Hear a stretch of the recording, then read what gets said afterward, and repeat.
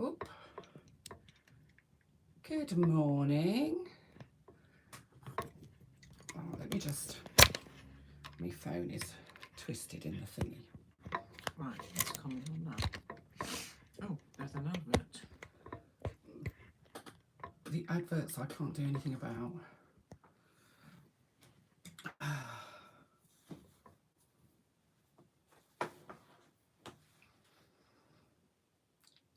Is anybody here with me? Oh, there's people. Oh, apparently, according to my Facebook, according to my screen here, I've got 7 people. And I know we're early. Don't panic. I just wasn't sure how this would work, so I just pressed the button. Good morning, Teresa. Oh, look, the little comments do pop up on the bottom. I wasn't sure if they would or not, so morning, Nikki. Oop. Now I'm going to take my watch off because every time one of you comments, my watch pings and it's going to drive me nuts. So I'm going to put that over there.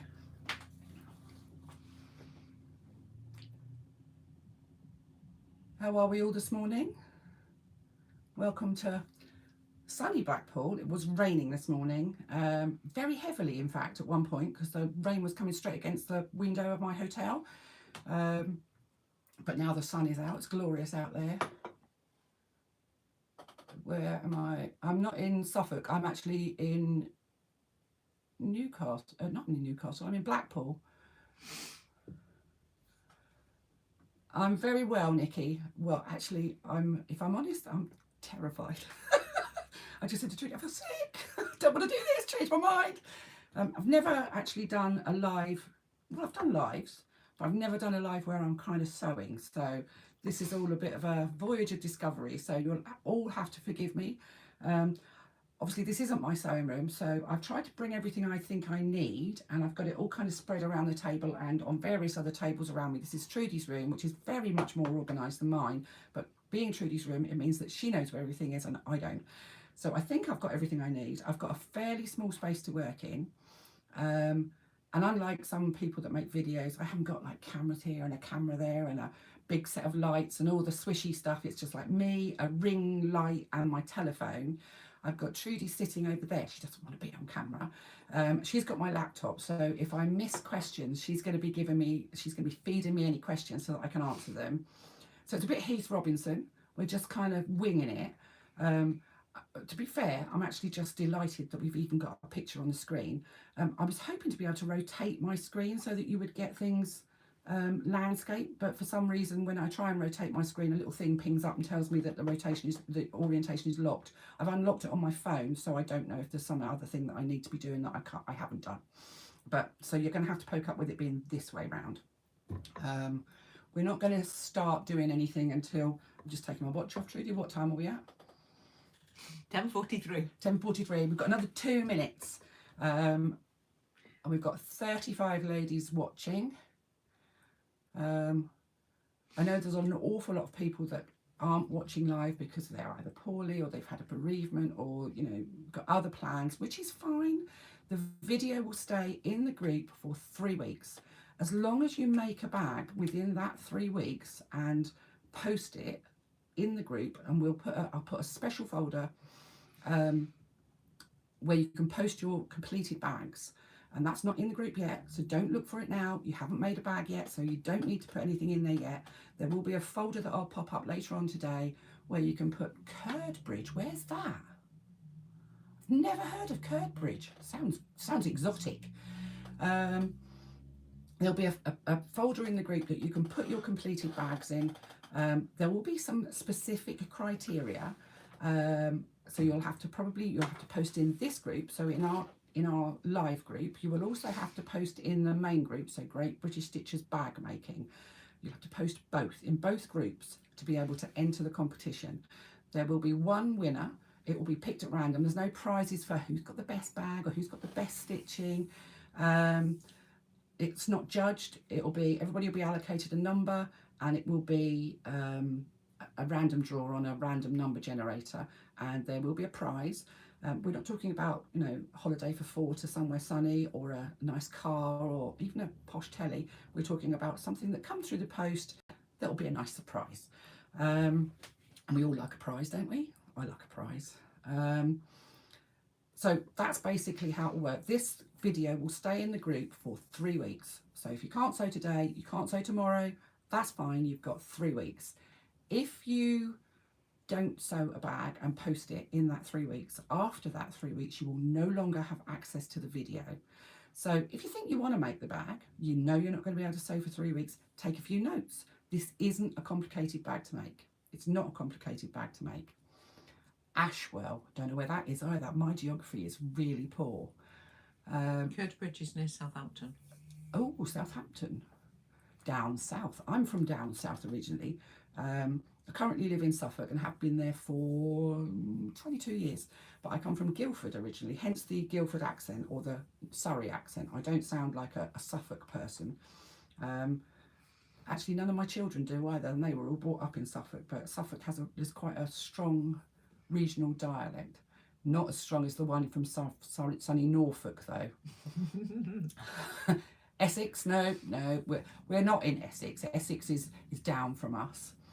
I think we've got ladies coming in from all over the country, which is brilliant, and probably some from overseas because we have quite a few expats in the group. So ladies that are Spain, all over Europe, as far as away as sort of in the Emirates and stuff like that. I think we have a lady from Saudi.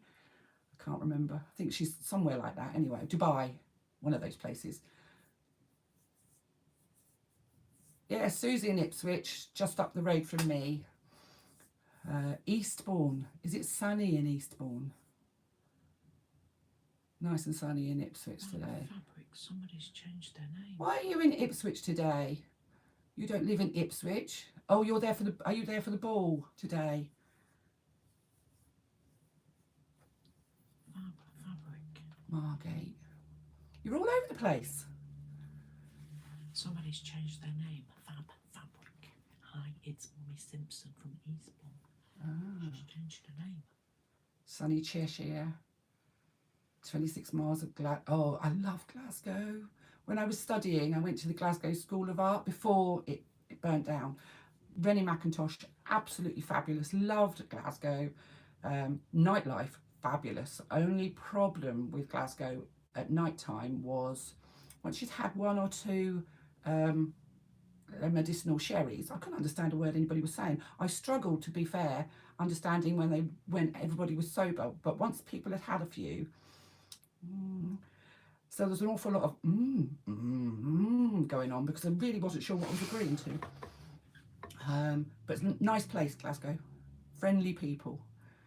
Stoke-on-Trent. Oh, I came past that on the way to get up here. In fact, I think I was almost static on the M6 trying to come past there on the way up here. So, are we at 10:45? We are 10:48. 10:48. So let's get this show on the road. So let's start with, I did forget to bring some things because I was packing in a bit of a mad dash and hurry.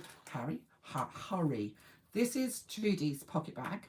And as you can see, it's actually not as small as you think it is. I'm not a dainty chook. Do you want me to put it on? Trudy's going to model it for us. This will be just novel so you because she know- doesn't do cameras. Ooh, just so you know, I am actually alive Oh. and here. Trudy's here, and she's a dainty little, what, size 10 at best? I'm 5'4". She's only 5'4". She's a little widdly thing. So it sits quite nicely on your hip. Would be great for festivals. You could put one of those little grommety things on the front and use it as a dog walking bag. I'm not going to show you how to do that. You could leave off the handle, put a wrist strap on it and just have it as almost like a little clutch bag. Now my daughter, she's going to love me for telling you this. My daughter is 21. She's got a bit of a thing at the moment about matching underwear. Who knew? And I made a couple of these, which is where the original idea came from. She was going away for a weekend and she likes to keep all her posh knickers and bras together. So I made a couple of these and they were made out of pink brush cotton. So it was an old sheet without any handles or anything else for her to put her bras and knickers together in so she could pack them because you have to protect your posh pants apparently. Who knew? Who knew? Mine gets stuffed in a drawer. I'm sure most of us do the same. So that's the bag. and what you should have cut out. Let's start with that. So I'm just going to move this camera down so you can see what I'm looking at. Would be perfect for a ball tonight. You're a week too late. Was it a ball last week? Oh, I don't know.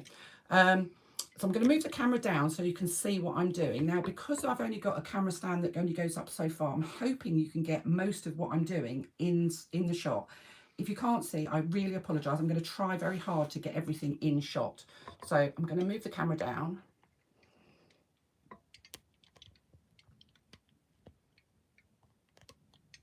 Is that more or less in shot, Trudy? Yeah, just pull You it appear to have my pull it boobs. towards your tummy. That's it. Right, there we go. So we have the panel that's 14 by 14 that is for your binding. This has not been interfaced, so this is a square. And the squarer you've made that, the better your binding will be. So you've got a panel that's 14 by 14 for your binding. You should have, let's just grab these, 2 panels that are for your zipper pockets.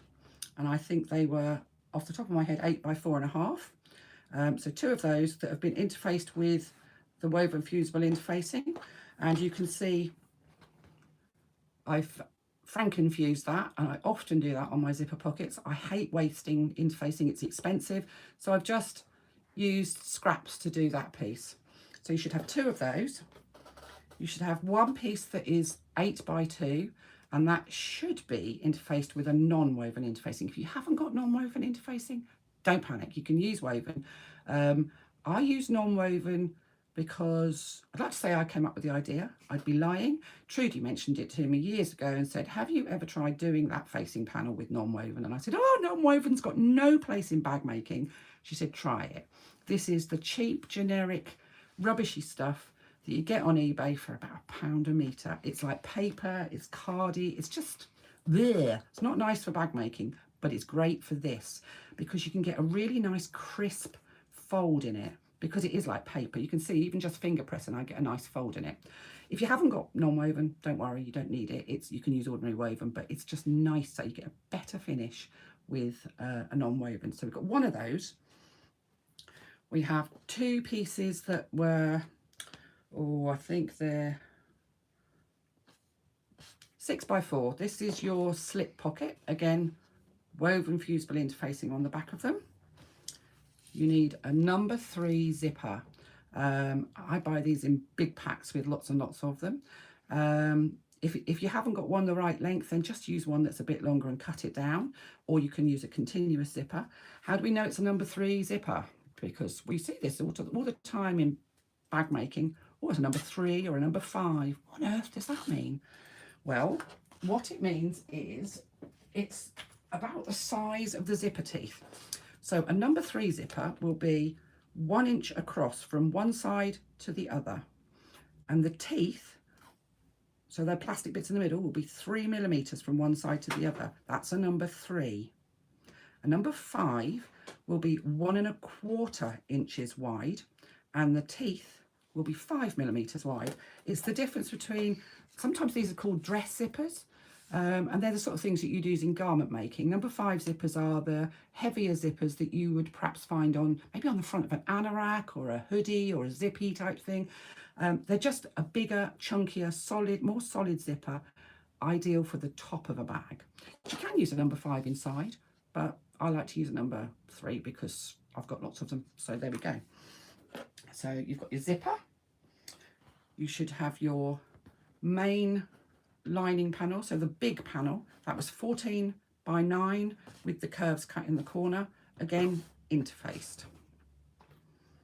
You should have your front lining panel, 9 by 8, again interfaced with the curves. You should have your main exterior panel, and this one I've quilted. I'm going to show you some quilting in a minute, but don't panic. But I've interfaced this fabric. This is a curtain weight fabric, so it's a little heavier than the woven cotton that I'm suggesting most people use. I know my machine can cope with it. So I've basically quilted using the design on the fabric, and I've just gone over the lines. So that's the exterior piece, and I've quilted it onto Styleville foam. And then we have, this is the front piece, except for I haven't yet cut it out the shape. So I've quilted it, but I haven't actually cut it out. And that, other than a strap, which I've also cut, but we'll look at the strap. I've cut it and I folded it, but I'll show you how to do that. I just wanted to get prepped as early as I could for as much as I could, so I wasn't on your screens for like 6 hours, because you don't need me here at tea time. I've also got a couple of little strap connectors, which I've already folded. I will show you how to do that shortly. And then you need your hardware, whatever hardware you've got. And the strap connectors will make according to the size of the hardware that you've got. I did say not to go out and buy loads of new stuff for this. If you've got bits hanging around, use those. I'll give you the measurements for things according to the different sizes of hardware, and you can cut them accordingly. So those are all of our bits. I'm going to put them out of the way, and you can bet your life I'll lose at least one of them. I've already had a mad hunt for a strap connector that was there 1 minute and wasn't there the next. So I'm just going to pop them down there. So where are we going next? I've got a list. I've actually done a list. We're going to look at our binding. Now, I had a lady say in the group, is a 14-inch square going to be big enough for the binding? Oh, yes, it is. In fact, it'll actually give you more than you need. And I'm going to show you how what I think is the easiest way to create binding. Obviously, this panel is not cut on the bias, so I'll plug that in. oh yes, please. So there's no stretch. If I pull it either way, there's no stretch to it. We want our binding to have some stretch to it so that it will go neatly around those curves. If you don't use bias cut binding, when you try and do those curves, you end up with wrinkles and puckers. None of us want wrinkles and puckers, do we? We all get them as we get older, but we don't want them on our bags as well. So we're going to cut this fabric into strips to make our binding. I do apologise about the boobs keep diving into shot. So we have our square, and I'm really not sure if you can actually see that, but what I'm going to do is I am going to cut from the bottom left hand corner to the top right hand corner, except for I've just said that the wrong way. So I'm going from the bottom right hand corner to the top left hand corner. So basically with my square, I'm going to cut it into 2 triangles, cutting across the piece of fabric. Now I've got a fairly small cutting mat here and a fairly small table, so you may not be able to see exactly what I'm doing, and I am going to have to stand up because I can't cut sitting down because I can't get the pressure on it. I haven't put a new blade in this, so I'm not sure that the blade is actually terribly effective, but we'll give it a ping.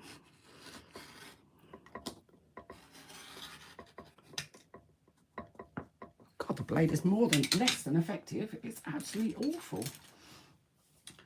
So let's just grab the bits, just cut the bits where it's you can use my rotary cutter, it's just over there.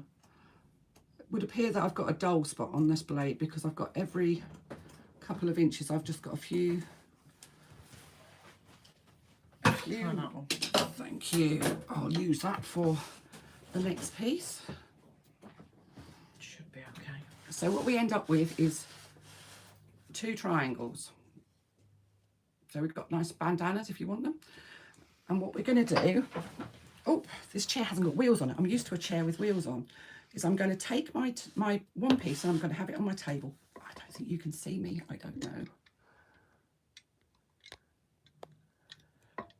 I'm going to take the second piece and I'm going to turn it so that it's right sides together. And I'm going to lay one straight edge up against the other straight edge.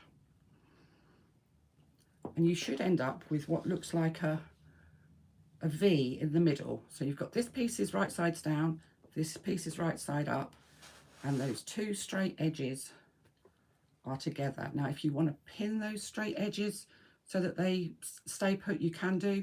I am literally going to move this around to the machine. Now, here we go. This is not my machine. I have bought my machine, my beautiful Juki with me, and when I got here, for reasons that I cannot explain, it will not turn on. So we don't know if perhaps there's a fuse gone or something like that, but it's just not playing the game. So let's move that out of the way, line those two pieces up again. So if you want to pop a couple of pins in to hold those two pieces together, that's fine. I'm not going to. And we're going to stitch down this side where we've got those two edges joined together using a 1/4 inch seam allowance. So this isn't my machine. This is a machine that Trudy's let me use. It's a Husqvarna Viking Mega Quilter. Cracking machine. I had a little practice on it last night. Does everything like my machine does, but things are in slightly different places. So if I look like I'm incompetent, it's because I'm just not sure where things are. I will say it's quite noisy. So I'm going to try and not talk as I'm stitching because I want you to be able to hear me. Can everybody hear me? Because I've had issues in the past on YouTube where people say, I can't hear you. I can hear all my videos when I watch them back, but I'm just making sure everybody can hear me. So I'm going to put my foot on the pedal, if I can find the pedal. And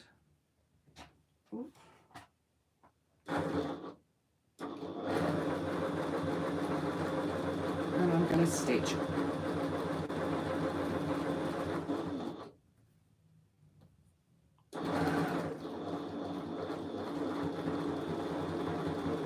all the way down that side.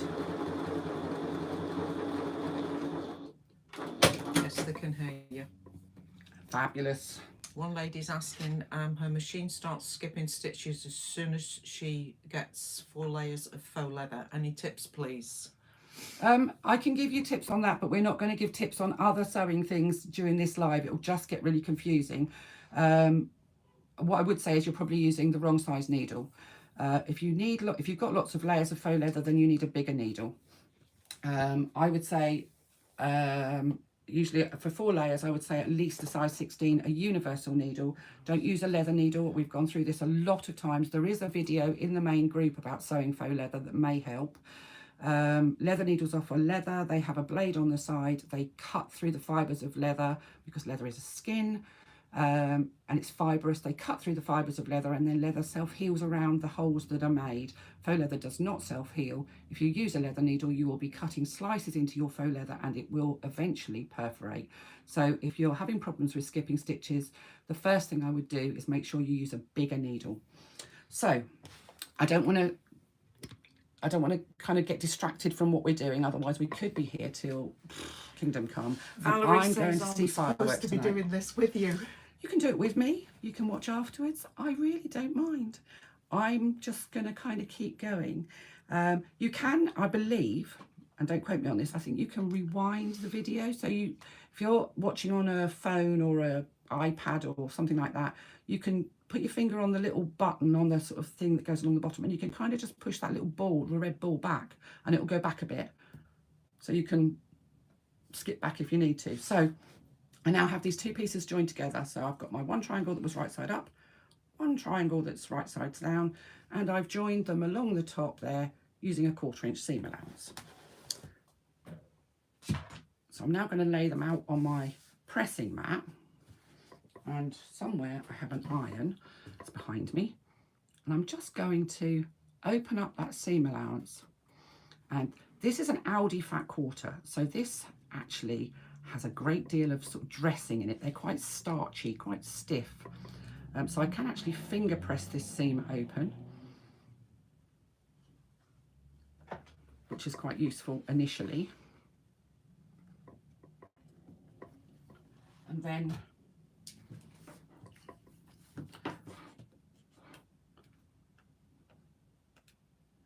what's going on? Is that not working either?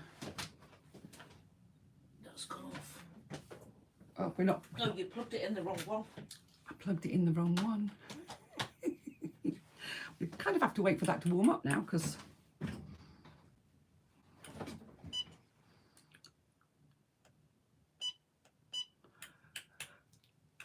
and it gets warm quite quickly. It always helps if you plug it into a plug that's attached to the electric. I know we're all trying to save electric at the moment, but plugging it into one that's not plugged in doesn't help, doesn't get very warm. So we're just going to press that seam open. And for anybody that's thinking, whoa, what's she got there? That's not a proper iron. It's actually, it goes with a Cricut. I haven't got a Cricut. I got this off of Facebook Marketplace. It's for using with HTV, so heat transfer vinyls and all that kind of stuff. But it's really good for little tiny spaces and really cool for pressing the inside of a bag. So I don't use it for what it's actually meant for. But it's useful for this because it's nice and small and it's got a really cool little face. Turn it off. So we've pressed our seam open and now we are going to get our cutting mat again. And what we've got now is this kind of squashed diamond shape. But our fabric is now on the bias. So I'm going to take the ruler that I just put down. And what we're going to do is we're going to cut strips off of here. So the strips will go along and each strip will be 2 1/4 inches wide. So let's use Trudy's rotary cutter, and I'm using a quilting ruler. I'm going to have to try and slide this on so that it's actually on the cutting mat, otherwise I'll go straight off the edge and end up on the table and she won't like me then. So 1, 2, 2 1/4 inches. No, press the thing at the top. That is Forward. It is. Is it? Yep.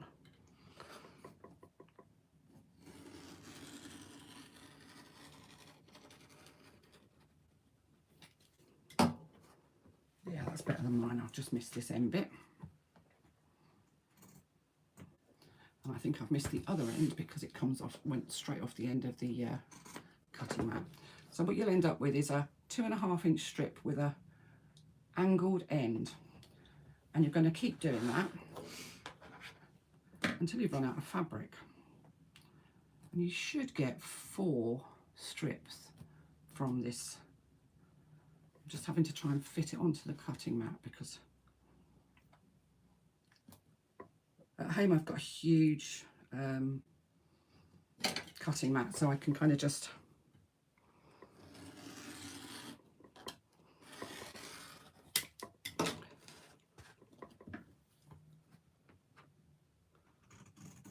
I'm working in a limited space. So that's 1, 2.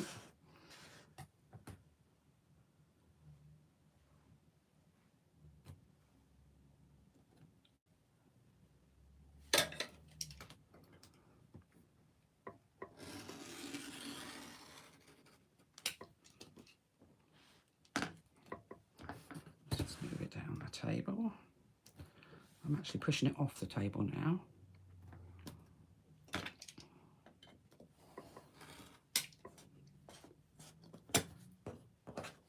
3. And so you should get 4. You will have a little bit of leftover, and that's fine. If you make the panel any smaller, you won't have enough. So I did have somebody ask me once, why can't they do it with a rectangle? And the reason you can't do it with a rectangle in this particular method is because what you end up with is cuts that are not 45 degrees. They're slightly... That was a shocking cut, Christine, come on. There's a slightly different angle, so you don't get full mobility in the fabric. So it needs to be a square to get a 45-degree cut, which gives you full bias cut fabric. Let's do the end bit with my scissors because it's running off the edge of the cutting mat. Waste, and we'll throw that in the bin. Trudy's got a bin. I usually throw things on the floor. Anybody that's watched my videos before will know that. And I'm sure nobody's considered the idea, but I make a god-awful mess and have to clear it all up afterwards. Now, before we go any further, I just want to say I'm really sorry, just in case I swear.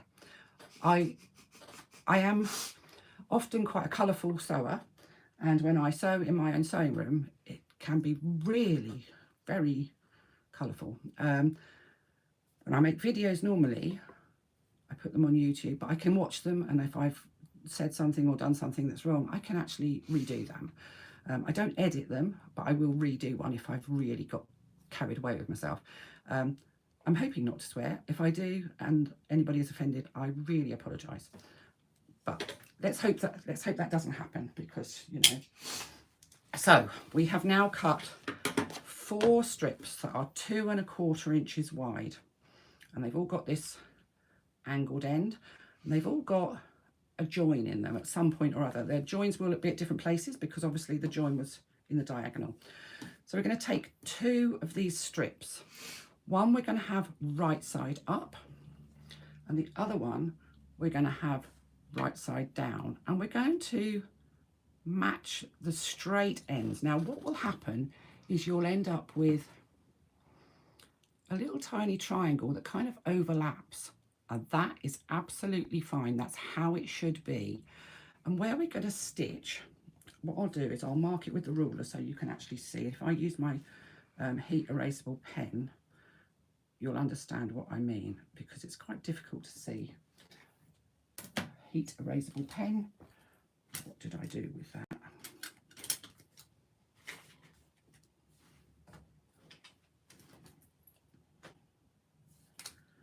So I'm going to just mark it up with my ruler, because,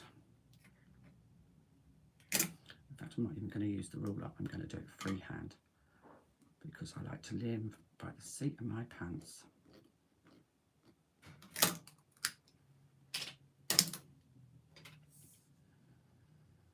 Now, I hope you can see that. You can see the little triangle poking out this end and a little triangle poking out this end. And what I've done is a line that goes between the sort of centre of that triangle. So the inverted point of that triangle, it goes across the ends to the same point on the other side. You don't have to mark them. If you want to mark them, then do. If you want to pin these pieces together, then do. It's about experience. I've made binding so many times now, I don't actually pin them and grip them. If you feel not very confident, if you've never made binding before, put a pin in it to hold it together. And what we're going to do is we're going to stitch along that line that I've marked. So let's just move you around again. Now there are lots of other ways of making binding. This is not the only way. This is the way I like to do it. If you know a better way that suits you better, then, you know, let's try and reduce the stitch length a bit. Then do use whichever method suits you best.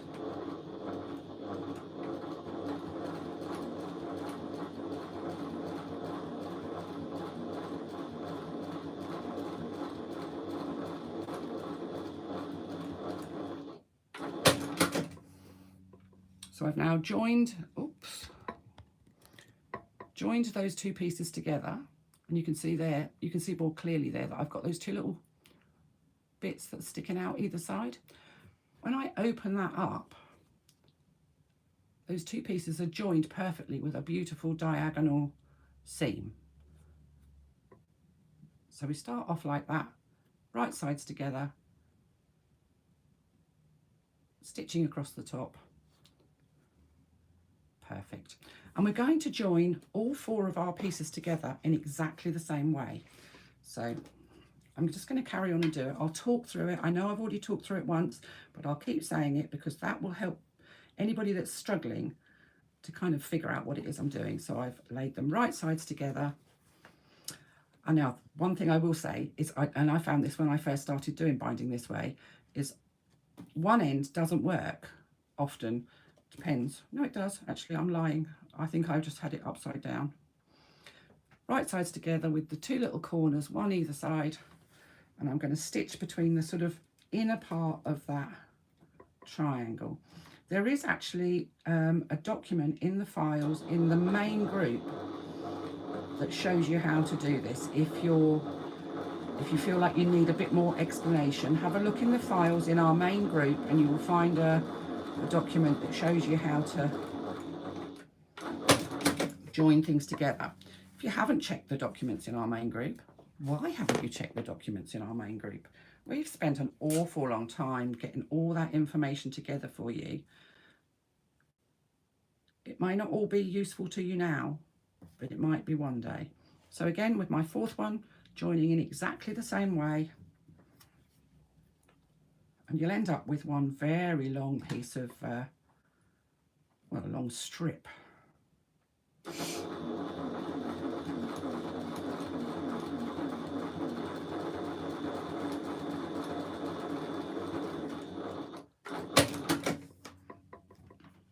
So now I've got this great big long strip of fabric. I'm now going to get rid of that.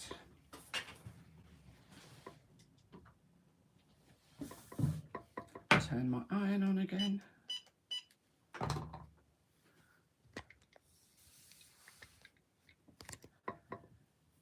And first things first, we're going to go through, and all of these seams that we've now just made, I'm going to open up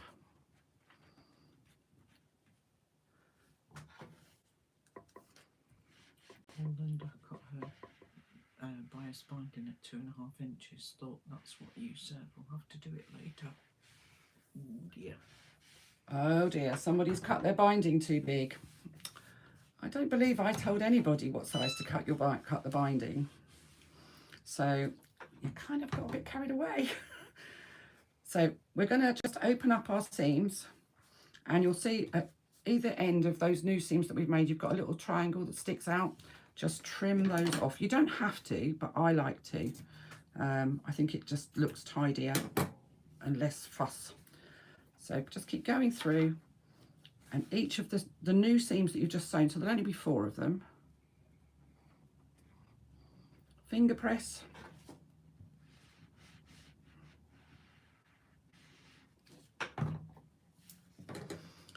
Now this method can be used to make bias binding, ordinary traditional bias binding. What we're making is not traditional bias binding. What we're making is traditional quilt binding. So if you're a quilter, you've got a head start because you already know what we're doing. If you're a dressmaker used to making bias binding, that's not what we're doing. And I'm sure people will be saying, well, I've seen patterns with binding and they use waterproof canvas, or they use fold over elastic. All of those things can be used. Whether they should be used, doesn't matter.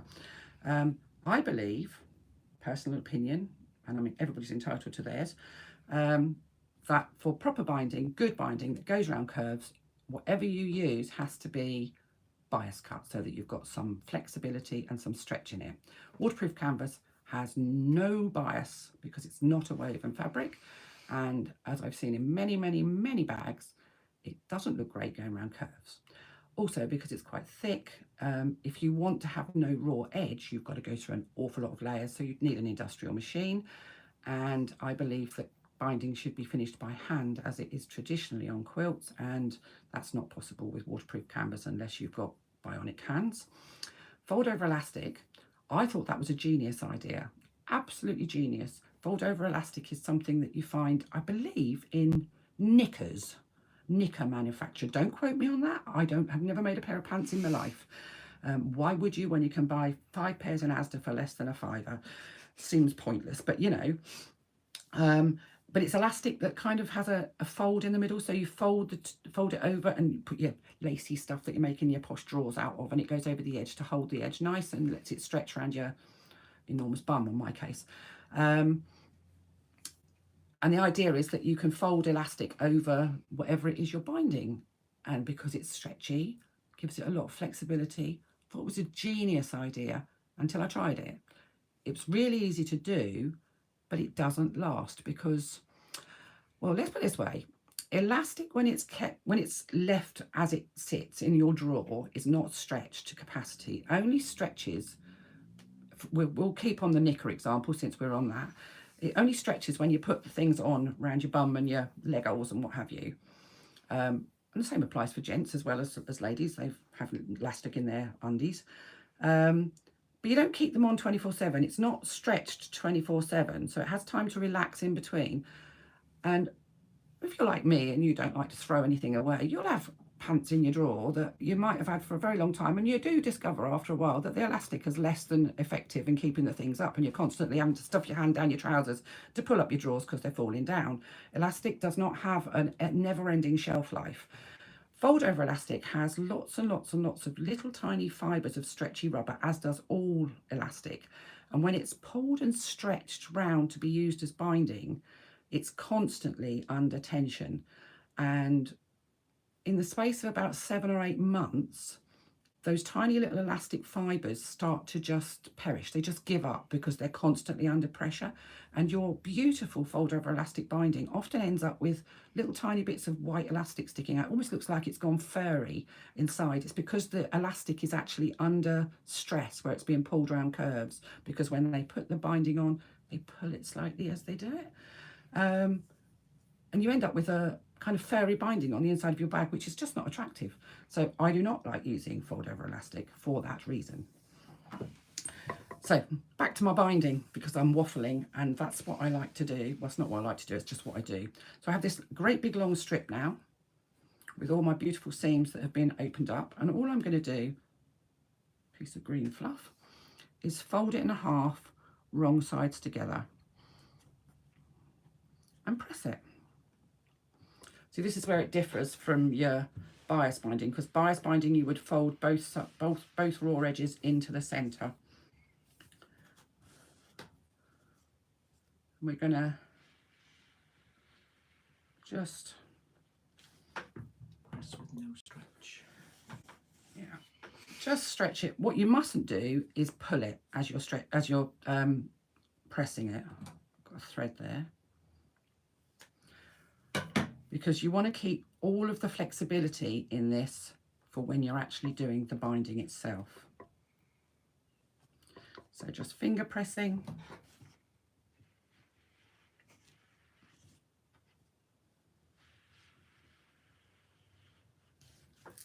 And pressing. All caught around the wires. Are you with me so far, ladies? Or am I speaking in tongues that you don't understand?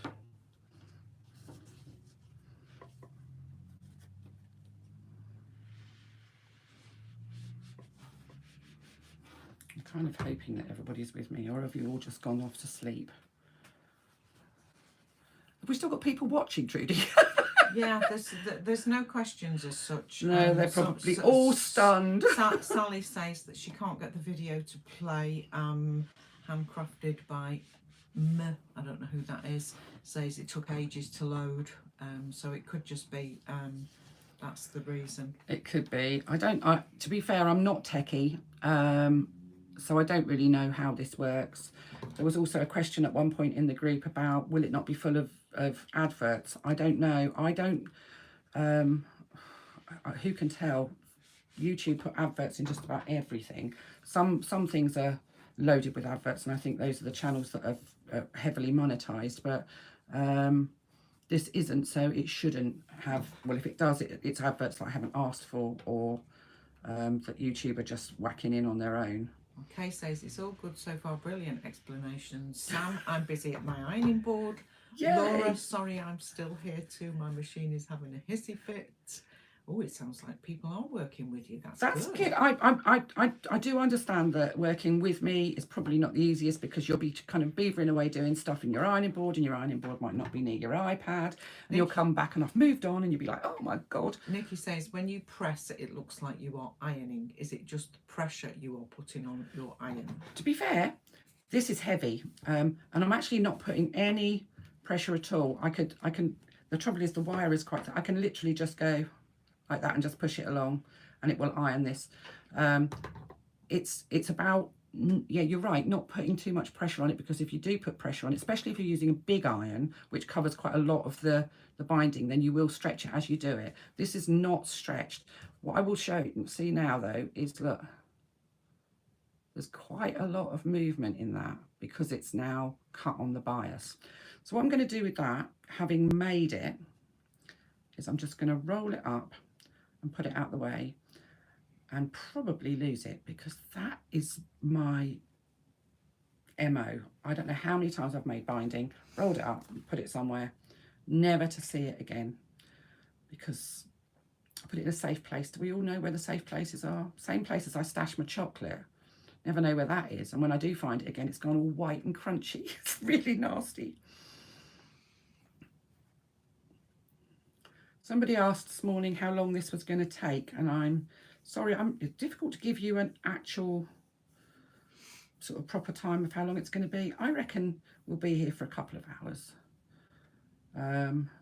Possibly a little bit more, depends how much I waffle.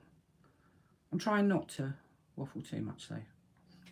Right, I'm going to put this behind me. If I forget, can somebody tell me it's behind me? Thank you. Right, let's turn that off and put it out of the way, because I do not need that bit anymore. Where are we at?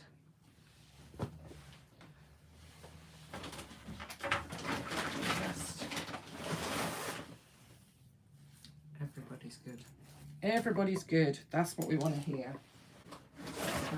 How organised was I? Look, I bought my projects in bags. Woohoo!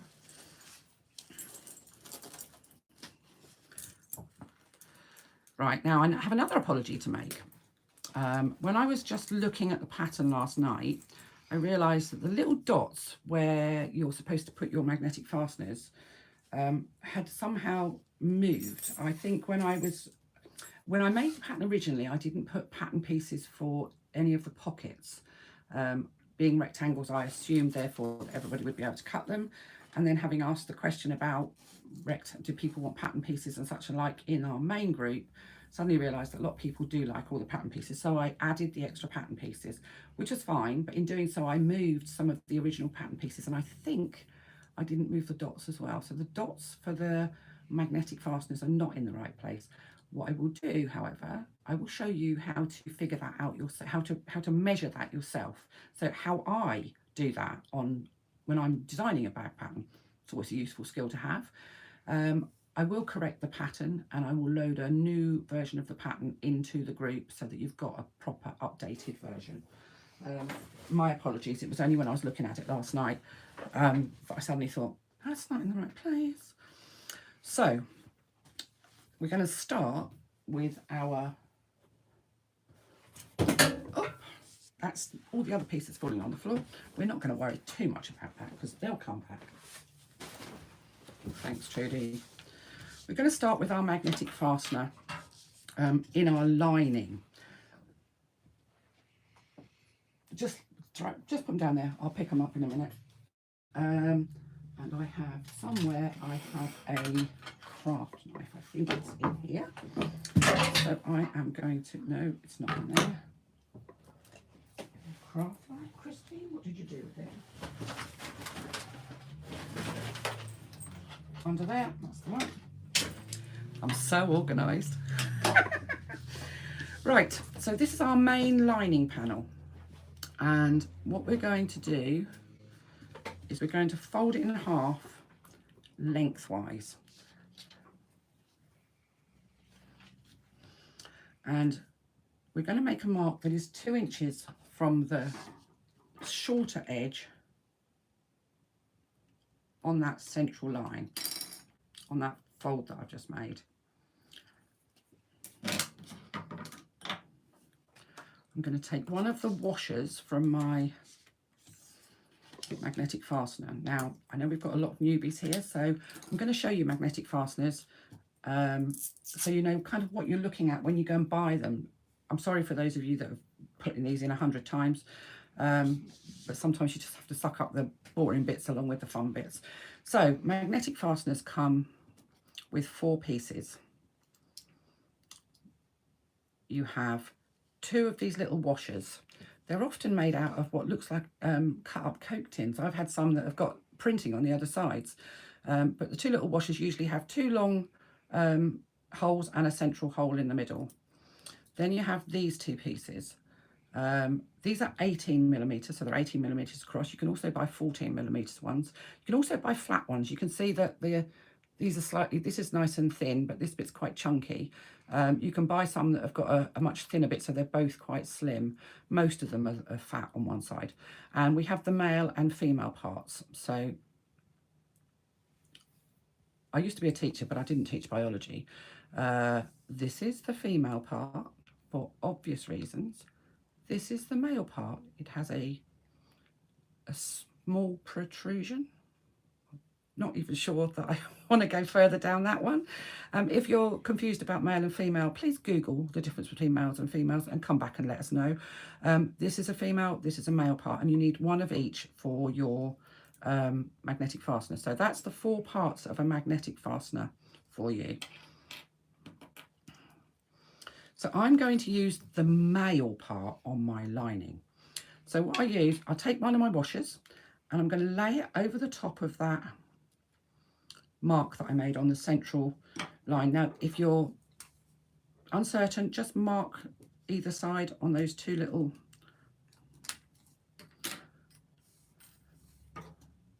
the longer shaped bits on your washer. I often cut straight through the holes. Use a craft knife. Some people use a seam ripper.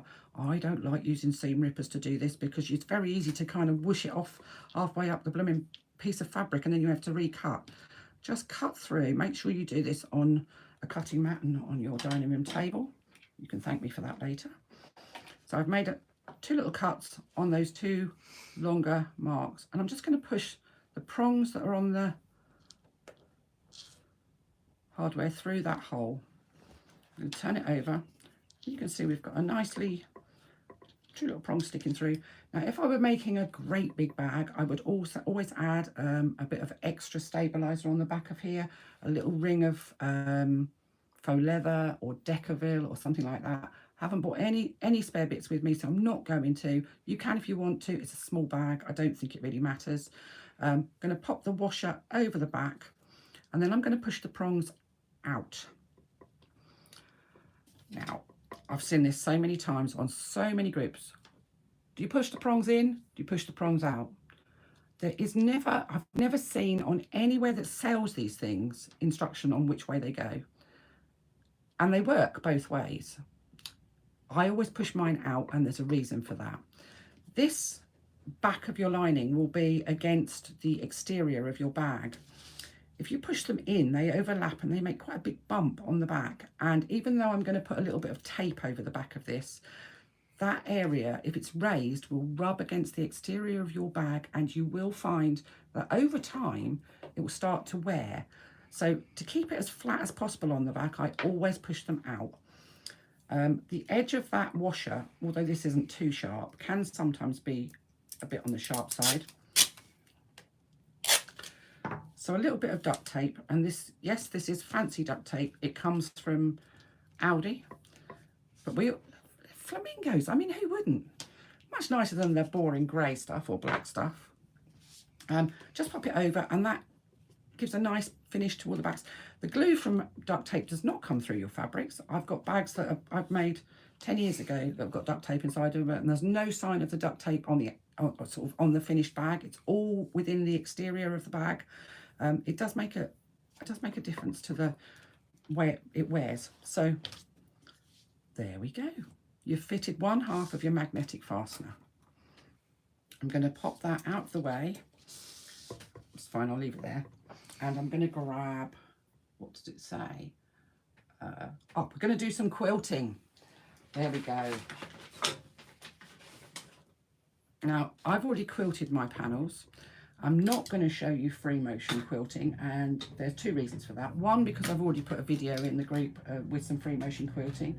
2, because free motion quilting isn't really something that you can pick up in a day or an hour, unless you are very lucky and have some kind of natural aptitude to it. And some people do.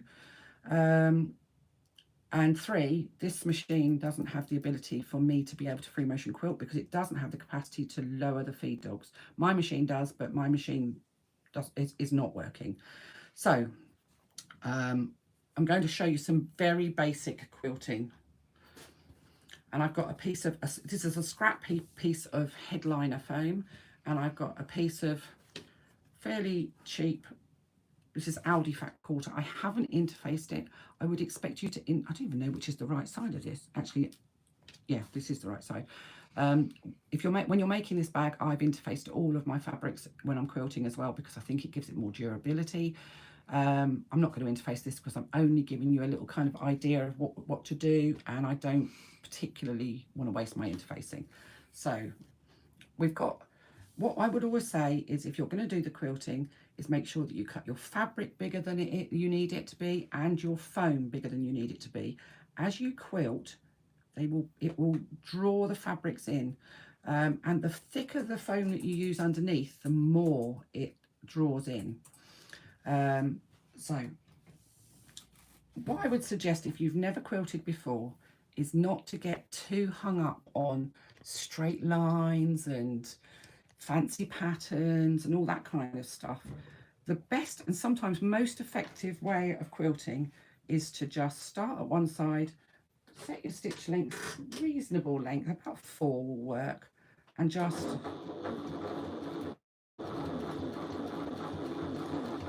do lovely, simple, wiggly lines.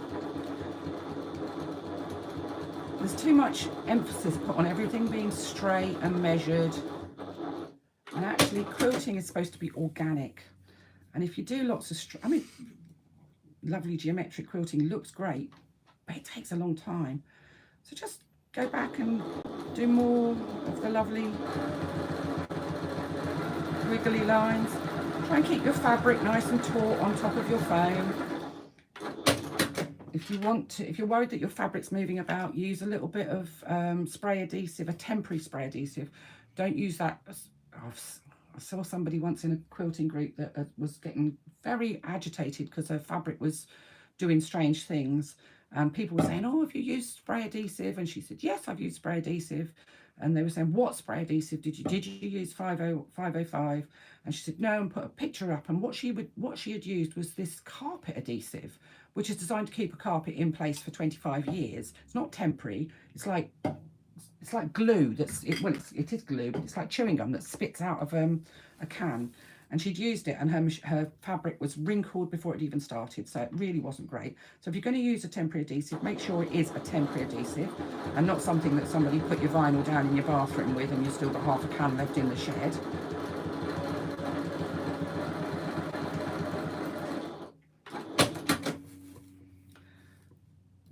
Now I'm doing all of these lines from the same side. So I'm starting at the top and working to the bottom. If you start at the top and go to the bottom for the first one and then do it the other way around for the second one, sometimes you'll get a bit of puckering between the two lines, because especially if this fabric isn't interfaced, which this isn't, simply because fabric has natural movement. Even fabric that's not bias cut will move slightly. It's a natural fibre. They're natural fibres. So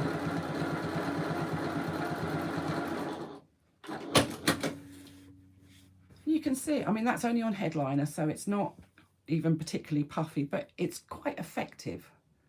It looks quite cool, and you don't have to mess about doing anything really, really complicated. If you want to be a bit more adventurous, get your ruler out, use your chalk marker and mark yourself some lines. Use your 1-inch ruler to give you a spacing between. You can do squares, you can do diamonds, you can even, if you really want to, use good old-fashioned masking tape. You can put masking tape onto your fabric, stitch down the sides of the masking tape. This is 1 inch wide, and then take it off, reposition it. There are 2 videos in the group already showing you both free motion quilting and a bit of this sort of quilting. One of them is about quilting on faux leather. The same principles will apply on fabric as faux leather. People are always a bit worried about faux leather because it's they're worried it's going to perforate. So it's entirely possible to do exactly the same as I did in that video on fabric. I'm not going to harp on about quilting for too long because it's a huge subject. There are lots of tutorials about, so we've got several in our group, and it's just, I could be here all day and right into next week, and I think Trudy would just get fed up with me. So if you're worried about quilting, just do basic little wiggly lines and just have fun. Just have fun. Don't get too hulked up on it. It's just not worth it. So I'm going to put that out of the way. That's gone. Strap connectors. Let's do it in order, Christine. Come on. What did you do with the strap connectors? On the map. Yeah. Right. Our strap connectors will be sized according to our hardware.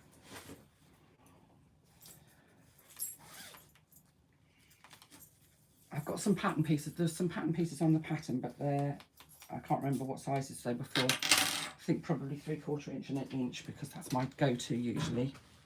Oh, have I only got one D-ring? No, I haven't. I've got 2.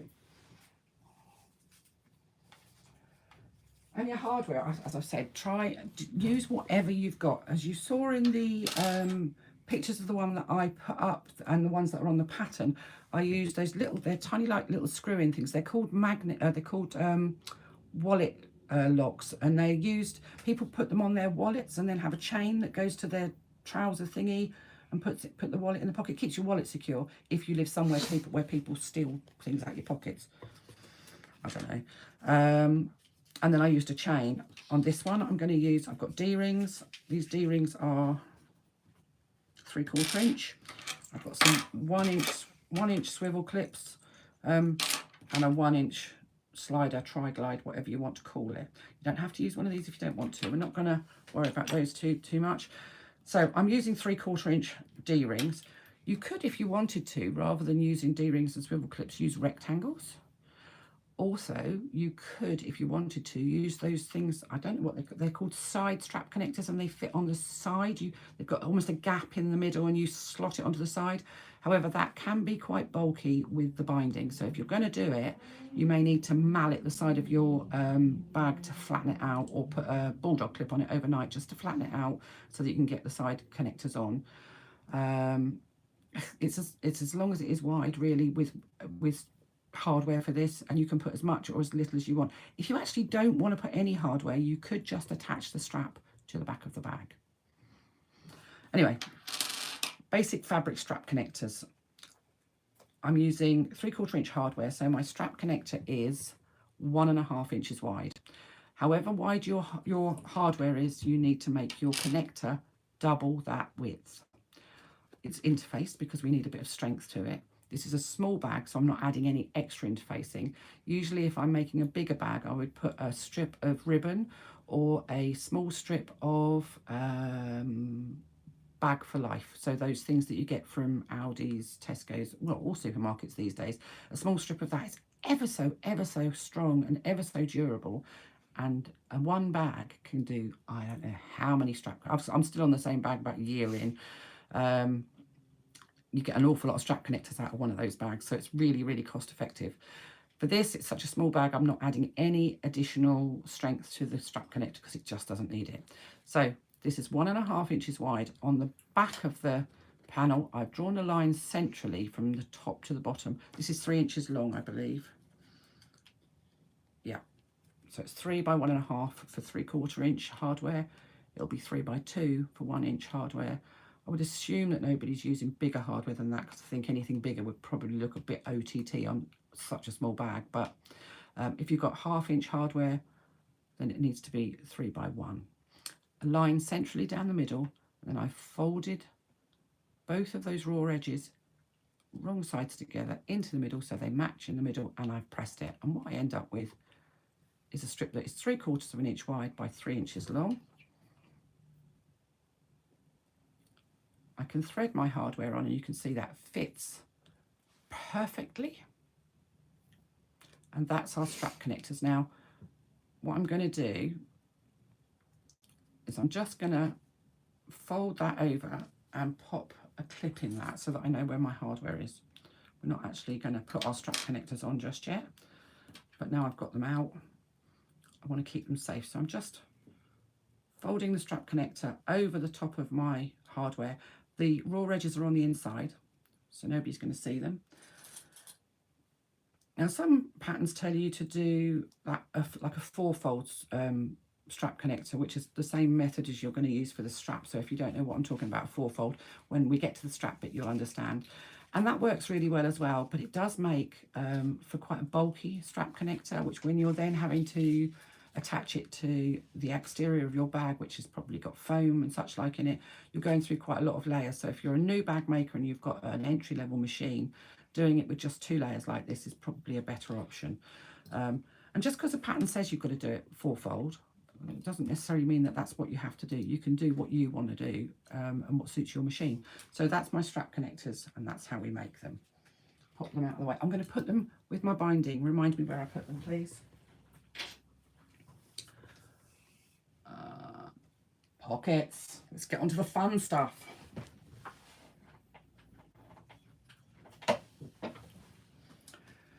Slip pocket. Now, I was going to do a fancy one, but I decided that actually, because we've got so many newbies here, that we'll just stick to something that's very, very simple and very, very achievable. I do not want to put pressure on people or set them up to fail. This was designed to keep it easy, and I want to keep it easy. So we have our two slip pocket panels, and I'm going to lay them right sides together, matching up all of the corners, and assuming that you've cut nice and accurately, they should all match up. Depends how good you are at matching up, really. And I'm just going to pop a clip in the top, a clip in the side, and a clip in the side. Now, along the bottom edge, I'm just going to make a couple of marks that are, I'm going to say they're about 2.5, 3 inches apart. Look at that, 3 inches. Who would have known? Women are so much better at gauging sizes than men, aren't they? Stop it, Christine. And I'm going to stitch all the way around the outside of this pocket, leaving that gap between those two marks. I'm going to use a 1/4 inch seam allowance. Oop.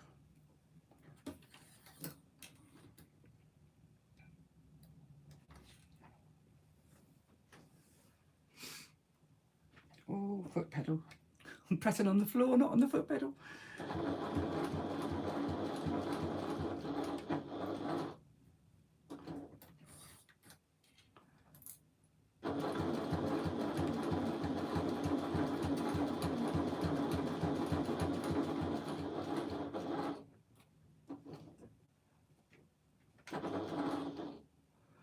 Sorry about that, I just had to reset the machine. It's not set for needle down. It obviously resets itself when you turn it off. I'd set it to needle down last night, and I suddenly realised it's not stopping with the needle down, which throws me a little bit because my machine's, I wanted it set up much the same as my machine does.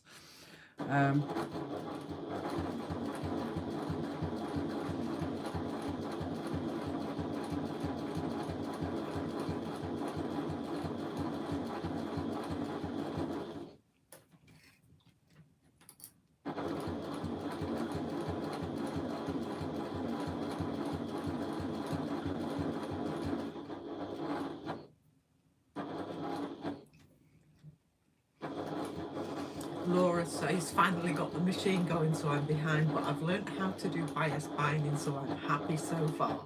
See you on the other side. I am so glad that A, somebody's with me, and B, that somebody's learned something, because in a previous life I was a teacher, and teaching is something that I miss, not being in the classroom, and I miss that kind of feedback that you get from pupils on students as they kind of get something, as you're trying to explain it to them, and you see all these blank faces, and then all of a sudden there's that epiphany moment where you suddenly realise that they've got it. And that's such a magical feeling that I don't think anybody, unless you're a teacher in any format, I don't think anybody can really explain to you how that feels when suddenly you realise that what you've been trying to pass on hits the spot, that you've found the right way to get that info into that person's brain. And we all learn differently. Some people like to read stuff, some people like to be told stuff, some people like to see it. And I think that's what our group is about. It's about learning and about teaching. And I know loads of you here know loads about you, very experienced bag makers, but I don't think any of us ever stop learning. I'm still learning, so there's always something new to learn, and I just love the fact that I can perhaps pass on some of what I've learned to some of you. So I've gone all the way around the outside. I'm using a white thread so you can't see it. I'm sorry, I should have thought about that. Not rethreading this machine, it's a blooming nuisance. I promise you I've done it. And I'm going to cut the corners off, making sure that I don't cut my stitching.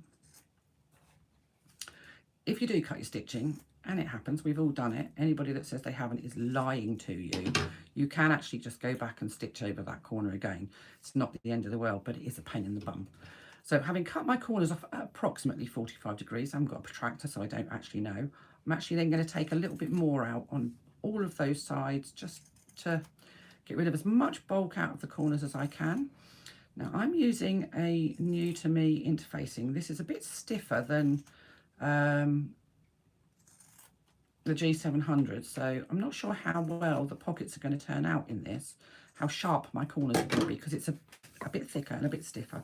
We'll see. Do you see that? I put it in the bin. Laura says, I was a teacher and miss those faces too. You are an amazing teacher. It's a weird thing, isn't it, Laura? It's just, when I went into teaching, I don't know what I thought I was doing, actually. I just knew that I wanted to teach. But that moment when it's that light bulb moment, it just kind of, it's worth all the lesson planning and all the inspections and all the paperwork that you do. National curriculum guidelines is what got me out of teaching, though. I couldn't bear being. You pokey things behind your machine. I'm doing what? Oh, my pokey thing. I did not finish my stitching. I did not back stitch at the beginning of my stitching, and it's coming undone. So I'm just going to re-stitch that little bit that I didn't back stitch, so that it doesn't come undone as I'm turning.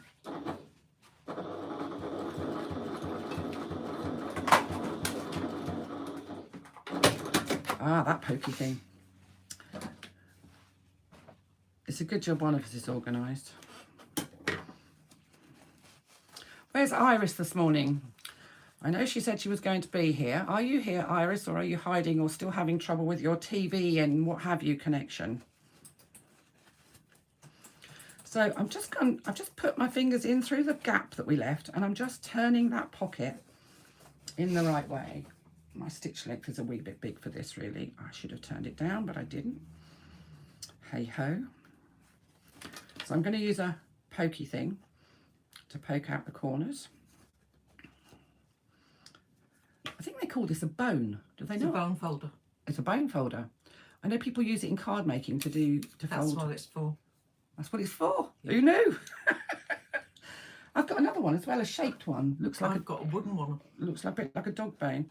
I'm also inclined to use my scissors. Do be careful if you do that though, because if they've got a point on the end, you're just as likely to stick them straight through the corners of your pocket. So just push your.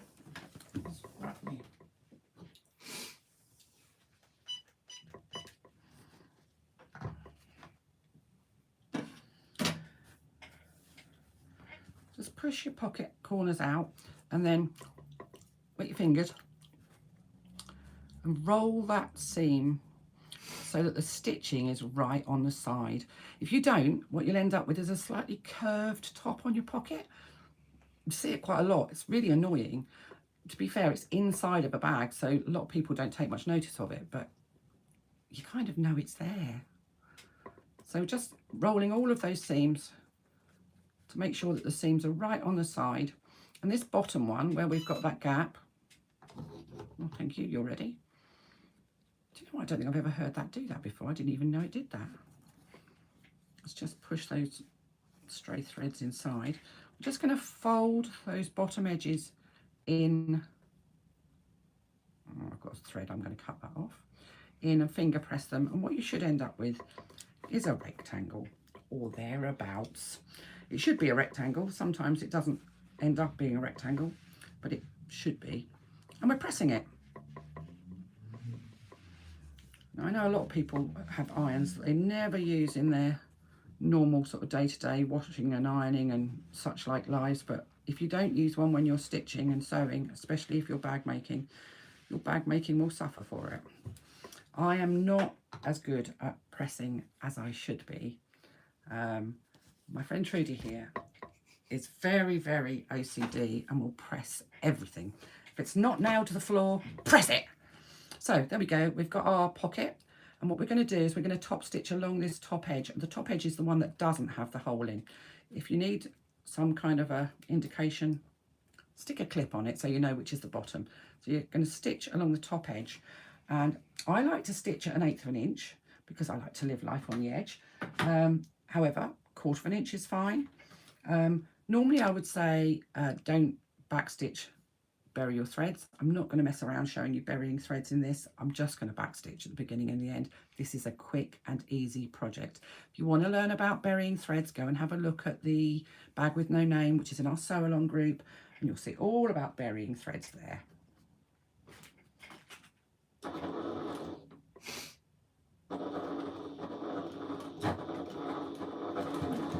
So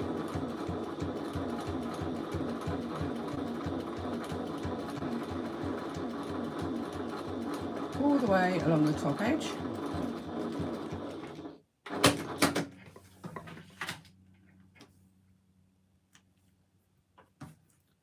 I've done that at 1/4 of an inch, but now I'm going to do a second line at 1/8 of an inch because I just don't like it when it's that far away.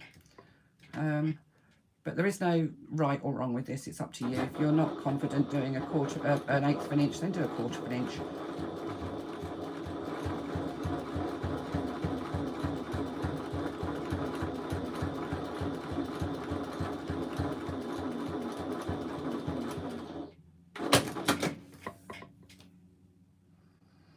Most of you that have sewn with me before will know that 2 lines of top stitching is the thing that I do, so it's not mandatory, it's just how I like it.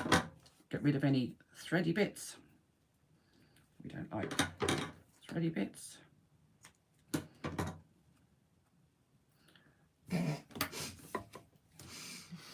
Fet McDermott, I don't know who that is.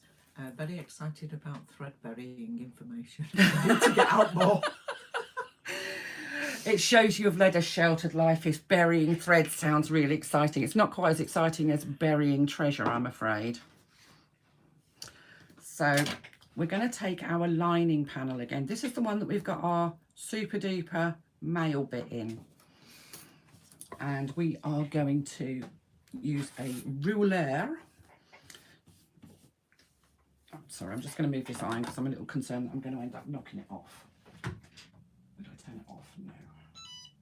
Thank you.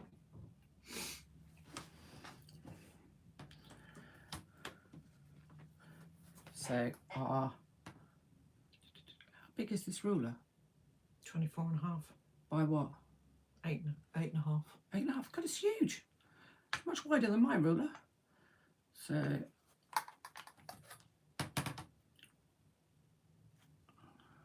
1, 2, 2, and that's right. Okay. We're going to mark 2.5 inches. You're not going to mark. I don't mark. I'm not going to mark. I'm going to put it against the ruler. 2.5 inches from the other end. So not the end that's got the magnet on. If you do it at that end, your pocket will be over your magnet and it's all going to go horribly wrong. So the other end.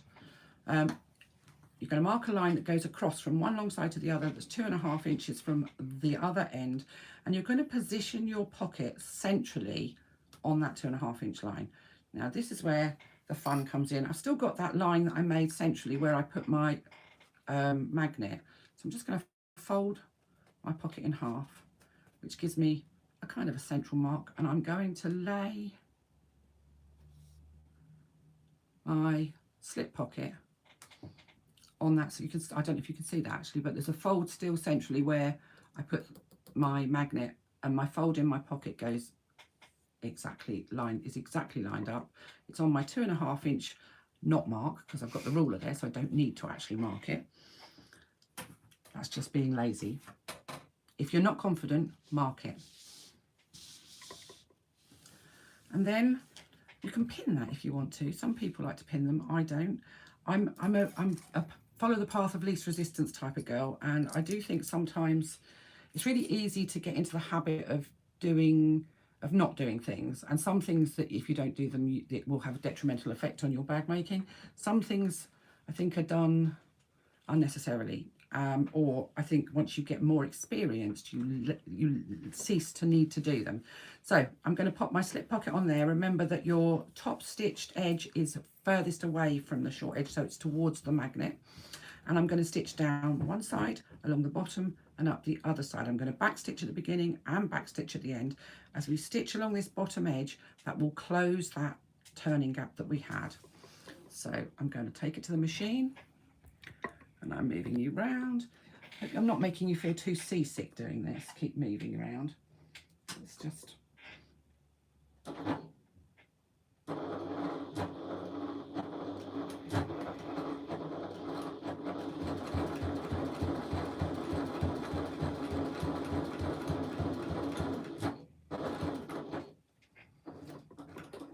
And I'm stitching around the outside edge again using an 1/8 of an inch seam allowance, because that's what I like to use. I like to be quite close to the edge. Where's my, sure I've got an awl here, or maybe I haven't. I'm not going to use it then. Okay.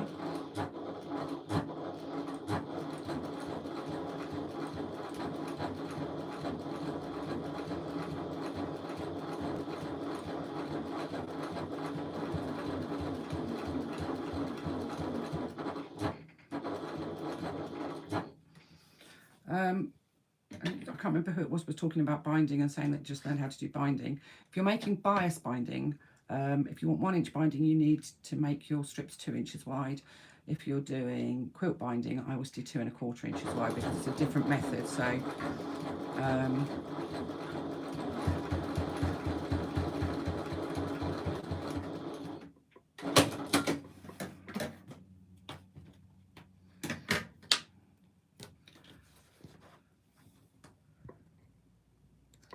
so there we go. We have one nice little slip pocket, and it's just big enough to kind of put your keys in. This isn't a massive bag, so you're not going to be putting Uncle Tom Cobley and all your kitchen sink and all the other stuff that people carry. It's a small bag, so that sits there beautifully. Now we're going to move on to our zipper pocket, and just 2 seconds. Let me just see if I've got my, because this isn't my machine, obviously, I've managed to put my foot on here from my Juki. I always sew with a Teflon foot on. Yes, I know I'm not using faux leather, but I'm just so used to it and it works really well. So I just need to find my zipper foot because I'm going to need that for this piece. So you need your zipper facing panel next. And that's, I think it's 8x2 and non-woven fusible interfacing, and we're going to make some marks on the back of this. The first mark we're going to make is one centrally from one short end to the other, so it's 1 inch away from either side. This is 2 inches wide, so 1 inch is the middle. And then going to make a mark that is 1/4 inch to the left and 1/4 inch to the right of that central mark. Apologies, 1/8 inch, not 1/4 inch.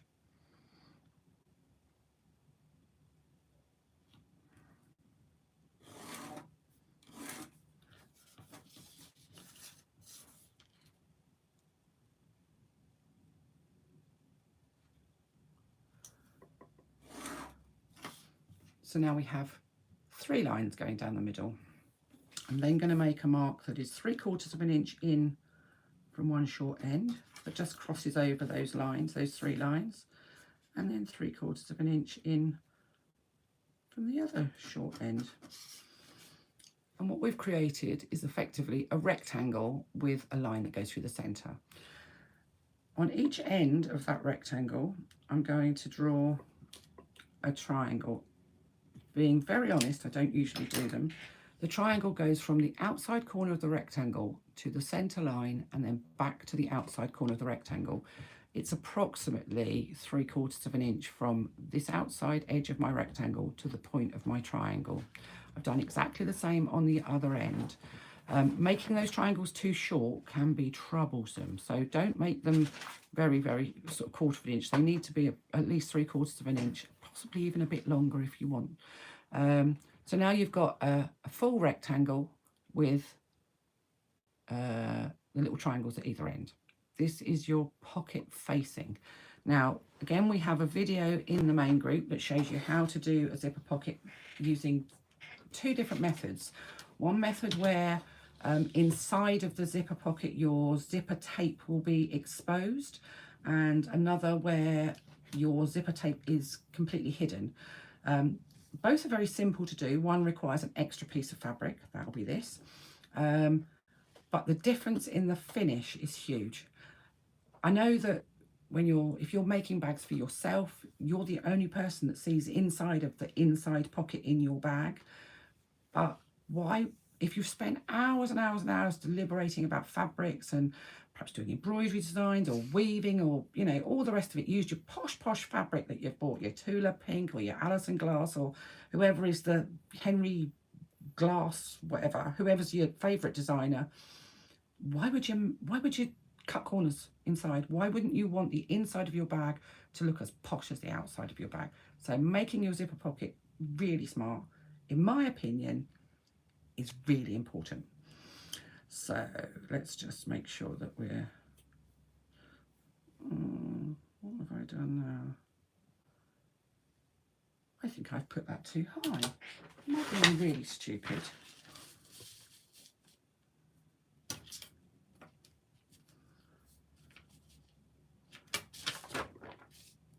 No, it's all right. I'm measuring from the wrong end of my tape measure. That's my ruler. That's why. Oh, you know how you suddenly think to yourself, that's not far enough away. I haven't got enough space. It's because I'm doing it from the wrong end. Fold your facing panel in half and lay it with one edge against the top of your zipper pocket centrally. Again, I've got that central mark already marked. It's just a fold. Iris says her and Jenny are with you. Hello, Iris. You're very quiet. That's not like you, so that made me worried. I thought maybe you were still trying to sort out the telly and you'd perhaps, you know, done away with your husband because he can't figure it out for you. Not that a man can do anything a woman can't do. So we have our zipper facing panel sitting, butting up against the top of our pocket, and we're going to stitch down the long lines on the outside. So that central line, the first line you did, don't stitch on it. You don't need to stitch on it. We're just going to stitch along the outside lines and only from the 3/4 inch mark to the 3/4 inch mark. Do not stitch all the way around, just the two outside lines. Reduce your stitch length down a wee bit. So I'm going to go down to 2 3/4. And I literally raise my foot, and anybody that's thinking, how's she getting that foot to raise up? Is she levitating? God, she's brilliant. I am not Paul Daniels. I have a knee lift underneath here. So I'm using the knee lift to raise the foot, because having discovered that knee lifts are really clever, I now can't sew without one. So I'm going to raise my foot and I'm going to lower my needle in right on that sort of join where that line starts, so I know I'm starting exactly on the edge, and I'm going to stitch a couple of stitches forward, a couple of stitches backwards, and then I'm going to go all the way down on that line.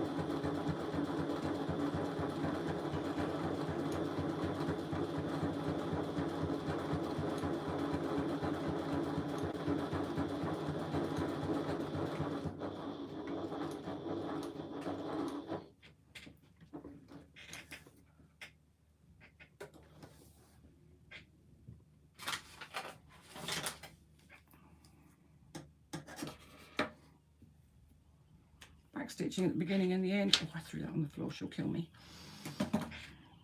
No, it's in my lap. And I'm going to do exactly the same thing on the other side. So again, dropping the needle in. Let's just pull my thread through a little bit so that I know that I'm right on that corner.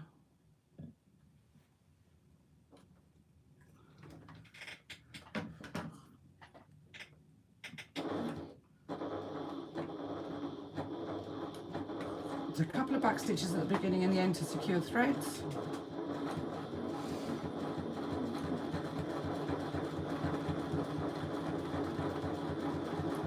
We're going all the way to the other end. Try and make sure you don't go whizzing off the other end though. Do make sure that you stop on the corner, so slow down, and if necessary, just hand crank it until you've got to the line. Back stitch just to secure your threads.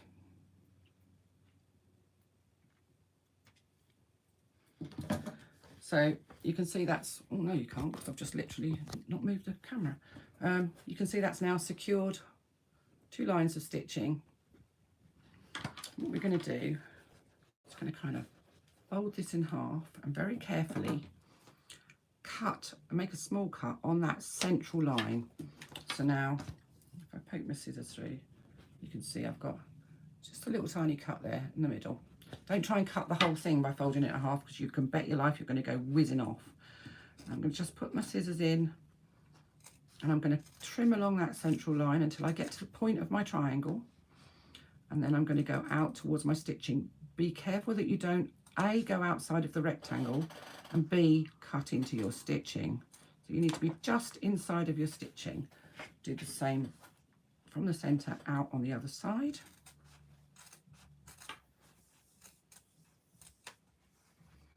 Again, going out towards the corners, making sure you don't go outside of that triangle, outside of the rectangle rather. You can see you've got two little triangle bits in the corners, and you've made a whacking great hole in your lining. Reminds me of the Muppets somehow. To introduce our guest stars. Yeah. No arbor holes imbibed with my breakfast, I can promise you. Let's just grab my ironing.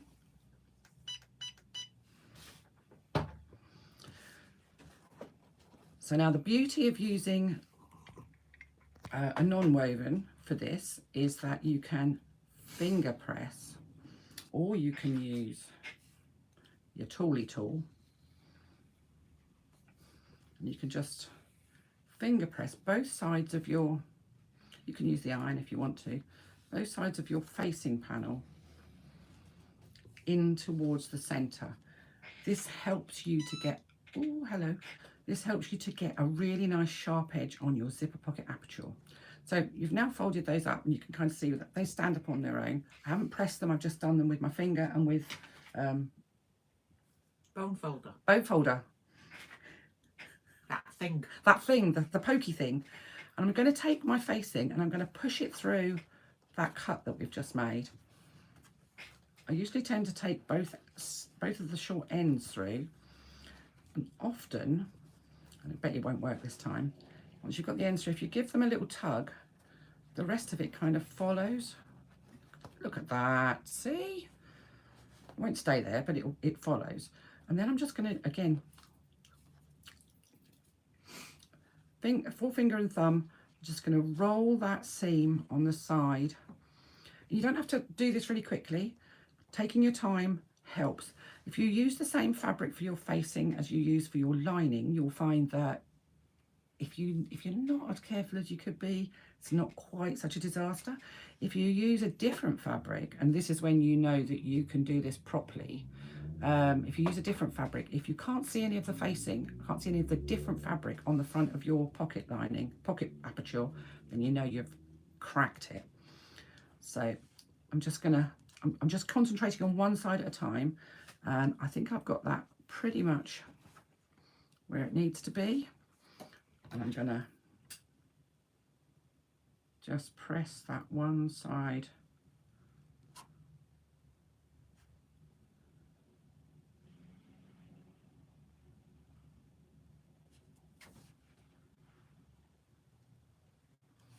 so that that side stays put.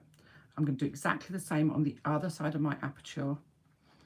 Again, rolling, just wetting my fingers. That does mean I've got lick all on the inside of people's bags. I never really thought about that. Don't tell anybody. Rolling and finger pressing so that that facing is right behind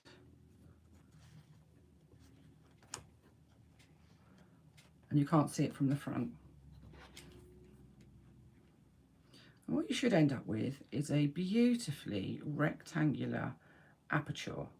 Now, I don't sew those short ends of that rectangle, and there's a reason for that.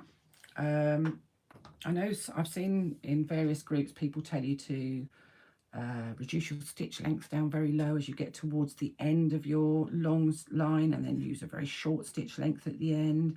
I've seen people that have taken the little triangles out and sewn to things. There's all sorts of different things that go on. I find that if you stitch all the way round, you get puckers in the corner of this aperture, and I hate it. You can't iron them out, they're just there. With doing it this way, you sometimes get puckers. In fact, look, there you go, lovely job. Puckers on your facing panel. That doesn't matter, that's behind, nobody's going to see that. I don't care what happens to this bit. What I don't want is any puckers on my aperture, my beautiful pocket aperture. It should be nicely rectangular. It should be 1/4 inch high. 1/4 inch might seem quite narrow, and some people like to do a 3/8 of an inch aperture. I don't like seeing miles and miles of zipper tape. Zippers aren't attractive. Well, so you buy posh ones, yes they are sometimes, and if you've bought zipper tape with skulls and unicorns and all that sort of stuff, or stripy or spotty or whatever, and you want to see the zipper tape, make a bigger aperture. For general this sort of thing, I don't want to see all that plain white or whatever coloured tape all around the outside. All I want to see is the zipper teeth and the pull, so that I can open my zipper pocket and put stash my goods in it.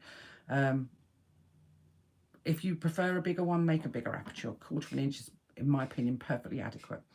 So I'm now going to turn the iron off and get out of the way.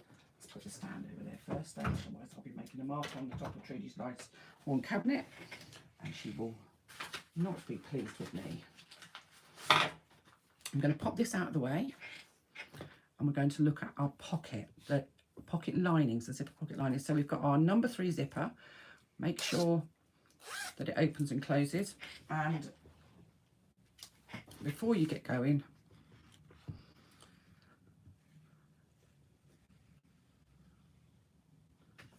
oh, that is still warm, press the zipper tape.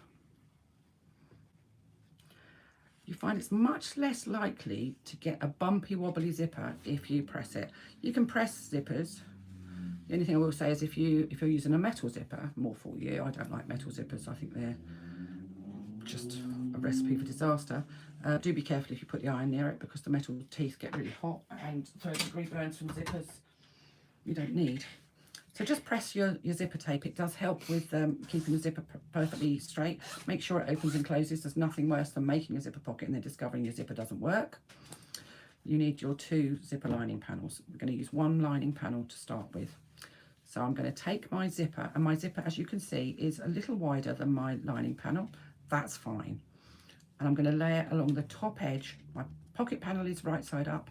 I'm laying the zipper right side up, so the pull bit, the zipper pull is facing upwards along the top edge. And then I'm going to, you can clip it if you need to. I'm going to stitch along this top edge to secure the zipper to the pocket lining using a scant 1/4 inch seam allowance, which is just less than a 1/4 inch.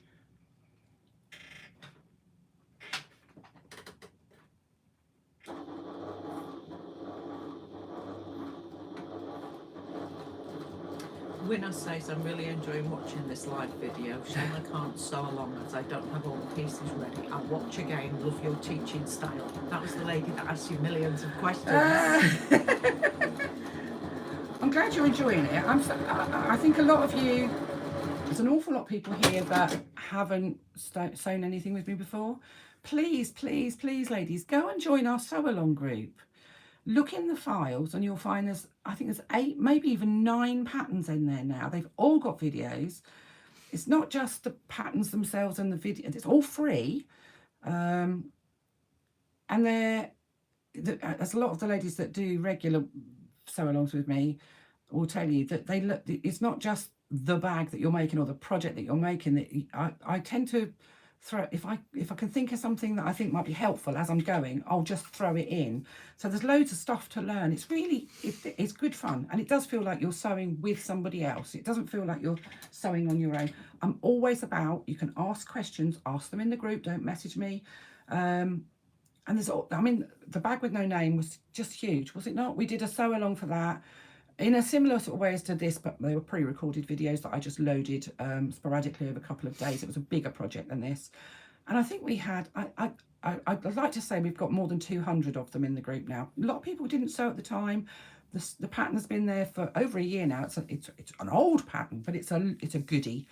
Really, really worth trying if you're a new bag maker and you want to try something. There's the twist pouch, there's the poppet pouches, which is a set of 3 pouches. This is one of those, as is this, which I've got my clips in. These are poppet pouches, so these were what I did for the sew along. You learn how to do this quilt as you go effect as well, which is really effective, really cool. So there's loads of stuff in there to learn. If you really, if you want to have a go and you're enjoying my slightly madcap method of teaching, then do go and have a look, because there's a lot of work gone in, and it'd be good to Good to see more. Be good to see more bag with no names being made because we haven't had any for a little while. Oh, there you go. Winner says there's many firsts for me here, like the binding and the zipper. So excited to make bags to go with my dresses. And then Kim Ralston says, I really want to make the bag with no name. Now I know you'll teach me how to bury threads as well. That's an added incentive to get me moving. There is a video in our group, I believe. I think there's a burying threads video, is there not? Yeah. Yeah. If you check our videos. Or that might be within the bag with no name. I don't know whether there's a separate one, but there is one for repairing jump stitches. Yeah, there is. I can't remember. If there isn't one, I'll do one just for you. But there are videos in the bag with no name for burying stitches. So I've got my second. See, I've digressed. We could be here for hours. How long have we been on? These people have fallen asleep by now. It is just over an hour and a half. Yeah, we haven't even got 20 past going 12. yet, have we? It's all quite quick from now onwards once we've got the pockets in. So I've got my first pocket piece that I've got my zipper attached to. I've got my second pocket piece laying right side up on the table. I'm going to take this first piece and I'm pulling that zipper out from the top of it.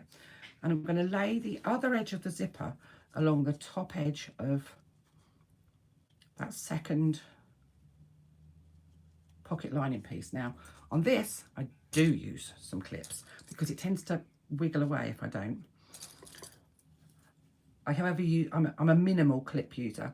My friend Trudy here, I don't think I've ever seen anybody get as many clips in one seam as she can. There is a picture of her knocking about with a strap that she made at an event that we went, actually the event that I first met Trudy at. And I don't own as many clips as she'd got in this strap. It was literally, they were every quarter of an inch, and she was so proud of herself. And she held it up, and it looked like some exotic snake that she'd got in her hand with all these clips on. Anyway, neither here nor there. I use minimum amounts of clips. Trudy likes to use lots and lots of them.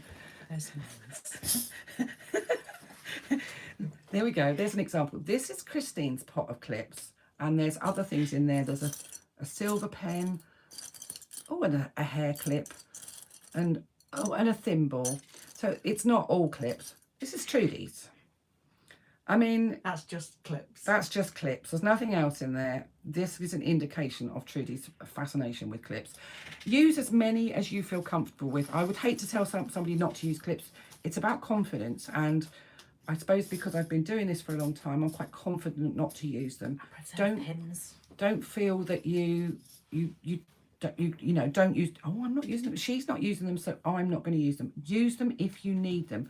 Pin it if you prefer. If you're a dressmaker and you're more familiar with pins, use pins. I have a little magnet here with pins on. I hardly ever use pins because I'm not a dressmaker, and because I primarily work in faux leather, you can't pin faux leather because it gets holes in it, and then it's perforated faux leather. So Iris wants to know why you're not cussing. Iris, I've already apologised for any cussing that I might do. I'm being very restrained. I've only had 1 cup of coffee this morning, so I'm not quite, well, actually, that's not true. I've had 3. But I'm trying to be very restrained. I don't want to upset anybody by swearing. If anything goes wrong, then the likelihood is very high that I will, and I've already apologised in advance for any offence I may cause. So we now have that other side of our zipper attached to the top of our second panel. What I've made sure is that the sides match. The bottoms won't. One will be longer than the other. That's fine. That's how it should be. So I'm going to stitch down the side of the zipper again using a scant 1/4 inch. What's a scant 1/4 inch? It's just a bit less than a 1/4 inch. It's not a very exact measurement. I don't know if there is an exact measurement for a scant 1/4 inch. I don't know if it's, well, if it's an 1/8 of an inch less than a 1/4 inch, then it's a 1/16 of an inch, isn't it? It's not, it's an 1/8 of an inch rather. It's just a bit less. So not a full 1/4 inch. That's as good as it gets. I'm sure somebody will have a perfect answer for me. I wouldn't be at all surprised to find out Iris has got the answer to that, actually, because she's a lady with a lot of knowledge. Is a scant 1/4 inch an actual measurement? How many 1/16ths of an inch is a scant 1/4 inch? You're all going to be on Google now. I can feel it in my water.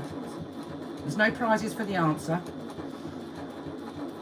But like I say, every day's a learning day, so I'm quite glad to, I'd be quite happy to learn something new if anybody's got the answer. I don't know it all. I have occasionally said I do, but that's usually to my husband. So now we have our zipper attached in between our two, oh, let me just turn you around, sorry, in between our two panels. But it's all kind of covered up, so we're just going to get the little iron, and you have to wait for my beep, beep, beep again. So this is wrong side up, this is the lining part, this is the interfacing part, as you can see, because it's all Franken-fused. I'm going to push the seam allowance either side of that zipper away from the zipper teeth and press it away from the zipper teeth.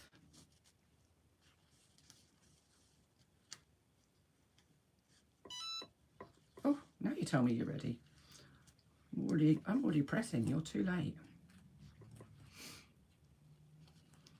Sometimes it's more successful than others. It depends how thick your fabric is, but you ideally need to get this.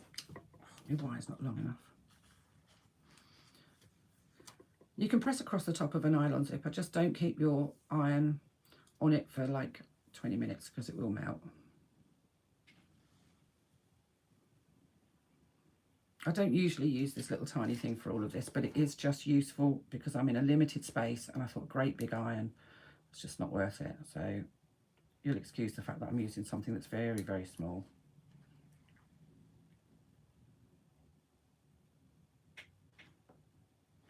There we go.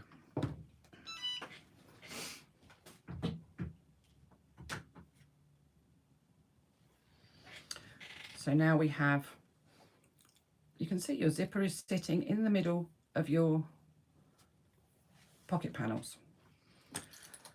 What we're going to do now, I'm going to do the way I do it. There are lots of different ways of doing it, but and I'll tell you what other people do, and that's fine. I'm just opening up my zipper a little bit because I want my zipper pull to be within the aperture, and we're going to get this piece of fabric that we made our beautiful aperture in, and we're going to lay our lining panel right side up over the top of our zipper, and we kind of need it to be pretty much central. I've got my zipper teeth are sitting centrally within that zipper aperture. Now, some people like to put a bit of double-sided tape on the edge of their zipper on both sides and secure that in place. Some people like to put a bit of glue, fabric glue, so your Fabri-Tac, or I know there's a lot of people that seem to be using Elmer's glue at the moment. I don't know. Is it fabric glue? No, it's just like it was school glue. That's what I thought. Yeah. But I've seen a lot of people going on about Elmer's glue, and I'm like, I thought that was the sort of stuff you have at school, like a clear PVA type stuff. But anyway, whatever you want. If you want to put double-sided tape or you want to put glue either side, then if you feel more comfortable doing that, then do so. I never do, because I like the ability to be able to move it fractionally as I'm stitching if I kind of appear to be going a bit off kilter. Oh, look, somebody just got lucky. We are going to bury a thread. I've just realised that we're now at the point to bury a thread. So how do we bury a thread? I am going to make sure that I have a long thread on the bottom and on the top, and I put my zipper foot on. Yes, this is a Teflon zipper foot.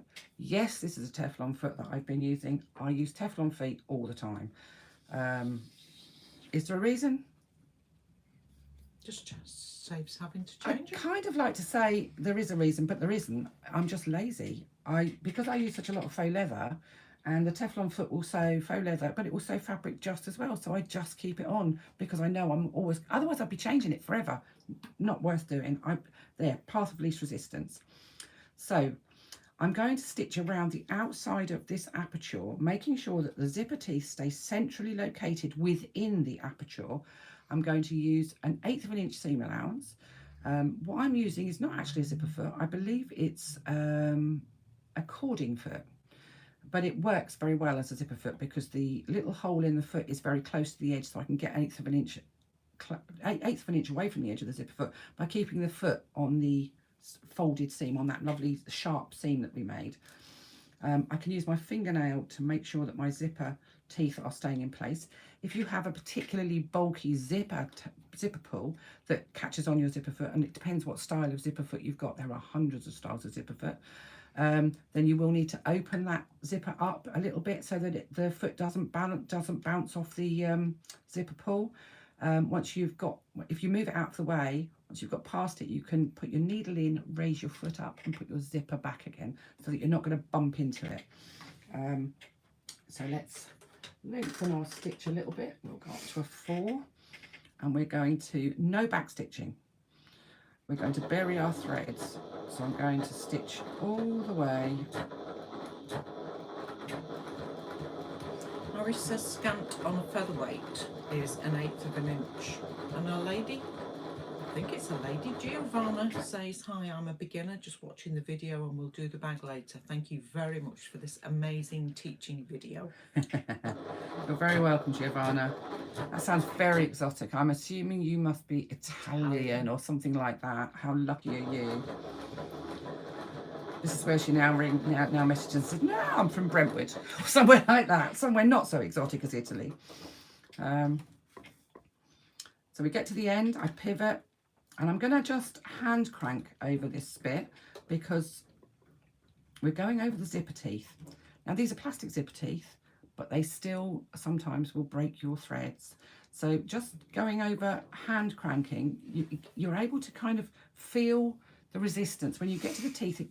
As you push your needle, as your needle goes down, you can sometimes feel that it's smacking onto one of the teeth, and you can just almost just do that with the fabric, which just allows the needle to slide down between the teeth of your zipper and not shear your threads.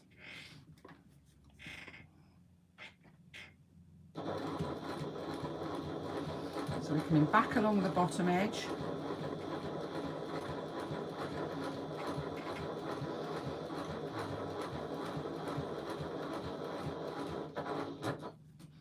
I'm just going to do what I said. I'm moving my zipper head out of the way because when I get round this end, even though it's not particularly big zipper head, because I want to come round the corner, it gets in the way. So, and I do that, leaving my needle in, just raising my foot. And we get to the point where we pivot.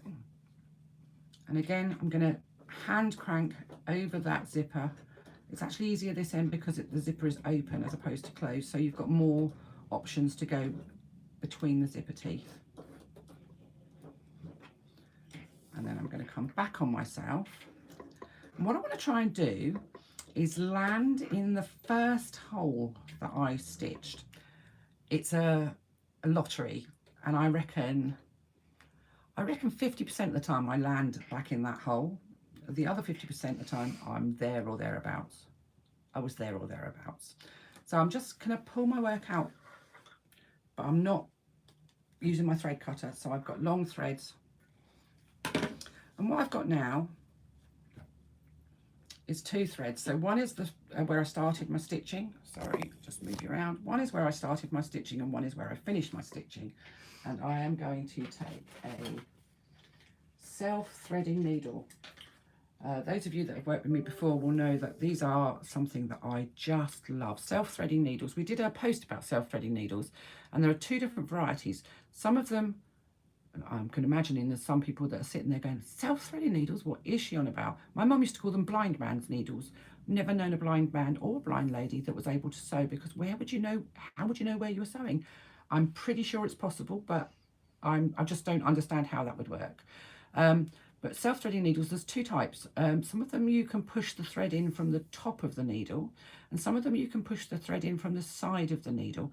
And everybody has their own preferences. I don't mind either, but most of them I use are top, that push in the top. I have got some side threading ones. And I actually can, this is quite a big one as well. I borrowed this from Trudy because the one I had was broken. I can get both of those threads through that needle head at the same time. And all I'm going to do is I'm going to push those threads, both of them, back through my work in the first hole that I stitched. So what we end up with is a continuous line of stitching with no obvious start or finish. There's no back stitching. I know it's a pocket, I know it's inside your bag, but we don't want back stitching. It looks so much nicer. I'll put that in there, so remind me I'm stealing your needle. We take the threads from the back. We should have 2 threads on the back, 2 threads on the front, and we're going to tie them off.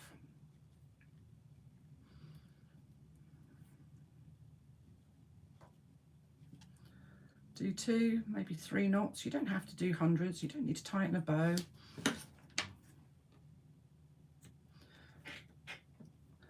And I've just cut those off. I've left them, they're probably ½ an inch long. I would usually use a little bit of fabric glue or a Pritt stick, you know, glue stick, and just glue those down just so that they're secured and not in the way. Haven't brought either with me. Look at that. She's as if by magic. This is the ingenuity of a German mind who knew exactly what I was going to be wanting and had it all prepared for me.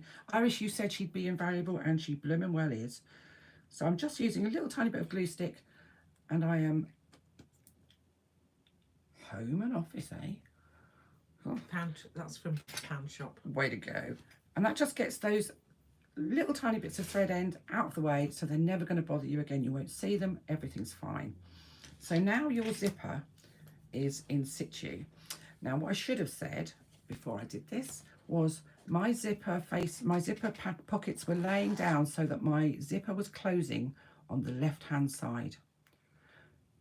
So once it's closed, the zipper pull is on the left hand side. That's the way I open it as a right-handed person. If you're a lefty, and there are plenty of them about, have your pockets orientated the other way so that when the zipper is closed, the pull is on the right hand side. Iris is a lefty. Iris is a lefty. My grandson's a lefty. There's not, I don't know, there's probably statistics. I'm sure as a lefty you probably know it, and I know you're very badly discriminated against because not everything comes as left-handed. I do remember years and years ago in the days when we used to have checkbooks. Who remembers those? That would be giving your age away. Yeah. I had a lady that I trained as a hairdresser when I first left school, and we had a lady that used to come in and pay with her checkbook, pay with a check. We had a machine where you used to run it over a Barclay card. Those were the days. That ages me. But her checkbook was the other way. It was bound on the right hand side, and her checks were, and she had a left-handed checkbook. I've never seen one. I'd never seen anything like it. I was amazed. I said to her, have you got a misprint? She said, no, I'm left-handed. And it was the way that for her was, you can buy left-handed scissors, you can buy left-handed most things these days. So I think there's a market for left-handers. However, most things that say left-handed, twice the price. Well, she says she's ambidextrous. Sam says I'm left-handed and have a left-handed checkbook. There you go. Mike, So it's still, it's a thing. Anyway, there you go. We now have our pocket installed. How proud of yourself are you? What we're going to do now is, if you've got any kind of extra bits on your zipper tape, you're just going to get rid of them because you don't need those now. They just get in the way. Nikki says she used to have to do that when she worked in Woolworths too.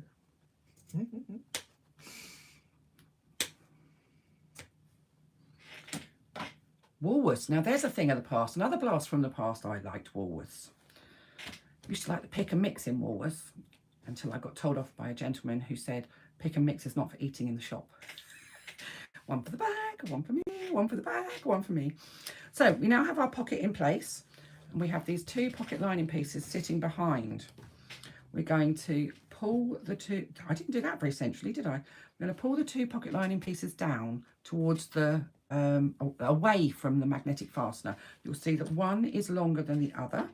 That's fine. What we're going to do is we're going to cut off that little bit that is the difference.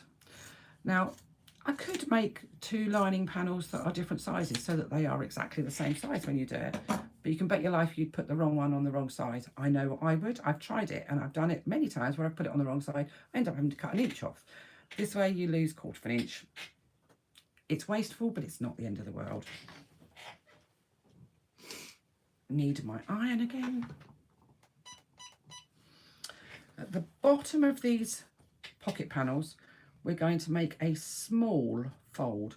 I'm not going to give you a measurement. I'm going to say 1/4 inch or thereabouts. This isn't very precise. I'm not going to be very precise. This is just to make Oh no, we're not. I lie. We're not needing to do that. I'm getting carried away myself. We don't need to do that because we're not turning through the pocket. If you were turning through the pocket, learning opportunity, make a small fold on both of your lining panels. Shut up. Both of your lining panels, and just stitch down both sides. That leaves the bottom of your pocket open for when you turn your bag through your pocket. You're not doing that on this one. And it leaves a nice fold for you to be able to stitch up after you've turned your bag. In this instance, I apologise, I got completely carried away with where I was at. We don't need to leave a pocket opening because we're not turning this bag, we're binding it. Kind of forgot what I was doing then. Let's put my ordinary foot back on. You can turn it off, Trudy, just press the thing on the end. Thank you. So we've got our pocket in. What we're going to do is we're going to lift up the side and we can see the facing panel and the side of our pocket. We're going to stitch down there. We're going to stitch along the bottom and we're going to stitch back up the other side. I'm going to use approximately a 1/4 inch seam allowance. A 1/4 inch fits quite nicely, so you can you can stitch over your facing panel.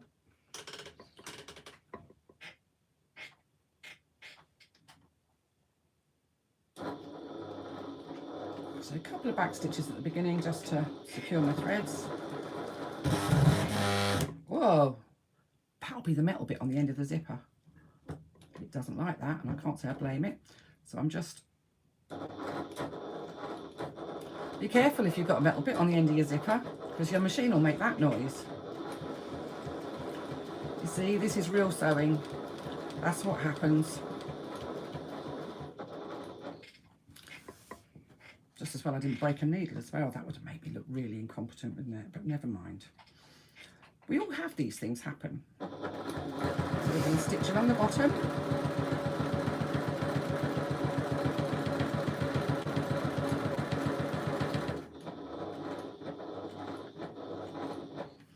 And up the other side now. I think there's a metal bit on the end of this end as well, so I need to be careful with that.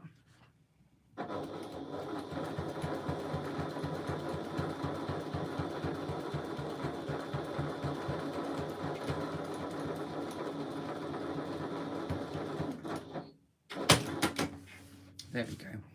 And what we have is a beautiful pocket, and there's no zipper tape showing on the inside. No flappy bits of that zipper tape. It's all very nice and neat and tidy. And I think that is probably the most professional finish you're going to get on a pocket. I just think it looks really super. And I know it's only an inside pocket, and I know this is only a little project, but it's really good to learn how to do it.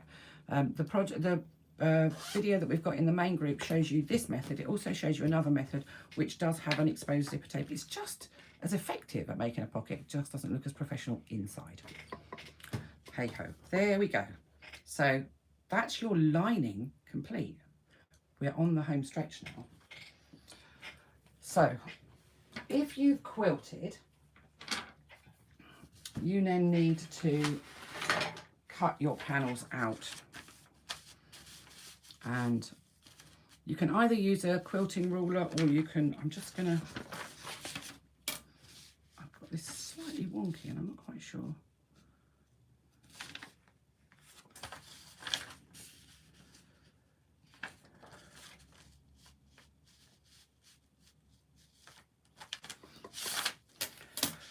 I would normally use a quilting ruler.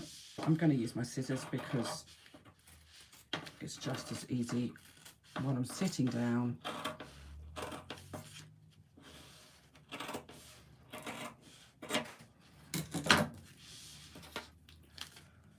I'm just going to make sure that this pattern piece that I created is actually 8 inches high. Yes, it is. Yes, I should be pinning my pattern piece. No, I'm not. I can almost feel Trudy's eyes rolling in the back of her head. It freaks me out.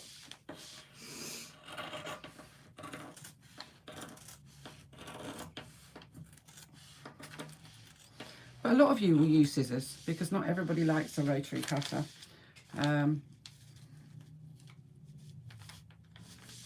I don't use scissors very often. I am a rotary cutter girl, but I'm used to working on a very big cutting board on a high table, so I'm just going for the path of least resistance. So once you've done your quilting, if you want to do your quilting, and if you don't want to do quilting, you don't have to, you can cut out your pattern pieces.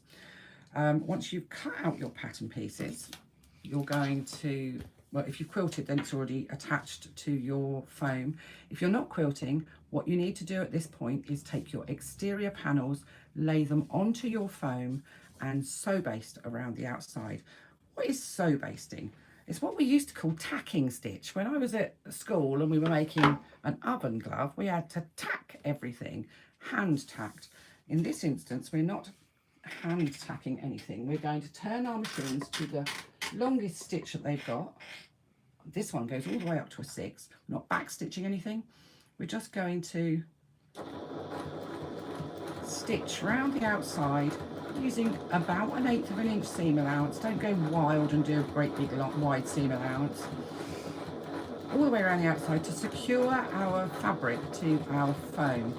If you've quilted, you'll know it's already secured, but these edge bits aren't. So you need to kind of secure around the outside.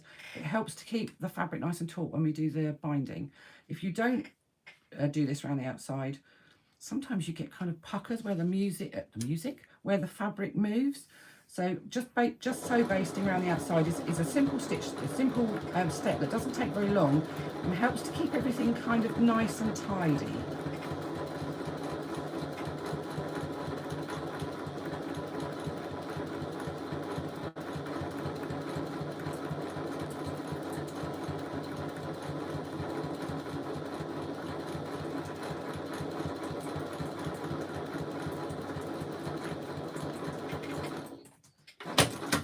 So you don't need to worry about back stitching because those threads, that stitching is actually going to be entirely hidden by your binding. D says, will there be, just hang on,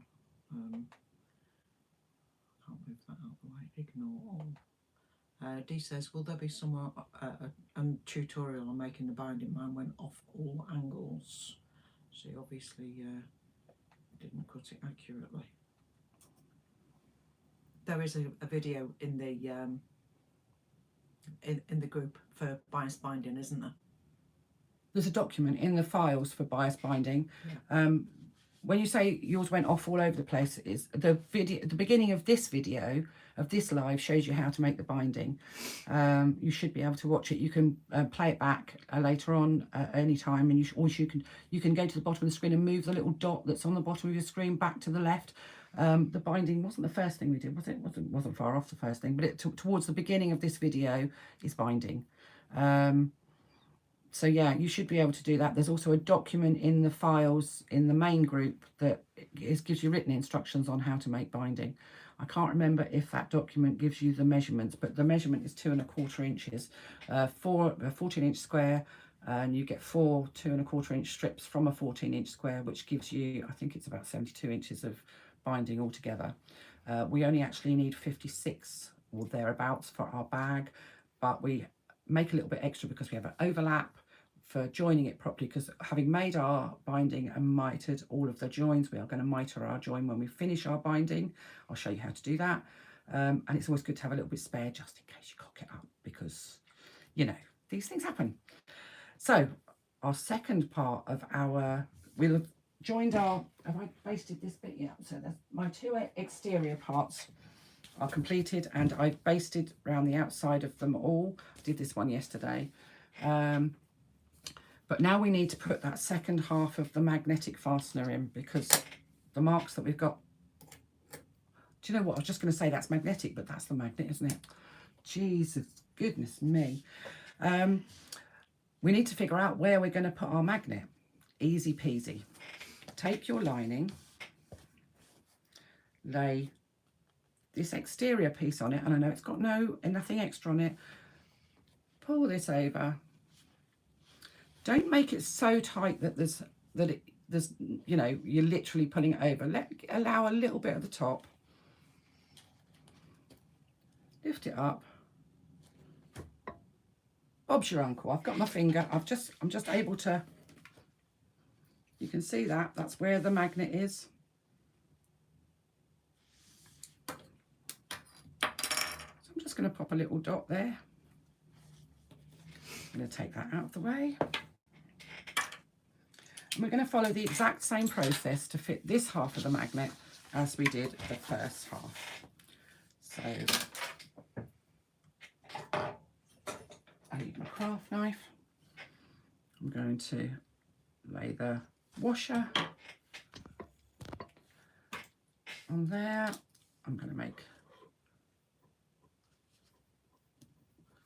2 little marks in the longer apertures in the washer, which I'm then going to cut through. Now, if you've quilted and you think you're going to be cutting through your stitching, use a little tiny bit of Fray-Check or Fabri-Tac just on that area. It will be covered up anyway, but it will keep the stitching secure.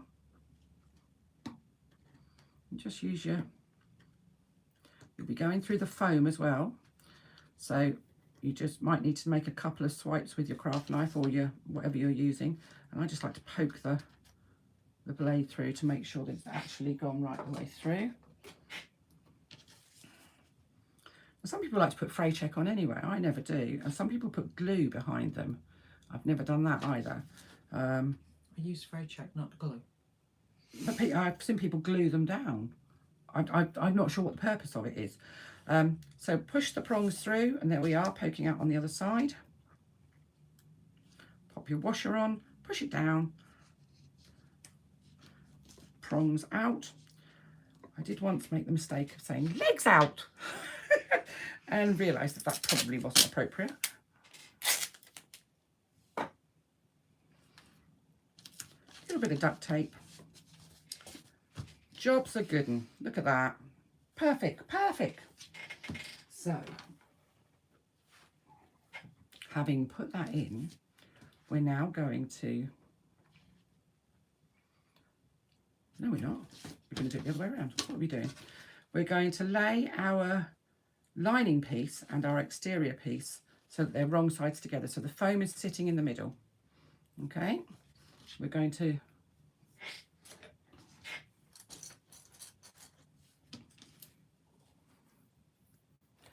clip them all together.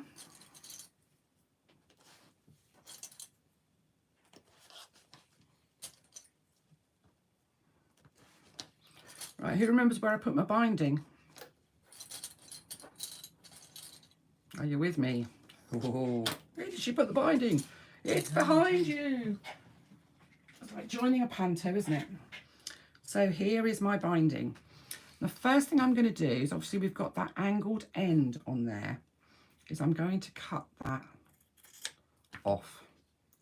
That's sayonara, we don't need it. I'm going to take my binding. I'm not going to cut a lump off of it. I'm just going to literally put it, I've obviously not cut those triangles off, should have done. I'm going to take the open edge of my binding and lay it against the top edge of my joined panels, and I've only clipped them together. I haven't stitched them together. This is just clipped. I'm not pulling it. I'm just laying it and clipping it, so you can see it's not under any tension. Now, in theory, because this is a straight edge, you don't need to use bias cut binding, so you could just use a 2 1/4 inch piece of fabric that's been folded in half, because you're not trying to go around any shapes. It won't matter. However, it does change the look of it, because you get this kind of crisscrossy, crosshatch look on the grain of the fabric. So I like to use bias cut even if I'm not going around curves. Once you've clipped it across the top, trim off the end, pop that back in a safe place.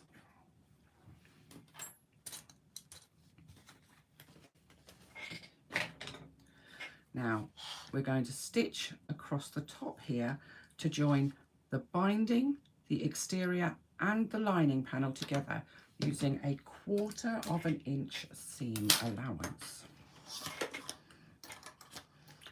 And for some of you, there's a really nasty shock coming in a minute, because we're going to hand stitch. I wonder how many people we've got watching now. We've got 66 according to my screen here. I bet when we start hand stitching, we go down to, oh, we've got 67 people joining in. I bet we go down to about 42 because they're like, no, not doing that, down tools. So I'm stitching across here using a 1/4 inch seam allowance. A 1/4 inch is marked on the needle plate here. Oh, Iris says, did we miss you trimming the headliner out of the seam allowance? We haven't trimmed any headliner out of any seam allowance, Iris. Neither do we need to. Because we haven't even sewn the seam yet. No, we're not trimming anything out because we're binding. We don't need to trim it out. That's the whole point of binding. Don't try and get ahead of me, Iris.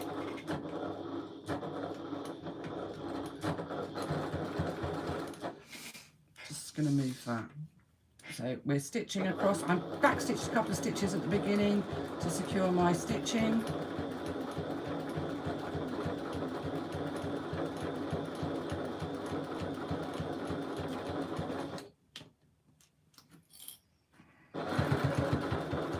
What length stitch? I'm doing 3 for this.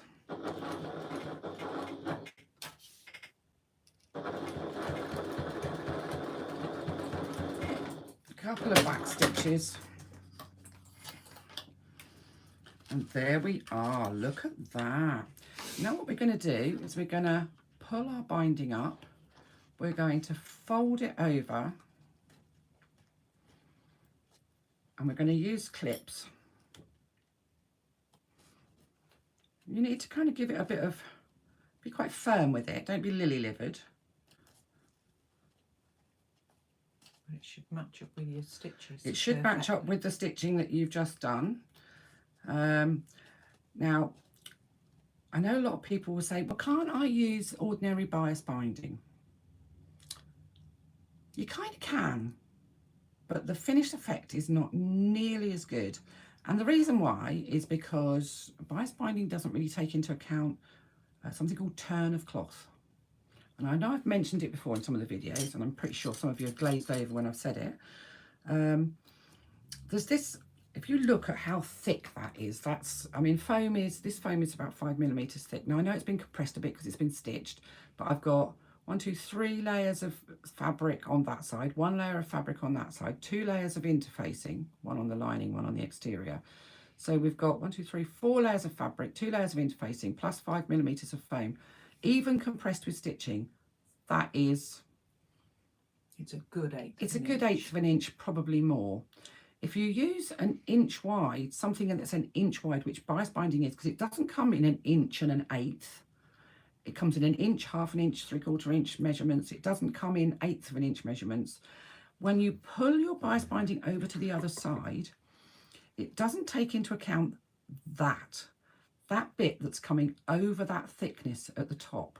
That's why our binding is made 2 1/4 inches wide. So once it's folded, it's 1 1/8 inches wide. It allows for that extra little bit of fabric that's going over the top. And it means that your binding sits exactly the same on the outside as it does on the inside. If you used bias binding, it would be slightly shorter on the second side. Which then means that you often see the stitching that you did to hold it in place in the first place, and that's just not what you want to see. The stitching should be tucked up under the edge of the binding. Now, this is an opportunity for you to use a lot of clips. This is where I use a lot of clips. I like to hold everything in place and just manipulate it and adjust it until I feel absolutely happy. Binding is not everybody's cup of tea. It's something I actually really enjoy doing when it's done what I consider to be properly. I'm not suggesting, for those of you that are huge fans of the many bound bags that are out there at the moment, that any other designer doesn't do it properly. They do it how they want to do it. As a quilter, this is how a quilter would do it.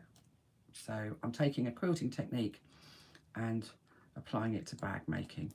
But this is effectively kind of a quilty bag. So, and people that have come from quilting quite like quilty bags as opposed to the sort of faux leather things that I like to make. So you can see that's, I don't know if you can actually, it's pulled across. You can't see the stitching. I can, if I kind of hold it like that, you can probably see the stitching underneath, but it's pulled over and the stitching has disappeared. And the bit that I'm going to do now is the bit that most people don't like. I'm going to hand stitch this.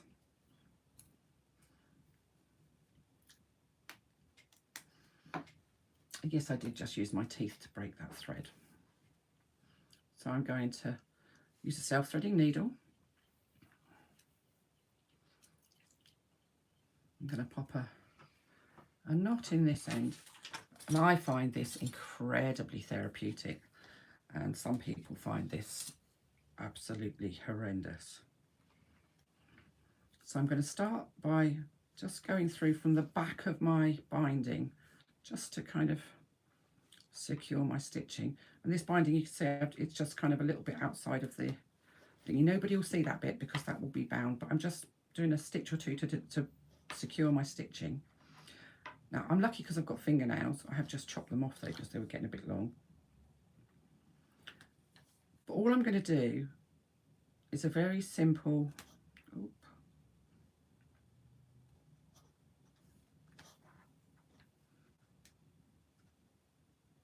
oh, look at that. Vicky says she's lost her Sojo lately and this event has really got her excited again. Yay, we like a bit of excitement. Do you know this, when I came up with the idea of doing this, I didn't actually mention it to Trudy. I just sort of got on and organised it. By the way, we're doing it at your house. So I'm just doing a simple little, is this a ladder stitch, Trudy? I've gone completely blank. No, it's just overcast. Yeah, it is, isn't it? So I'm going in through the lining, out through the binding, and we're just catching the very edge of the binding, and it ends up being almost as an invisible stitch. I'm using a self-coloured thread, so the thread is almost exactly the same colour as my binding, and what you end up with is a really tidy finish. Now on this part of the bag, my hand stitching will actually be inside of the bag. On the main part of the bag, the hand stitching will be visible. On the outside. Yeah, it's on the outside. So it's good to practice this on this bit if you've never done this before. You need small stitches, preferably just a bit less than 1/4 of an inch. It does take a bit of practice.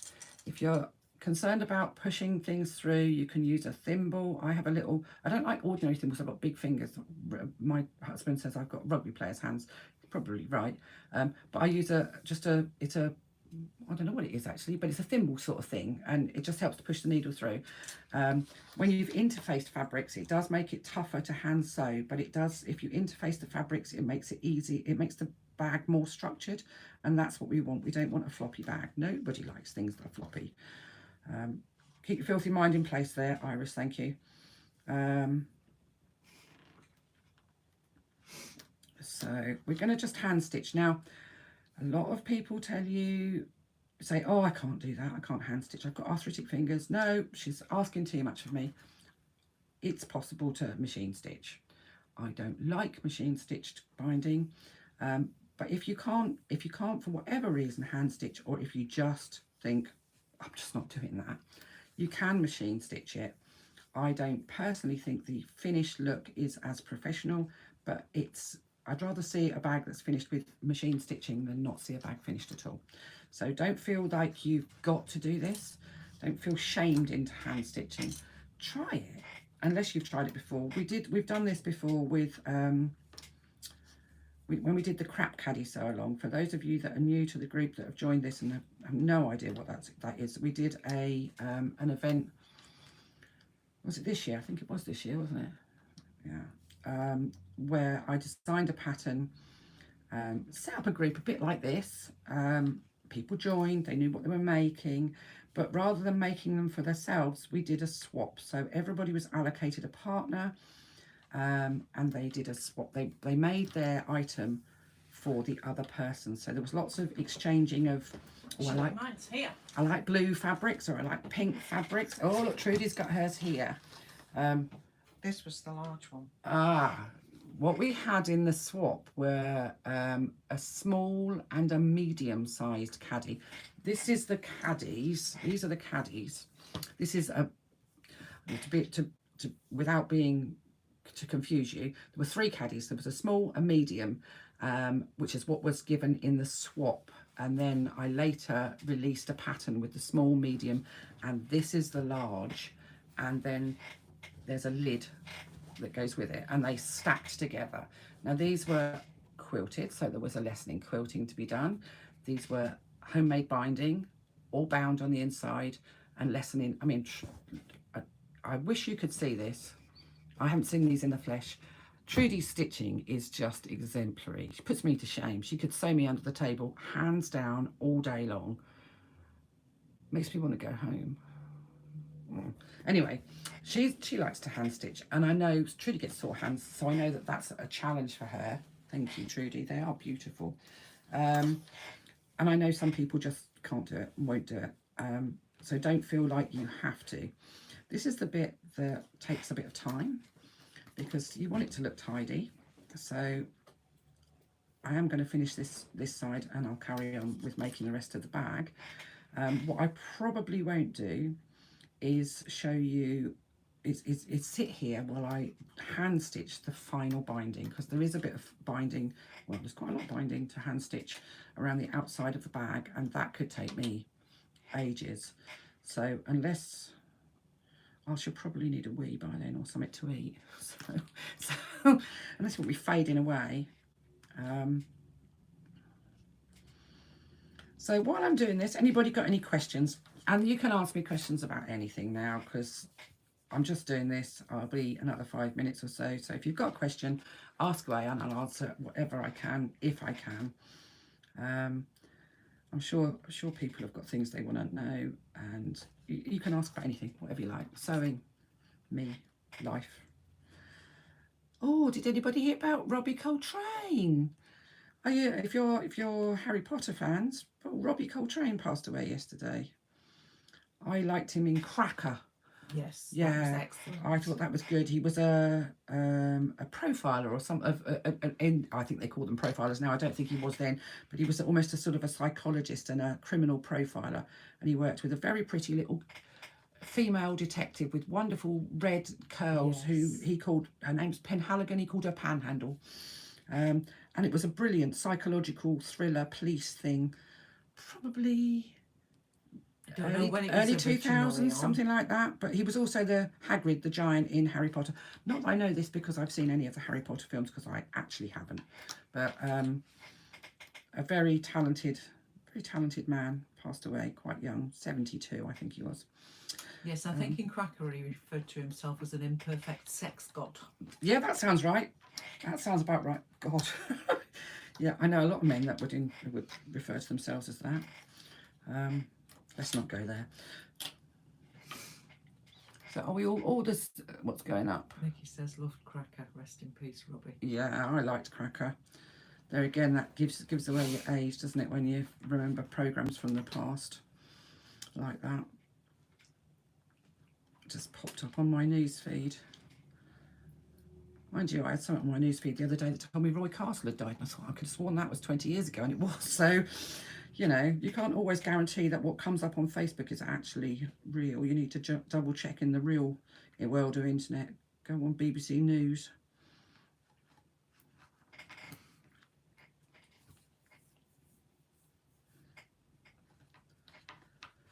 So this is something that, if I'm binding a quilt, I tend to sit in the evenings doing quilt binding. I can sit with the telly on and just kind of, usually underneath said quilt, because I generally only do quilting in the winter, because if you're actually making a quilt, when you do the quilting on it, you tend to have the quilt itself kind of wrapped all around you. So doing it in the summer is not ideal because you're sweating buckets. Linda says, my material frays easily. Is the raw edge under the stitches? Yes, the raw edge is completely enclosed by the binding. And So- also, because it's cut on the bias, it shouldn't fray so easily. No, it shouldn't.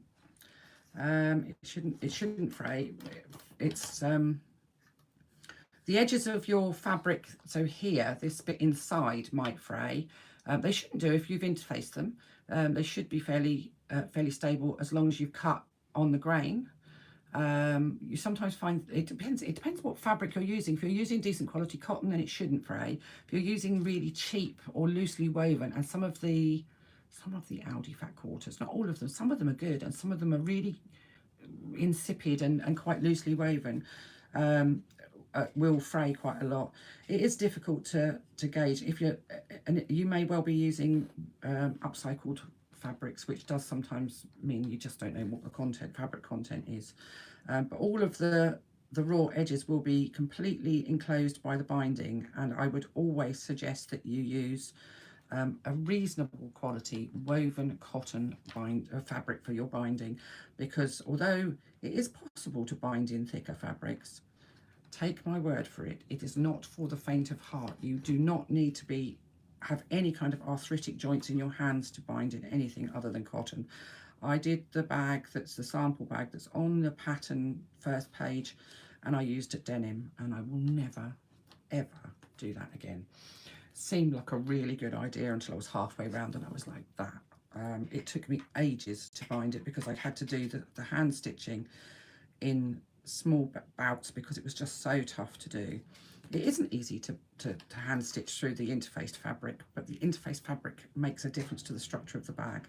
So that's why I struggled when I made my shoes, my espadrilles, because they were denim. Yeah, and stitching through those hemp bases on espadrilles is difficult. So I was just thinking about what you can get in this bag. It is only a small bag, so it's not one that you're going to put your NCW in or your great big purses or what have you. This is a kind of a bag where it would work with a wallet, so a little wallet, and there's lots of little wallet patterns. Actually, talking about little wallet patterns, I think I might have one that we'll do as a freebie after Christmas. I think I'm not going to do another one before Christmas, she says with great confidence, although I think I might have something that I can put out before Christmas as well, but it won't be the wallet. I've got a wallet pattern that I designed maybe a year ago, and for some reason I fell out of love with it, and we had it tested.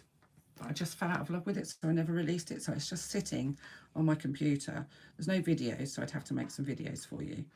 But it'd be perfect size to go inside of this, just putting it out there. So that, yeah, oops, we come unthreaded. Yeah, so this isn't a bag that you're going to get lots in. You could probably put your keys, your phone, a little wallet, or perhaps a card, or a small coin purse, or... Linda says she can't see close enough. Are you turning the edge under? Had to buy a lighter fabric to match top. I'm not turning the edge under. The folded edge is actually pulled over the top of the... oh, hold on a second. Let me just finish this off and I'll show you again. Sam says, thought I was doing really well, then realised I'd just attached the binding to the exterior. Completely forgot to put the lining on it. Oops.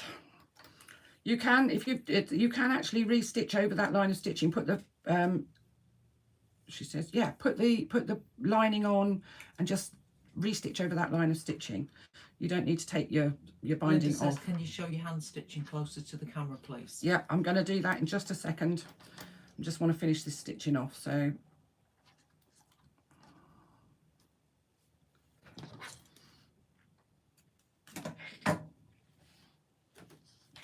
right, so this is all hand stitched. So what we did, if I do it on the bottom edge, I know we're not binding the bottom edge, but I just want to show you, is we take our binding and with the open edge, we put it against the edge of the bag. So that's the open edge that's up against the raw edges of the bag. Okay, you're going to stitch across there using your 1/4 inch seam allowance. So the folded edge is the one that you've still got free. Once you've got it stitched, you're going to bring that folded edge up and over to the other side. So what you've got on this side, and that's it's quite difficult to see, I guess, because I've got the lining is the same colour as my binding. That folded edge will fold over, completely enclosing all of these raw icky edges. And then what you're going to do is you're going to stitch along to secure that fold. And all I'm doing is just a small stitch where I just catch the edge of the binding and the lining, and then probably less than 1/4 inch Can you, is that clear, Trudy? I can't actually see what I'm looking at on the screen, but the light's shining on it, so. It's difficult because I've got lag on the laptop, but Okay. it does show accurately enough, hopefully. Okay.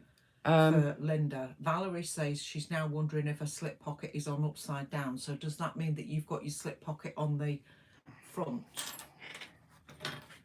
Right, your slip pocket Is on the back lining. is on the main big lining piece. You put your magnet on it, you put your slip pocket, and that was 2.5, was it 2.5 inches? I think it was. 2.5 up from the 2.5 inches up from the bottom, with the top stitched edge away. So the top stitched edge was facing up to this Iris magnet. says it's clear. Yeah. Let me just explain how this is working, because it might seem a little bit confusing. I am sitting at a desk, I have my phone, and my phone is what's taking the video. So I'm talking into my phone, well, talking just randomly is what I'm doing. My phone is right in front of me. Trudy is sitting over there. She didn't want to be on camera. And actually, it's only a big, the screen's only big enough for this pair of bosoms. We don't need two of us. But she's got my laptop and she's watching this whole thing on YouTube, because I can't, where I've got my camera angled down, it's at the table. I can see that there's things popping up, but I can't actually read them. So Trudy's reading any questions that you put up. So she's then passing them to me and I'm answering. Right, So I'm trying just to... bear with me. Iris says that the video's clear. Val says I stitched the wrong long edge. Linda says I missed the bit where you folded it over. And then Dee says my pocket is upside down as well. Okay, did I not? I must have not made it very clear about the pocket. Oh dear. I did say that the top stitched edge needed to be towards the magnet. I remember saying that. Ladies, a little bit of unpicking is necessary, I feel. Sorry. When you then restitch it, and you can restitch it, just make sure that you move the pocket, the zipper pocket lining out of the way. Otherwise you'll find yourself stitching your pocket on and stitching it to the lining of your zipper pocket.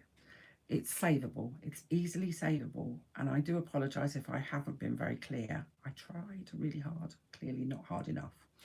So it needs to be opening up to, oh sorry, get my hand out from underneath it.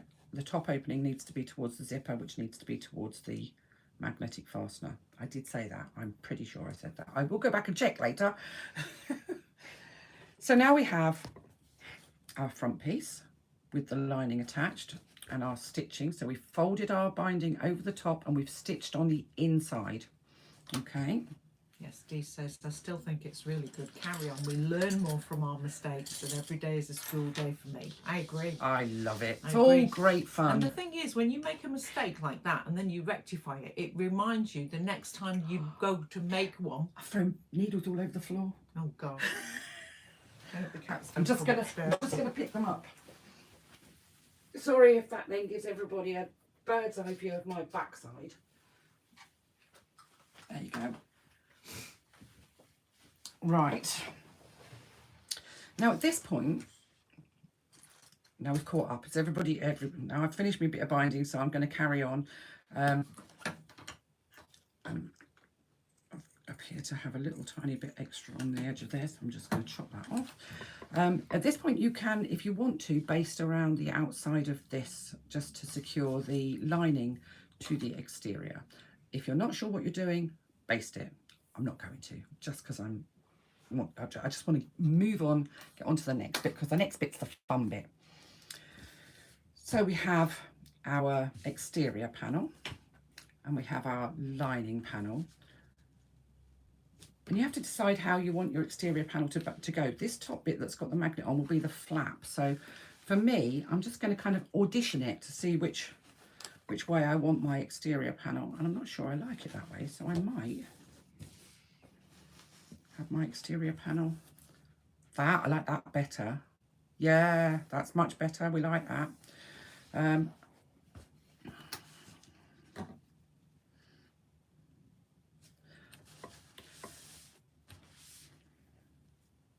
Right, I am going to clip and baste this because I think if I try and do it, well, I can do it without doing it, but I think actually It'll move. I need to show you the proper way to do it and stop being so slapdash and really clever, because it's not really the clever way to do it.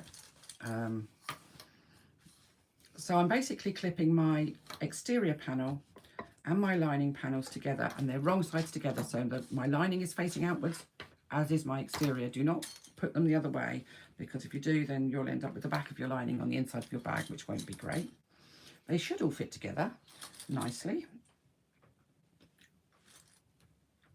Again, clip, clip, clip as much as you want to, or as little as you want to, according to your confidence levels. Nikki says your bag is looking stunning, and Kim says I'm impressed with all those of you brave enough to keep trying, keeping along with the sew along, keeping up. I don't think we're going too fast. I've done a lot of waffling, I know that. So I'm going to base stitch around the outside to secure the lining panel to my exterior panel. Again, I've got my stitch length at 6, which is the highest this machine will go. I know some machines only go up to 4. Just increase it to as high as it will go. So the biggest stitch length you can do, stitching at about 1/8 of an inch. Now I'd already sew basted around the outside of this to secure my exterior fabric to my foam. So I'm going to basically follow that same line again. I'm trying not to knock everything on the floor as I do it.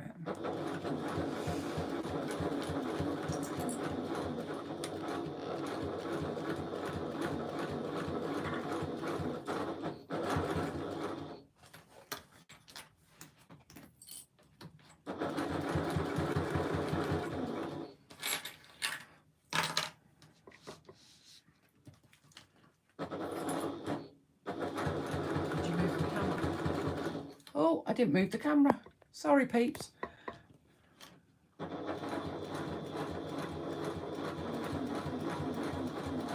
I'm just posting all the way around the outside, and I'm following that same line of stitching that I already did, just to secure the lining to the exterior fabric.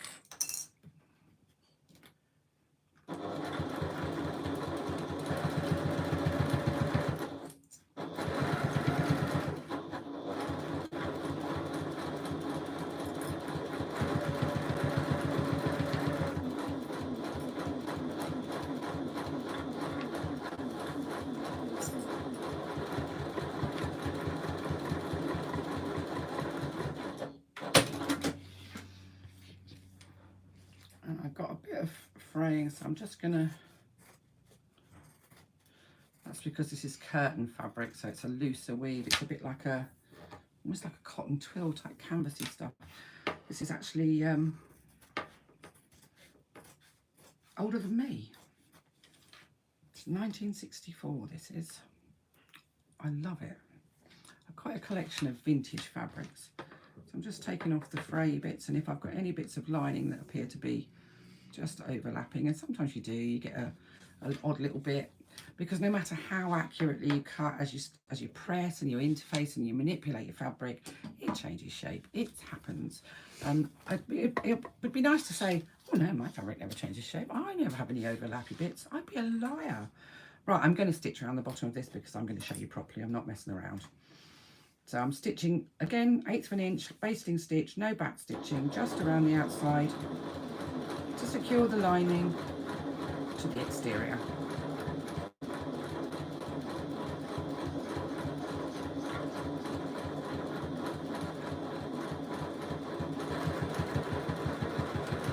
Stop, stop, stop. I've just realised I didn't put my strap connectors on. Bugger. There you go, Iris. That's what you were waiting for. Oh, silly bugger. Right, let's grab my strap connectors. Before you baste the 2 pieces together, and I'm going to use something to... What did I do with that little gizmo? See, I brought it with me. I brought a little gizmo with me, and I've put it... Oh, no, I've got it. Safe place. I don't know what I did with it. I'm just going to unstitch that. So I'm just going to unstitch the bottom half, though. So I'm just undoing my base stitch where I stitched my lining to my exterior. And that's the beauty of doing a base stitch. It's a nice big stitch, so it actually comes apart very easily. And for those of you that are thinking, oh my God, what's she got there? I don't like seam rippers. So this is it is a seam ripper, but it's a seam ripper with a scalpel blade. And it is, and when I say it's a seam ripper, it is actually designed to rip seams. That's what it's sold as. So I'm not utilising something else and calling it a seam ripper. It actually is a seam ripper. Don't get one if you're not confident using a blade like this, though, because they are very sharp. And it takes very little effort to kind of completely kibosh your entire sewing project by cutting a hole in it. Right, I'm only going to take it back up to the halfway point because I know where I want to be. Right, so this is the flap end of my exterior. This is the bottom end of my exterior. And we need to put our strap connectors on. Nobody reminded me, did they? I'm just going to finish stitching around here because I've already started it, and then I'll put my strap connectors on.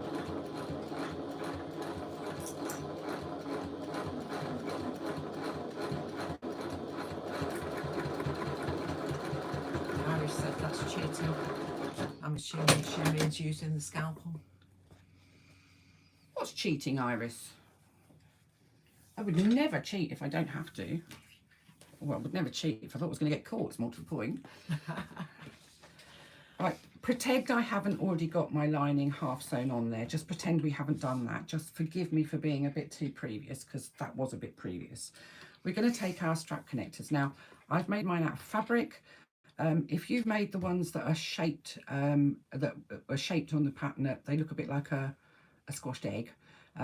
What you're going to do for those, and I'm assuming that people that are going to try the faux leather ones are people that have used faux leather before, so you will have some experience of what you're doing. So I haven't got any faux leather with me, so I actually can't show you. You're going to cut 2 of those, or you're going to cut 4 altogether, but you're going to take 2 for the left hand side and 2 for the right hand side. You're going to lay them wrong sides together, put a little bit of fabric glue between the 2 of them, match up all the sides. You're going to top stitch all the way around the outside and leave them raw edged. Obviously, you need to cut them appropriate to the size of your hardware. You know this. If you're attempting to sew them in faux leather, you know what you're doing. I don't believe any first timer. You mean like on retro? Yeah. Do you want me to get retro? No, no. I think anybody that's using faux leather should be able to do it. So I'm going to show you how to do the fabric ones. So we had these little connectors that we made. Yes, 3 inches by whatever your appropriate amount of time was, width was for your hardware. And what we're going to do, we're going to play catch. What we're going to do is we are going to fold that hardware, that strap connector, so that the 2 raw edges go into the middle. So our strap connector is now, can you see that? You just, if I put a clip in one side, you get a better idea of it. You can actually see it.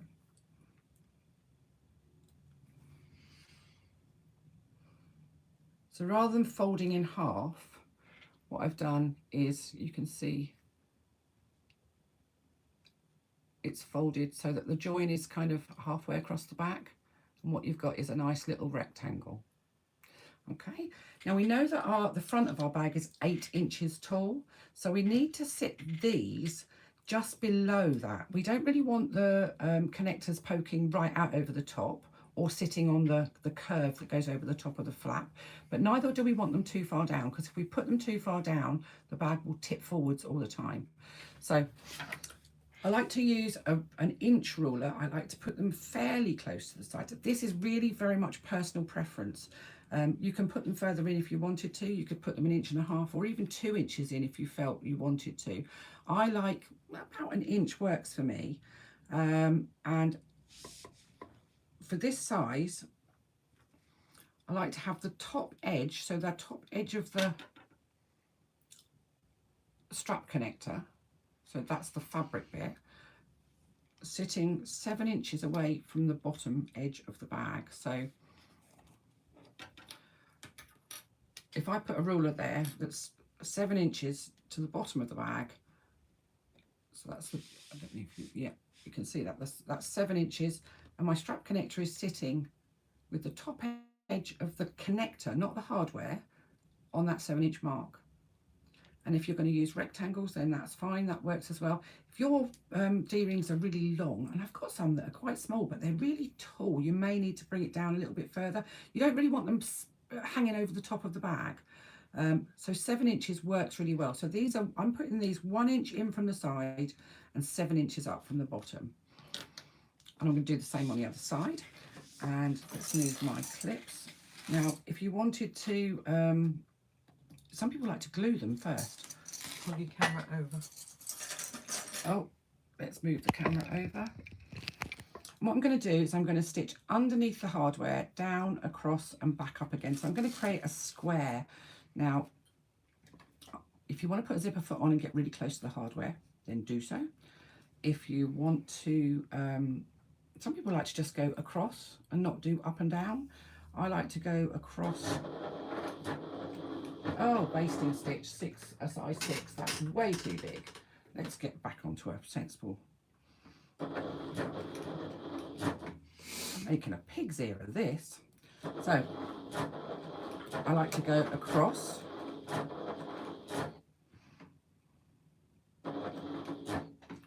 And then stop. And she's made an absolute pig's ear of it, but never mind. And then I like to straighten out, make sure that those two raw edges are butted up together and anything that's sitting nicely. And then I'm going to stitch across the bottom because, and I'll explain to you why I'm doing what I'm doing in just a second, but I need to do this first and show you.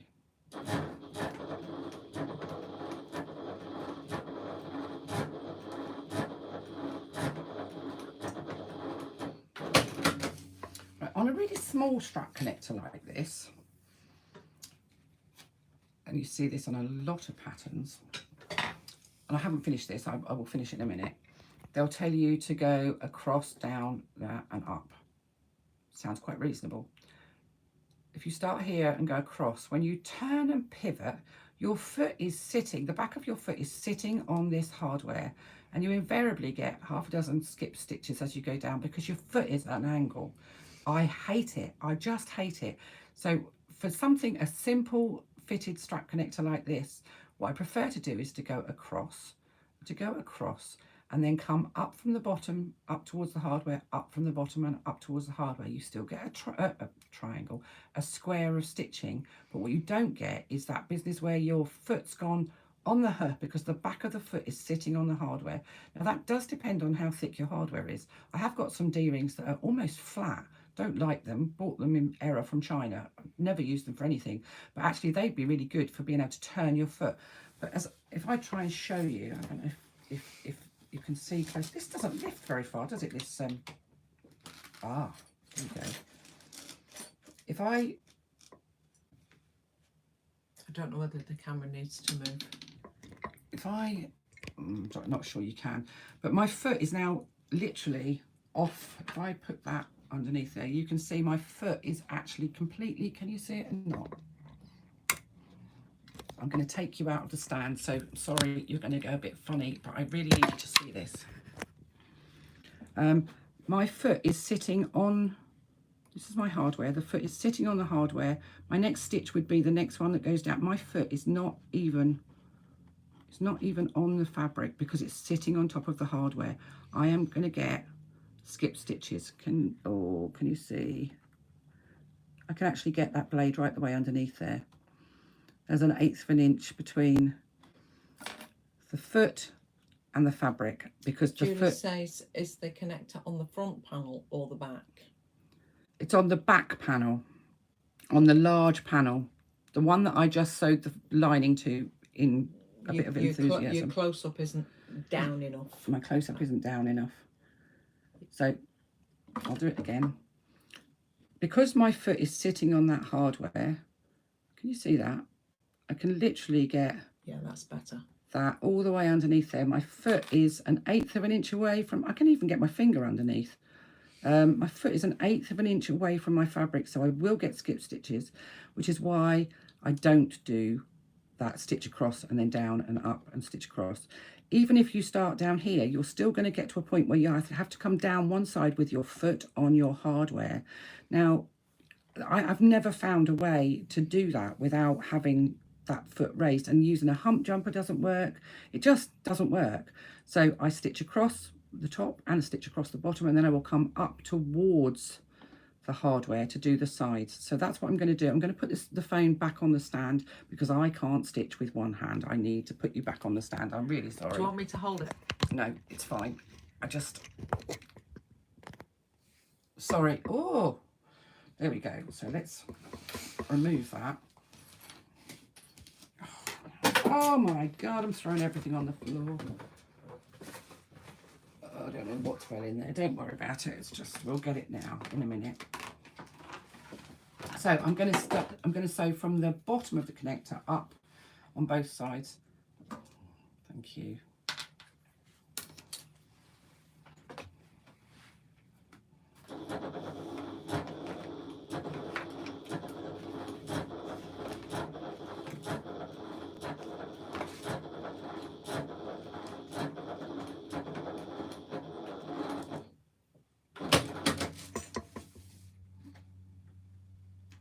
So that's one.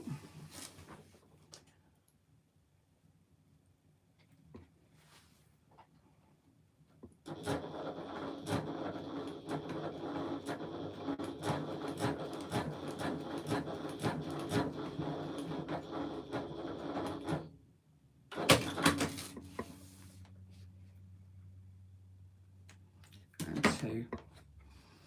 So now we have a square of stitching. We've got no skip stitches because we didn't have our foot sitting on top of our strap connector. So I'm going to fit, God, what's the matter with me? I've got dropsy. I'm throwing everything everywhere. I'm going to fit the other strap connector in exactly the same way. So I'm folding my fabric so that it's effectively kind of halfway across. Then pushing the other end in.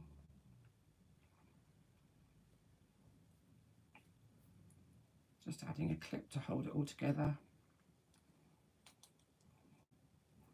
And again, from the bottom edge, I'm going up 7 inches, 1 inch in. And I'm just going to make sure that the top of my strap connector, and that's the connector, not the hardware, sits at that 7-inch mark. It's 1 inch in from the side and 7 inches up from the bottom of the bag. Do you want a drink? I'd love a drink, please. Thank you very much. Trudy is going away to find me some caffeine, so no questions will be answered for the minute. And I'm just going to stitch this one on. So the same way as I did with the first one. One line of stitching below the hardware.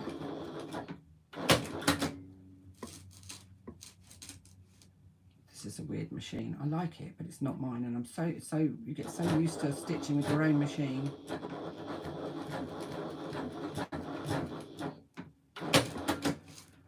The second one, oh, my scissors are caught to the magnetic fastener that's on the back. And then we're going to go up from the bottom.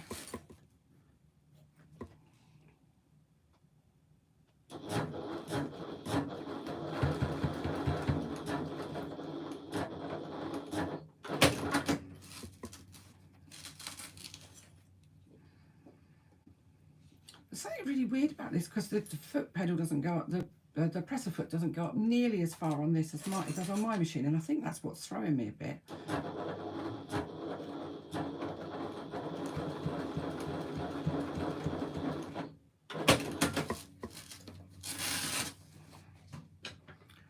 So let's just get rid of those stray threads. And there we go, we have the 2 strap connectors fitted. And that's, I can now resew my my lining on. So if you look at this, where the pockets are, the lining is sitting at the bottom. This top bit will be the flap, and there are my connectors. You can kind of see how that's orientated now. I guess it's difficult to visualize, but that's how it works. So the connectors are sitting on the back. So we don't want them up too far. We don't want them poking out the top of the bag. There again, you could if you wanted to, but that's about where I feel they're best situated. If they're too high, they poke out the top. If they're too low, then the whole bag tips forward when you wear it. So I'm going to now redo that base stitching that I did around the outside that I got a bit carried away and did in my excitement. So I'm now just going to base stitch back the lining to the exterior.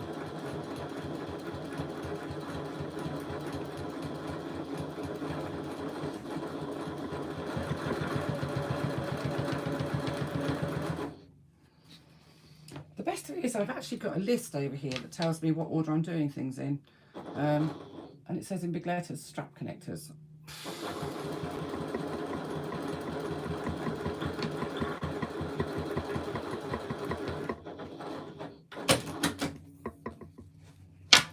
So there we have it.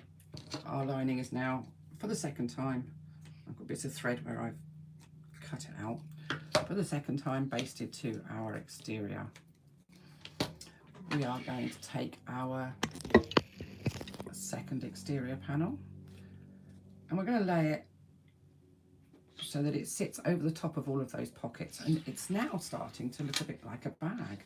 All of a sudden you've got a kind of an idea of how that's going to work.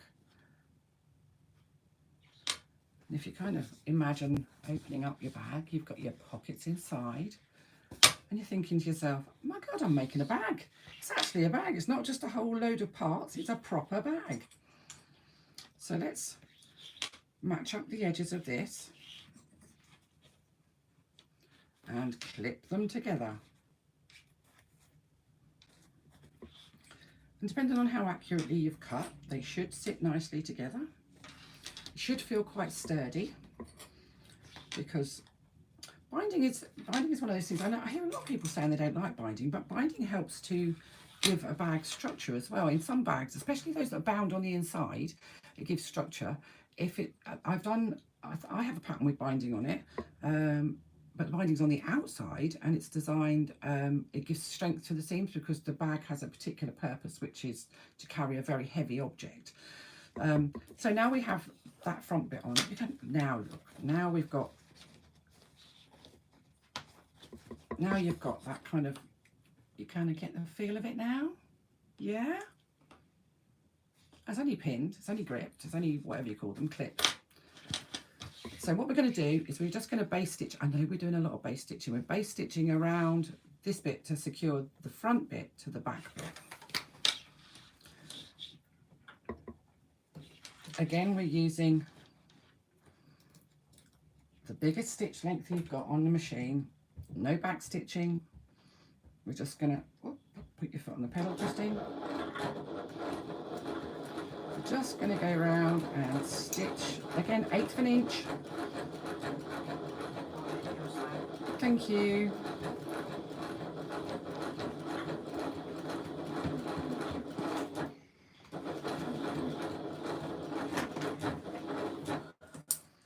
So now this is the bit where all of a sudden it feels like, oh my God, I'm actually making a bag. I can see it's a bag. It's not just a whole bunch of random pieces that don't kind of make any sense. All of a sudden it's real. And this is the bit where you start to feel really smug. I'm making a bag. Everybody's going to think I'm a bloody genius. I'm making a bag.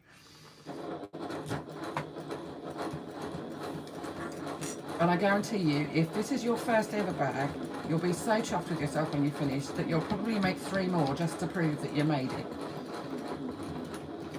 Because that's what kind of happens with your first success. You get so completely, whoa, I made it, I did it. That fabric is absolutely fabulous. It's gorgeous, isn't it? And it almost looks, whoa, it almost looks kind of 3D with the quilting. I just love it. Right, so that's our bag. Now we get to the fun part. I just realised I quilted my lining to my... You could do, but not with all those pockets, you can't. I haven't got a zipper pocket No. on mine. I don't have no instructions either. Right, so now we're going to use our binding again. Okay, so this is the bit where things get a little bit more complicated. We're going to start binding along our long side. Okay, so we're going to, if you put the end of your binding, again, we've got the right side, the open side towards the edge of our bag. Pop it up here near this top corner on the flap and just put a clip in there. And you're going to bring it down. Again, you're not pulling it, you're just positioning it.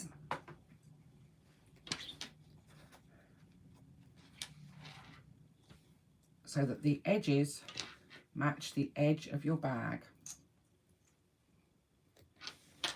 And there's a reason why we put that right the way up on this straight edge, because we're going to join our binding using a mitre, which a mitre is the angled join that we use to join all our pieces together. So you'll not know where the beginning or the end is of your binding. And we need a straight edge, a reasonable amount of straight edge to be able to do that properly. So we're now coming in for the curve. So very carefully, make sure that that raw edge is up against that curve. Plenty clips.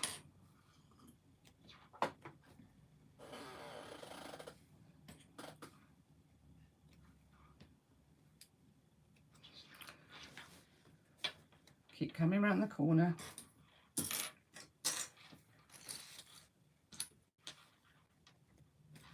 Oh, missed it.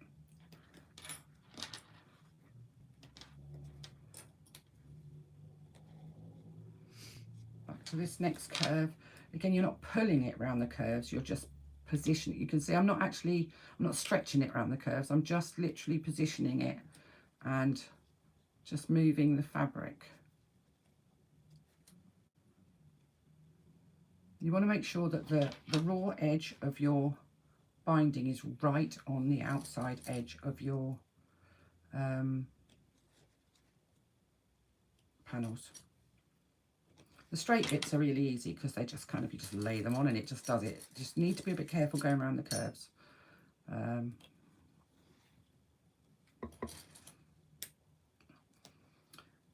you can do this either on this side, so where this front part is, or you can do it on the other side if you want to. Makes no difference at all.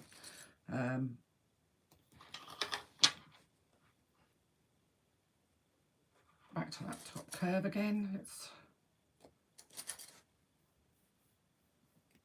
get that in place. You're kind of almost easing it around the curves, but without any pulling. You just don't want to pull it. You don't want to stretch it, because as soon as you start stretching it, you'll end up with puckers, and that's not what we want.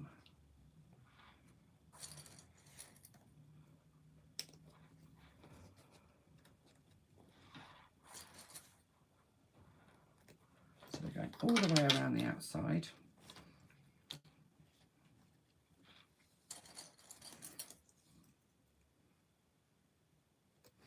Back around this curve.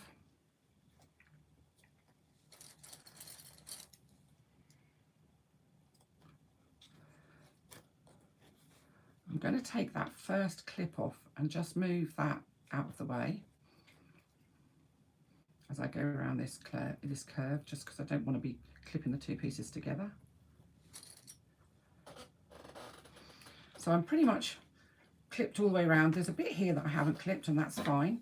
What I need to do is lay that back down, lay the binding back over, so I've got kind of two layers here, and I'm going to trim that off. So for those of you that were doubters and saying, oh, 14-inch square doesn't seem much for the binding, we've got spare, so it was plenty for the binding. And as you can see on this side, I actually have quite a large overlap, and I guess that's 10 inches. So I've got 10 inches that overlaps. Don't worry about that. I'll show you how that works. I'm just going to move that out of the way, and I'm going to stitch all the way around the outside using that 1/4 inch seam. That's exactly the same way as I did when I sewed this bit on the front here. What we're not going to do is we are going to leave a gap that is about, I'm guessing, I'm going to say 8 inches of a minimum that is not stitched. So I'm going to start my stitching here, and I'm going to finish my stitching here. So there'll be two bits that are flapping around in the wind that are not attached. That's fine. That's how it's supposed to be.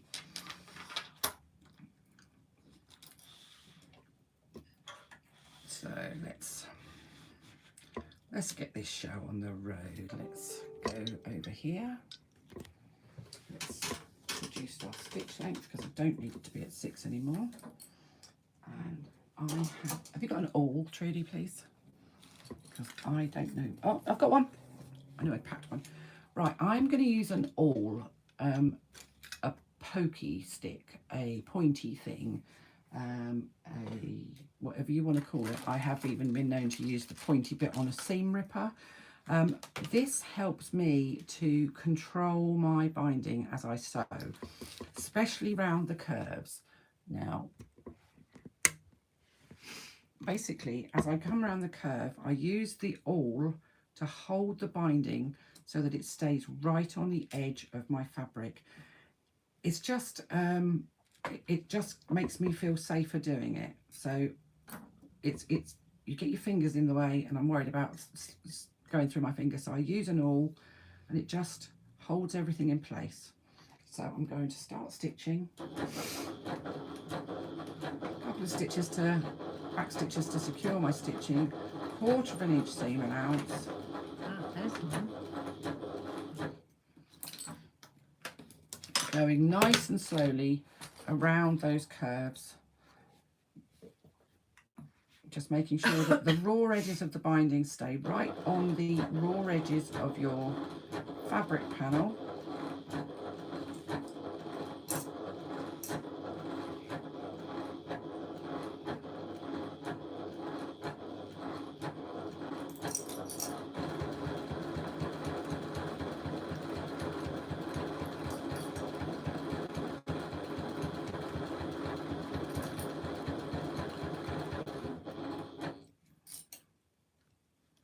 You notice I slow down when I get to the curves because it's really easy to mess them up by going too quickly.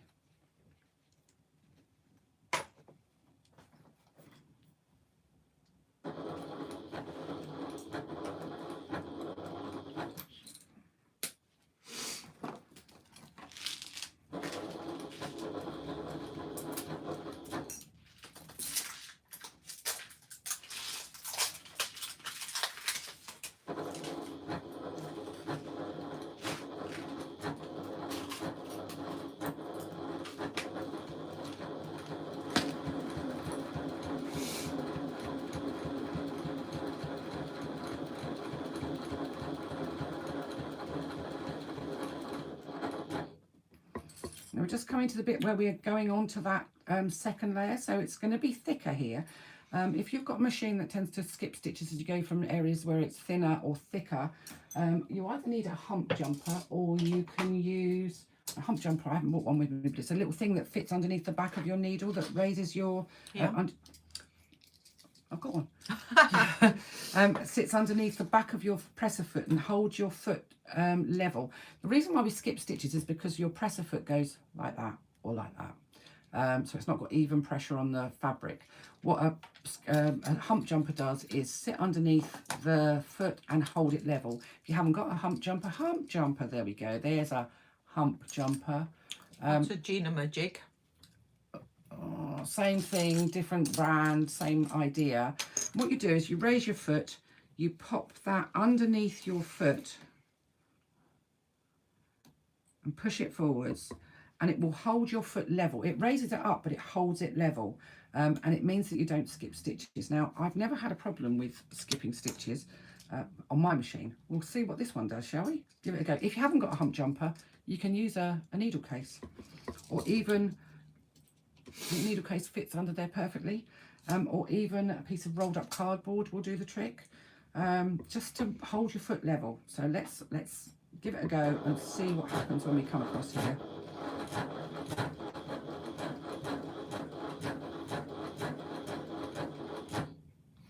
That's loving it.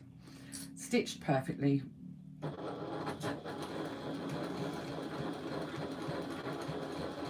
May not be as good going down the other side because sometimes they like going up, they don't like going down.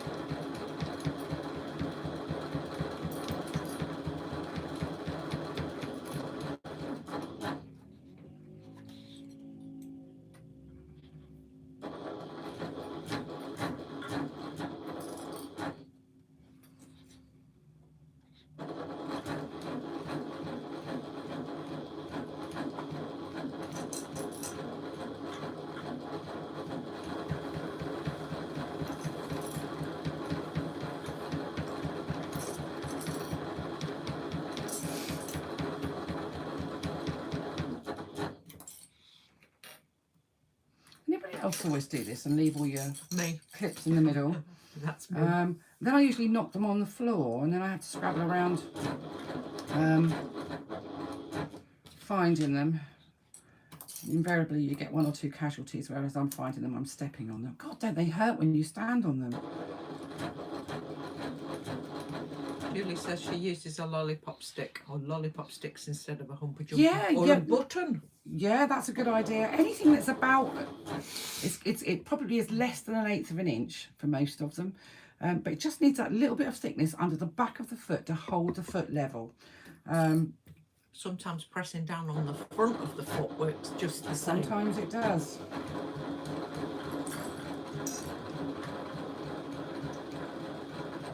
It's not the only reason that we would have a skip stitch, but it's one of the reasons. Right, I am not going to stitch all the way up. I'm leaving that gap, so that's probably about 8 inches or so. I'm just back stitching to secure my thread. So I'm taking off those clips, and you can see there that we've got, no you can't, the camera turned around, that we've got a whole lump there that's not joined together. So what I'm going to do is I am actually going to trim that off because it's probably too long. So I'm just going to take a couple of inches off that so I know where I'm at.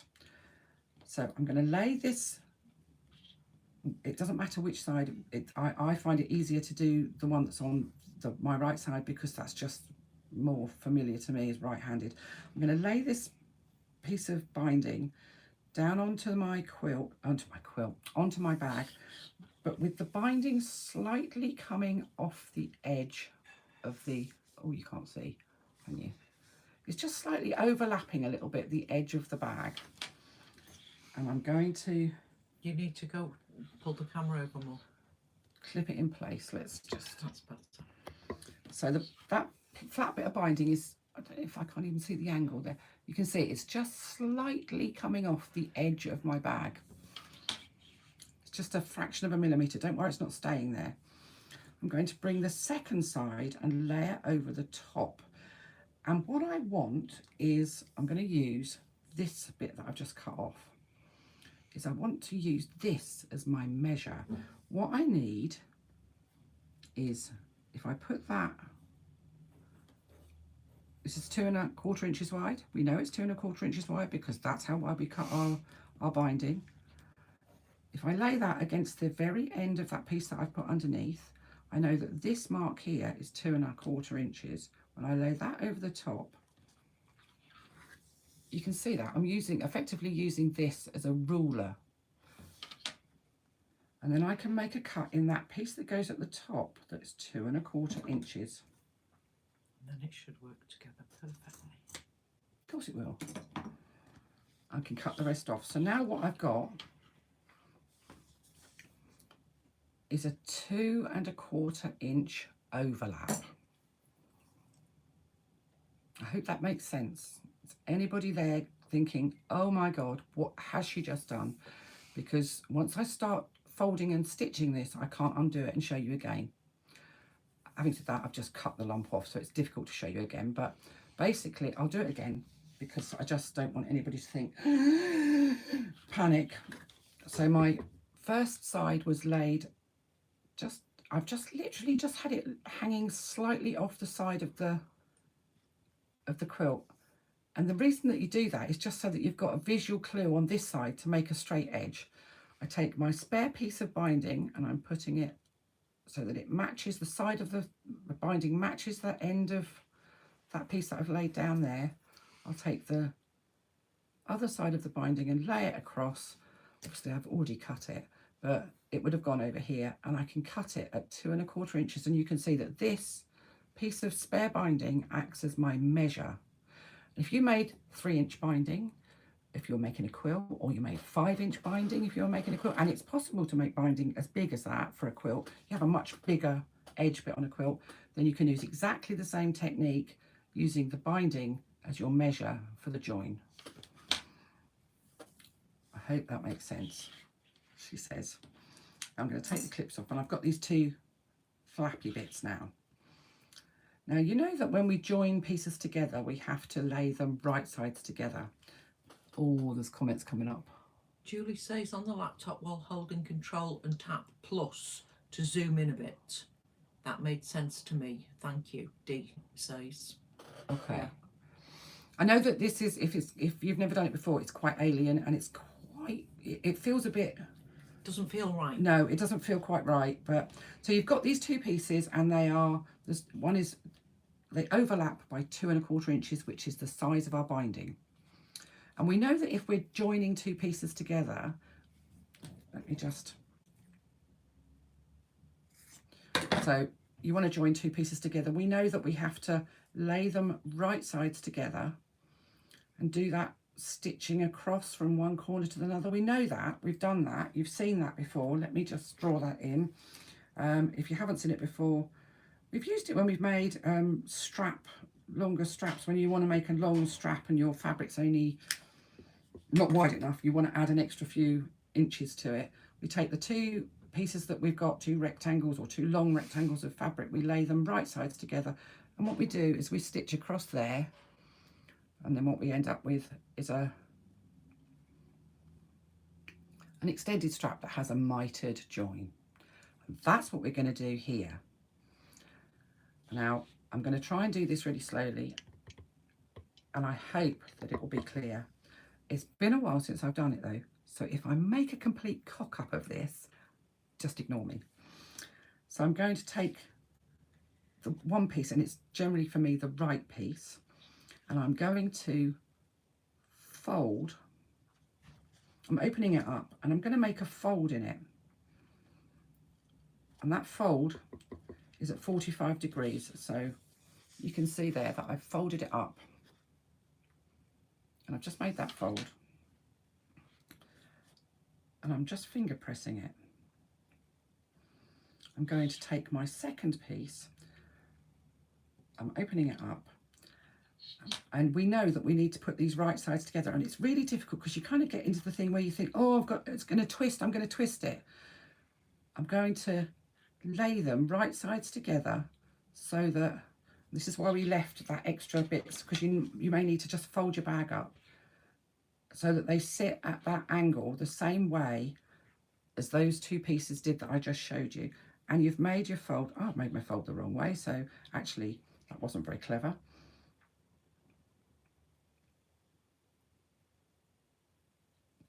And what you can do, I don't have my pins, give me your pins.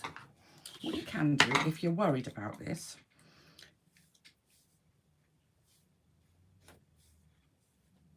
I probably should have given myself a little bit more space, but never mind.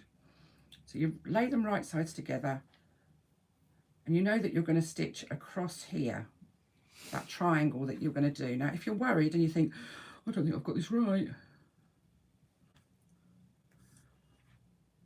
pin it at that point where you would be stitching. And if you pin it and let go of it, what you'll find is, what it should do, assuming your pins, oh, my pin's not going to bend around that corner, that's being a bit clever, is that when you fold it back in place, you can see that your join, it's not pinned very well, but will work perfectly, and that fits exactly along the side of the quilt. It's not a quilt, it's a bag. So let me show you that again, because I've got it completely cockeyed the wrong way around. My first fold that I made was the wrong way, and that's where I went wrong, and I apologise. So opening up my right hand piece, I'm going to take the outside corner and bring it up to the top, which gives me the fold. I folded it the wrong way. It's been a while since I did this. And that gives me the mark, and you can actually even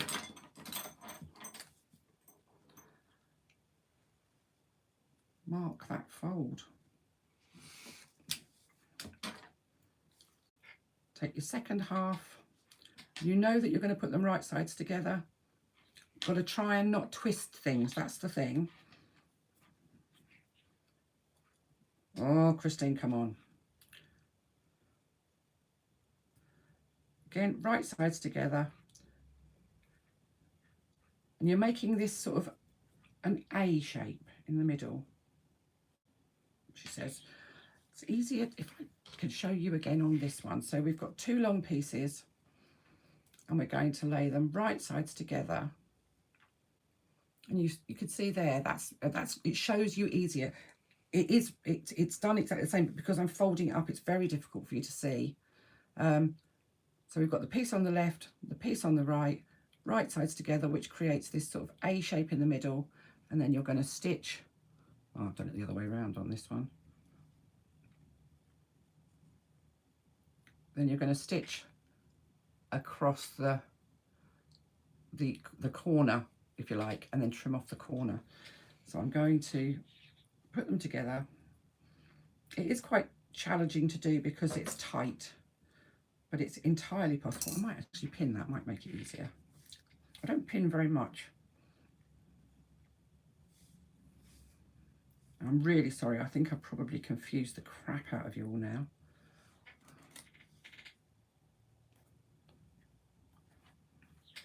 So you can see it's pinned, it's making that A shape, and I've got my line to stitch across there. So I'm going to move some of these clips because I know that they're going to end up every blooming where.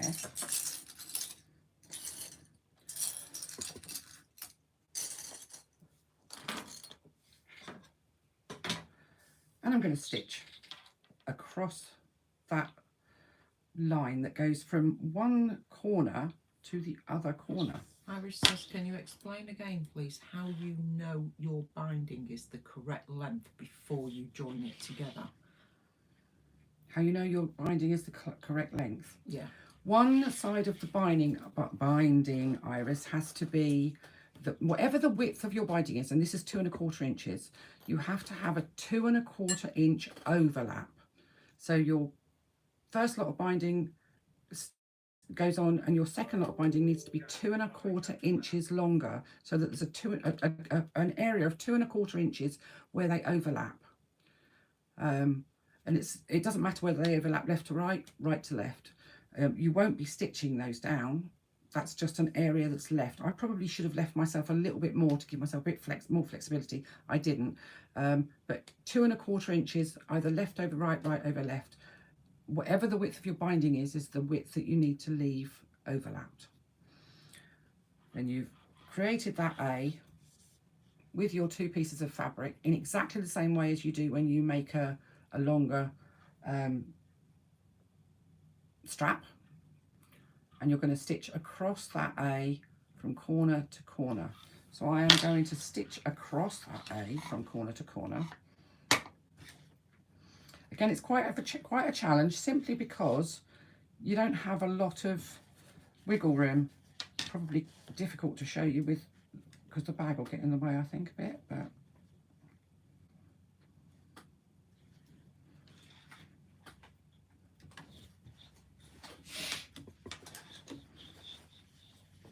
make sure it's nice and smooth underneath and it's all flat. Don't worry about the bag getting scrunched up. Oopsie daisy. Don't worry about the bag being scrunched up. The bag will come back. That's what foam stabilizer does. It just gives you a nice a bag that you can scrunch up and it will come back. So I'm literally stitching across that line that we made that was in the middle of our sort of A shape.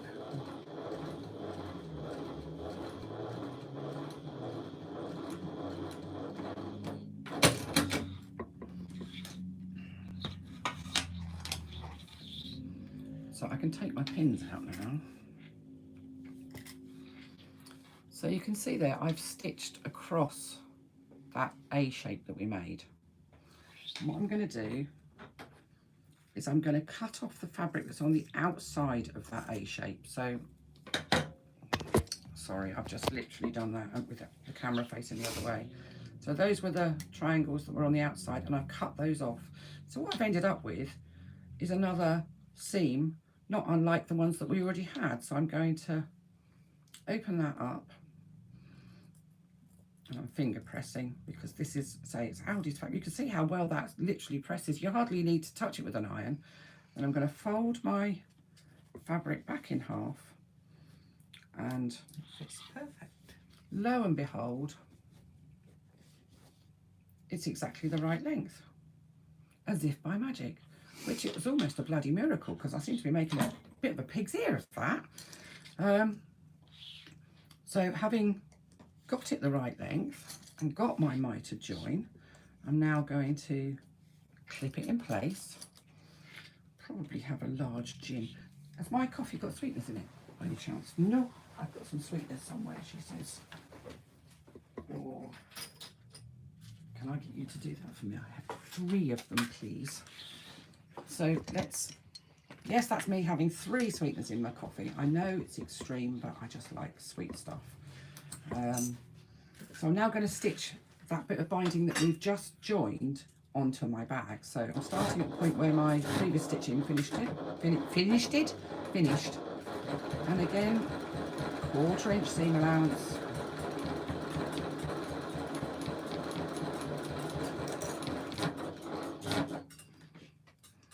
Being careful as I come down that hump again from one level to another. Using my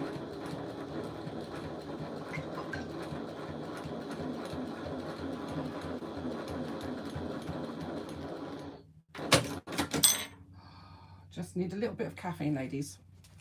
Thank you, Trudy.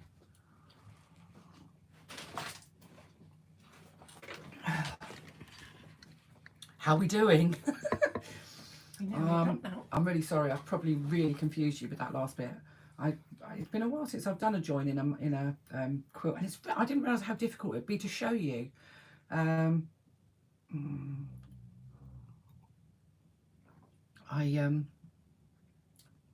I've done my best. That's all I can say. Oh, great cup of coffee. Right. So now we've stitched our binding on all the way around the outside. Let's just go back down. You don't need to see my ugly mug. And we're going to do the exact same thing as we did before, in so much as we're going to pull our binding carefully to the other side. Don't rush this. Don't feel that you've got to do this really quickly. God, I've got threads everywhere. That's what happens when you seam rip. And I think they multiply, threads. You start off with 1 or 2 and you end up with hundreds of them. They're prolific breeders. Kim says it made sense to me and I'm a newbie. Thank you, Kim. It's a really, when you know how to do it, you kind of just do it. When you know you have to explain it to somebody, you try and break it down. But sometimes explaining it is one thing, showing it is different, is another altogether. And I've got a phone. I can't actually see because the camera's facing down, I can't actually see what you can see. So I'm kind of fiddling around. I've got these big fat fingers and I'm worried that actually all you can see is my fingers and me going, Right, so we're going to pull this binding again exactly the same way. We're going to ease it to the other side, and you can see at the corners, at the curves rather, it literally almost bends itself round, and that's the beauty of bias cut binding. So we're just going to pull that binding round to the other side, and we're going to clip it. And as you come around these curves, let me show you this way. Look at this. This is a thing of beauty. Look at that. Not a pucker. Absolutely spot on. I love binding around curves. It just looks so good. And when you make your sort of round bags, there's lots of them, and what have you, and there's all curves, and you use WPC, a waterproof canvas or anything like that, and you get all puckers inside, that's because it's not like this. I know it's inside the bag, but it just bothers me. I really, really would like it to see all binding done this way. And if I were to make a bag from another designer, any designer that's got waterproof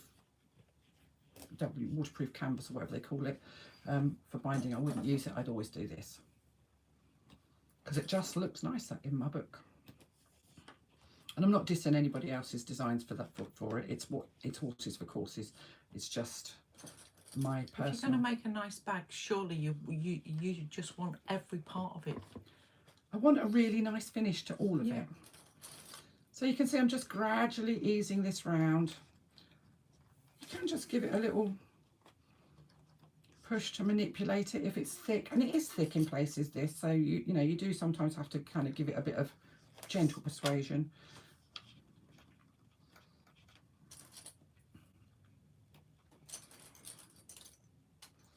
Plenty clips again.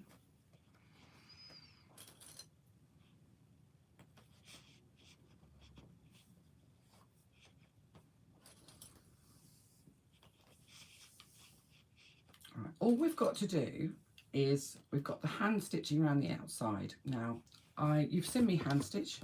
You don't really need me to sit and hand stitch in front of you. What I'm going to show you next is the strap. And I will finish the hand stitching at my leisure through the rest of the afternoon, and I will post my bag a bit later. Am I cooking tonight? I'm cooking tonight. What time is it? 2:15. Okay, so I'll do the strap. I'll show you the strap. I will finish this tomorrow because I'm going to be cooking Trudy a fabulous meal this evening. Wish me luck. Wish Trudy luck. I'm not a bad cook, but I don't cook.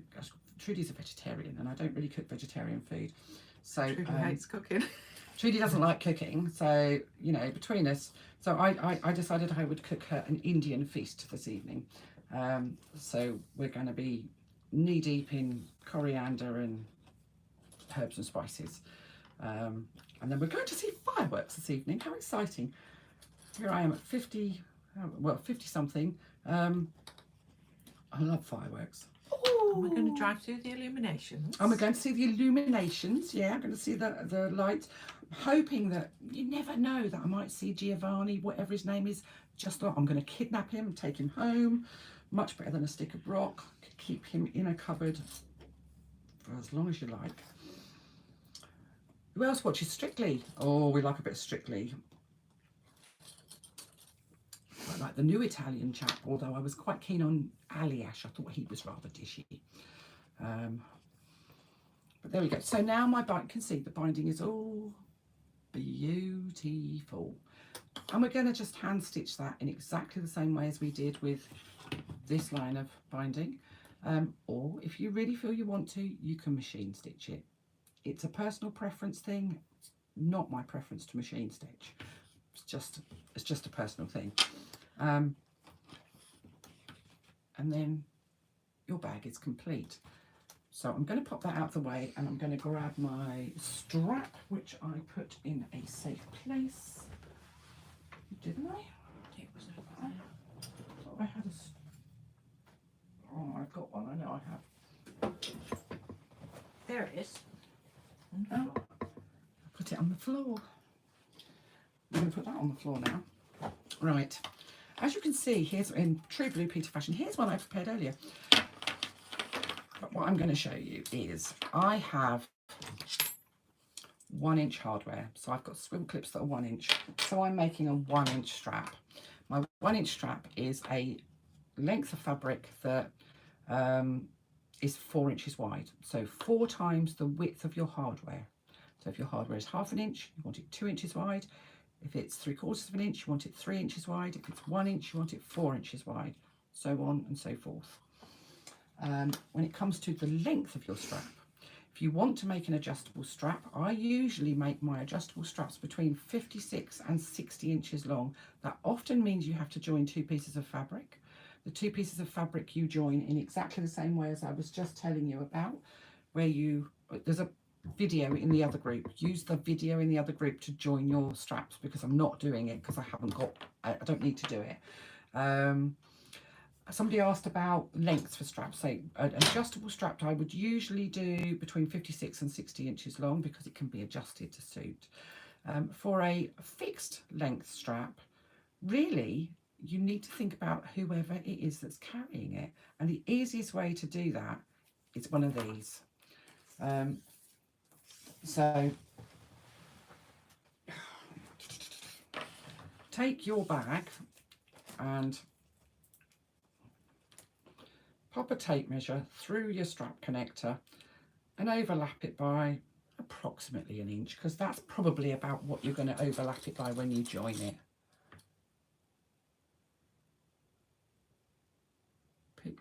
you're there. Hello, Kirsty. Cool. You can pick it back up. You've got 3 weeks. 3 weeks. So if you attach your tape measure to one of your strap connectors, and then what you can do is thread the other end through the other strap connector, but don't clip it, and then pop your bag on and kind of hold it, put it where you would normally carry it, whether that's if you're a low slung down on the bum lady, or if you're a up underneath the bosom lady, or if you're a under your elbow. Do you know what I mean? Everybody's different. I tend to carry my bags quite low down. I'm not sure if it's because I've got arms like a gibbon or something like that, but I tend to wear them sort of low on my hip. Well, I know a lot of people like to wear them a bit further up. My mother always wears hers right up here because she said then if anybody tries to nick it, she's got a chance of doing something. What? I don't know. And what are they going to be nicking? Usually poo bags. So figure out kind of where, use the tape measure as your strap and figure out where you want it to be. And once you've figured it out, your tape measure will tell you how long to make your strap, 56 inches, whatever. If what feels comfortable to you, but use a tape measure. Don't worry about thinking, oh, I don't know if I get it right and I have to put it back on again, I have to take it off. Use a tape measure just to kind of get an idea of how long you want your strap. So I've interfaced my strap with a Woven Fusible interfacing, fully interfaced it. Oopsie daisies. And what I've done is I have folded both of my raw edges into the middle. What I start by doing is folding the panel in half, wrong sides together, and pressing it to give me a seam down the middle. You can mark it with a pen if you prefer. I just find it's just as easy to use my iron. Then I take both of the raw edges, both long sides, fold them into the middle and press again, and then fold that whole thing in half. So all of those raw edges are inside of here. Now I know, I think it's been Liddy had done her strap already, and I know that put a few people into the, I'm done with strap. She's an experienced bag maker. She likes to do her straps in a particular way. She uses ribbon through the middle to give the strap strength, which is a personal preference. Some people like to use Cordura or waterproof canvas or things like that through the middle to give it strength. Personally, I've never used any of those. I sometimes might use ribbon if I'm using faux leather, and it's a stretchy faux leather for a strap, but this is fairly thick curtain weight fabric. It's fairly sturdy. It's not going to stretch, it's not going anywhere. So interfacing is sufficient. And having interfaced, and this is the bit where I will tell you that you should always check your bobbin thread, because you don't want to run out of bobbin thread halfway down the strap. Am I going to do it? No, I'm going to play bobbin thread bingo. Only because it took me ages yesterday to figure out how to thread a bobbin on this machine. So I'm hoping I've got enough thread on here to do it. Now I always put, you can see me, I always put the strap over my shoulder so that when it's feeding onto the machine, it's going straight. We're going to stitch down this open side first. Now, if you want to do 1/4 inch seam allowance, please do. I'm going to do a 1/4 inch to start with, and then I'm going to do a second line. So I've increased my stitch length to about 4, which is what I generally like to use for top stitching. Put the foot on the pedal, Christine.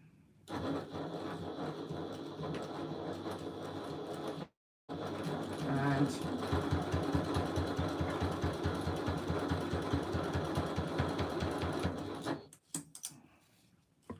you can see I'm using my fingers either side as my seam guides. So I've got my finger either side of the strap, these two fingers, this little finger, this, what's it, one says Peter, one Paul, something like that. Two little dicky birds, that's it. So 2 fingers, one either side, which is acting as my strap guide, as my seam guide. It helps to keep my strap nice and straight as it feeds on. Obviously I have to stop on this side because I have to keep taking the clips off.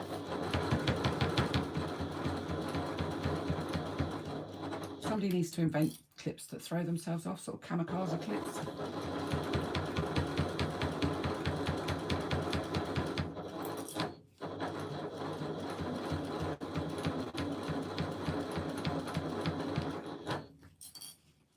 I saw somewhere some clips that you could actually stitch over. I think they were made by Clover.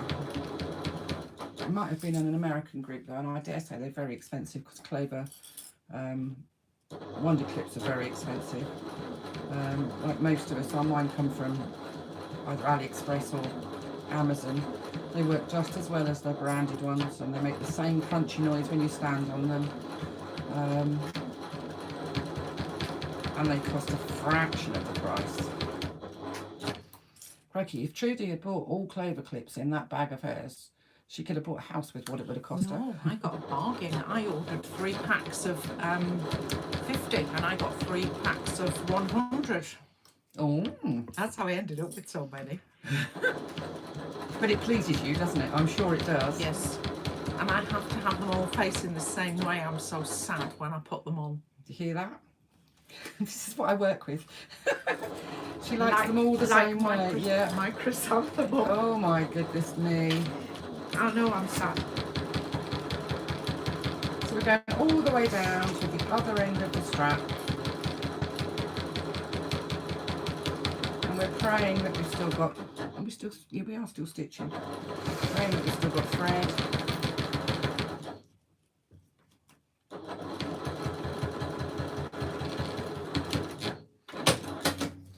And then we're going to pull that strap back. And we're going to stitch down the other side, but we're going to start at the same end. Ooh, why is she doing that? Even with interfacing on it, fabric will move slightly, especially with woven interfacing, because woven interfacing is also woven. It will sometimes still have some movement, and the pressure of the foot on the fabric will sometimes just kind of push it a little bit. And what sometimes happens is if you stitch from one end to do one side and then stitch from the other end to do the other side, is that the threads in the fabric will kind of just jiggle about a bit. And what you end up with is slight puckering in the middle between the two lines of stitching. The slight puckering is A, unsightly, and B, just doesn't need to be there. You can sometimes press it out, but then if you hold your strap up, what you end up with is a strap that's twisted. And nobody wants a twisted strap. Oh yes, clips all the same way. Somebody else, see? I'm not Somebody else is on your side, you see. So I'm going to stitch down the other side using a 1/4 inch seam allowance. Put that over my shoulder. And I can go quite a lot faster now because I don't actually have to take the clips off. But this machine's quite loud and I'm a little worried it's going to sound like it's going to take off if I go too fast. So I won't go too speedy.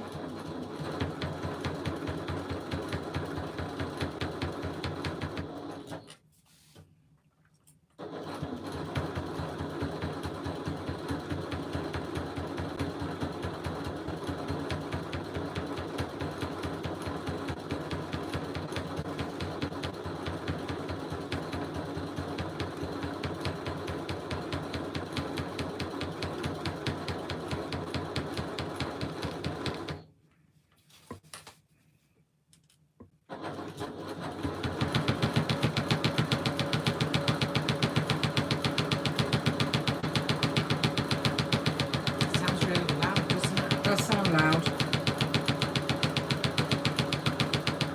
I've also got no idea what size the needle's in this.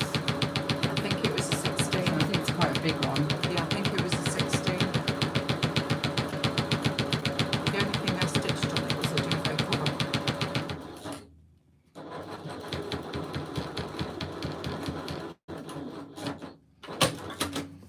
It sounds very loud, doesn't it? Okay, so now we have, I don't know why I do that, but I always do it with a strap. Just give it a bit of a...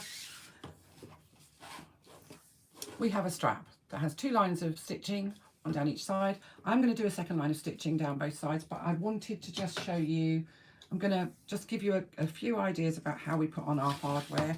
because some of you will have a tri-glide and some of you won't. I'm just trimming off the ends here. I've actually got the selvage still on here. I'm not going to worry about taking it off, but we have got raw edges, raw ends on the end of our strap. So let's talk about adding a tri-glide slider. There's two different sorts. So there's these which are fixed. So you've got 3 rungs and they are fixed. You have a different sort where they have the middle bar is kind of a loop around each side and that moves left to right. I don't like those as much. I don't think they're as classy. I like the fixed ones.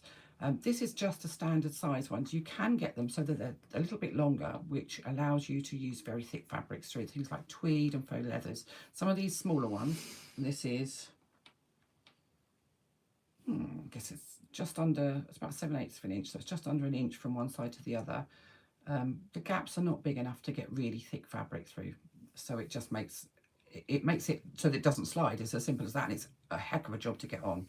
Anyway, we're going to put this on and I'll show you how to do it. And what I'm not going to do is I'm not going to sew it because I haven't actually made a strap that's long enough for an adjustable strap, because this was all the fabric I had. But I'll show you how you would sew it. So you're going to pop the strap through one side of that tri-glide and then back through the other side. So what you've got is it's a kind of a hump there, look. That's a rude word. It was a rude word when I was a kid anyway. I didn't say hump because it didn't mean anything to do with camels. It was something quite rude. I'm going to fold, this is very thick fabric. I'm going to fold the end of my strap over by about 1/2 inch. And what I would do, I won't with this because it is very thick fabric, is I would stitch across there or I would put a rivet through there, and that holds that tri-glide in place. So what I'm going to do, because I'm not stitching it, is I'm just going to clip it there so that it gives you an idea. Now if you're using swivel clips, whoa, I've got my thread, then what we need to do is fit our swivel clip. You have to go to the other end of the strap to do that. Bring it down. So now you've got your tri-glide sitting on the end there and your swivel clip hanging off the bottom. You're going to take the other end. It's quite difficult to show you because there's miles of it. And you're going to pop it up through the outside of the tri-glide. And this fabric is probably too thick for this one, but hey, there it goes. So we're going to go up through the outside, making sure that the strap isn't twisted. You can see there that that's not twisted, and we've got the swivel clip at the bottom. Up through the outside, and then it's going to go over and down the other side. You can see there's a gap there. If I squeeze the fabric together, there is a gap. This is probably the limit when it comes to thickness for this particular piece of hardware, she says.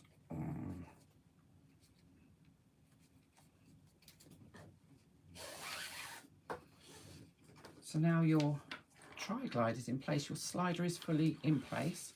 You have your swivel clip on one end, your tri-glide there. We'll go to the other end and put the same, much the same way. We'll fold over 1/2 inch or so. It's not a very exact science. Fold it over, either stitch across, pop a couple of rivets in, and what you end up with, let's just pop a clip on that to hold it in place.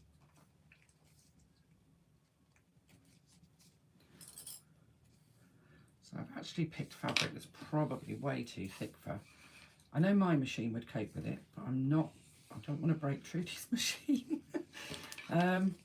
Breaking mine is one thing, breaking somebody else's is entirely different. So what you end up with is an adjustable strap. So your tri-glide is on there, you've got a swivel clip on either end.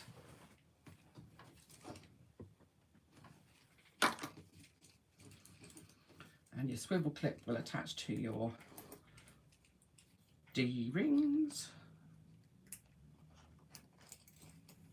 Bob's your uncle. Sorry? Bob's your uncle. Bob's your uncle, Jenny's your aunt, and Fanny's your grandma. Or something like that. And there you go. It's really, really simple. It really isn't complicated. I've probably made it sound more complicated than it needs to be. If you don't want to put the tri-glide on, you can just put a swivel clip on either end of your strap. Make sure your strap is the right length. Add yourself a couple of inches to allow for the fact that you're folding over, and just have a strap that fits you and the bag sits on your body where you want to put it. I think that's probably it. Is there anything I've missed, ladies? Tell me if there's anything I've missed. Here we are. Let's grab the rest of my coffee. Are you there, or have you all nodded off? I don't know how bad the lag is.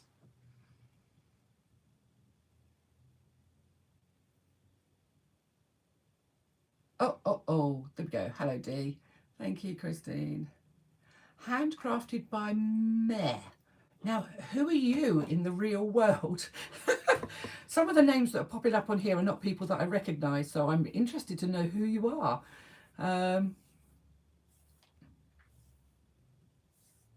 Yeah, what I'll do is I will finish my hand stitching on my binding, but I'm going to clear up the mess I've made. I'm going to go and start prepping tea for the masses here. Maxine Elizabeth. Okay, I know now. We all have different names in different places. I'm the same name everywhere, apart from obviously. Actually, I don't know what it comes to. I suspect it probably doesn't come up as Christine on there, on where you are, because. No, it comes up as your. Yeah. Oh, sorry. But anyway. I think you've done a fantastic. This is my first live. I thought I was quite prepared, but what I hadn't really thought about was the preparation factor of actually coming from my house, my sewing room where I know everything is, to Trudy's, bringing stuff with me, thinking I didn't know where I was going to. I've been to Trudy's sewing room before, so I kind of knew what was here, but you kind of it's thinking about what table might you sat at, where you might be able to put stuff.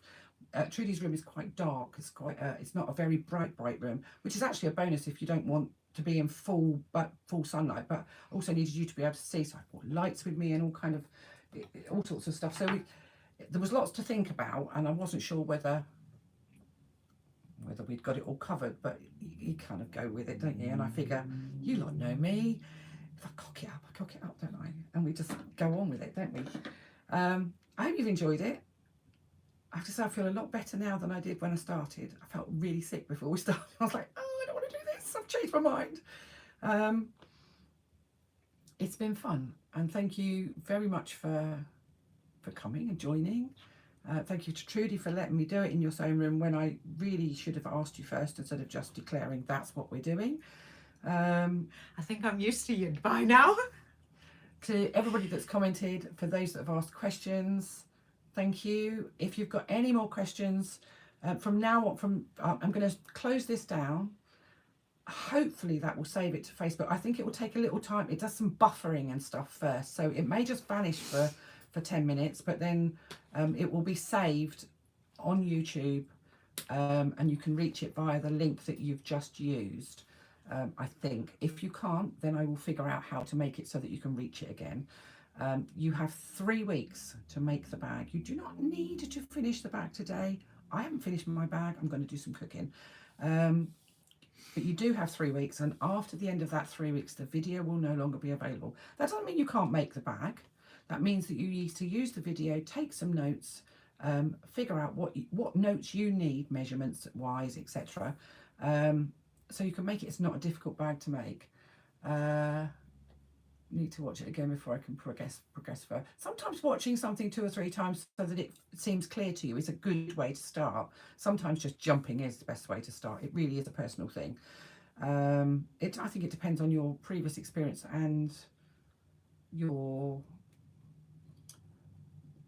Some people just don't care. They just go for it, and they don't care if they fail. Some people, if they don't do it well, become completely disheartened and won't try it again. So it depends on your kind of mental attitude to whether you can do it or not. Please don't share the links outside of the group. Please don't share the pattern outside of the group. The pattern remains mine, so that's just the video. If I find that it's being shared outside of the group and I can see who's been watching the video on YouTube, it shows me the names of the people that are making comments. And sometimes, you know, it's quite clear that they're not people that, oh, you did the crack caddies. Of course you did. See, if you've done the crack caddies, then the binding isn't difficult. It's not such a scary thing when you've done it once. But this isn't a thing that we only do once. This isn't the first time we've done this. As I say, in the Sew Along group, we've got 8 patterns, something like that. We've tried to do them fairly regularly. Everything is completely free to you. It's completely unbranded. It's not advertising a business. It's just stuff that I've done for you. Simple as that. Just enjoy it. Go and have a look in the Sew Along group. Go and get yourself a bag with no name or a twist pouch and have some fun. Make one of these. For the weekend, I will put up what do you call it? A post. A post with a folder and an album that you can put your pictures in. I've lost my words now. You can put your pictures in. Everybody can enter twice. You can have 2 pictures. So if you make 2 bags, you can enter 2 bags. If you make 6 bags, you can still only enter 2 bags. There is a prize, and I may even do 2 prizes, depending on how many we get. Prizes are not commercial. They are things that I buy with my own money and send to you, covering the post. These aren't free patterns or anything like that. There's no advertising involved in this. This is just a gift from me to you for being part of this event. So yeah, you've got it all. You've got, I've given you as much as I think I can give you. The rest is up to you. Enjoy. Thank you. So is there a video for attaching rivets? Oh, there is a video for oh, that's me. It's you. You just wrote that. Oh, I'm writing as you. You know how you suddenly see yourself pop up and I just thought, I never said that. Oh, frightening. Trudy's on my account. Okay, I'm going to leave you. Thank you for joining me. I'm sorry it's gone for such a long time. Have fun. Have a great weekend. I'll catch up with you later or tomorrow. If you've got any questions, you can now post them in the Facebook group, because I'm not going to be monitoring this, the YouTube thingy for on a momentary basis anyway. I check back once a day, but I'm not going to be doing it all the time. So you can now post in the Facebook group under the questions post. We have a questions post. Says something about there's no such thing as a daft question. If you've got any questions, post in there. I will try my very best to answer, or Trudy will answer. I am having a weekend away. It is my birthday, so I'm not going to be on Facebook all the time. We've got other things that we want to do, so do bear that in mind. Again, the same message applies. Please don't PM me. You don't need to. Put it in the group. Thank you. I don't PM Trudy either, because we don't need messages. We just don't. Thank you. It's not today. It's not today. Not till Monday. Don't wish me away. Don't wish it away. At the moment, I'm still 56. Am I 56? I am. I'm 56. On Monday, I'll be 57. But today, I'm 56. So that's all good. Thank you. I'll see you later. And hopefully, when I turn this off, it's not going to just vanish. Because if it does, then I'm absolutely buggered. But we'll see. Goodbye.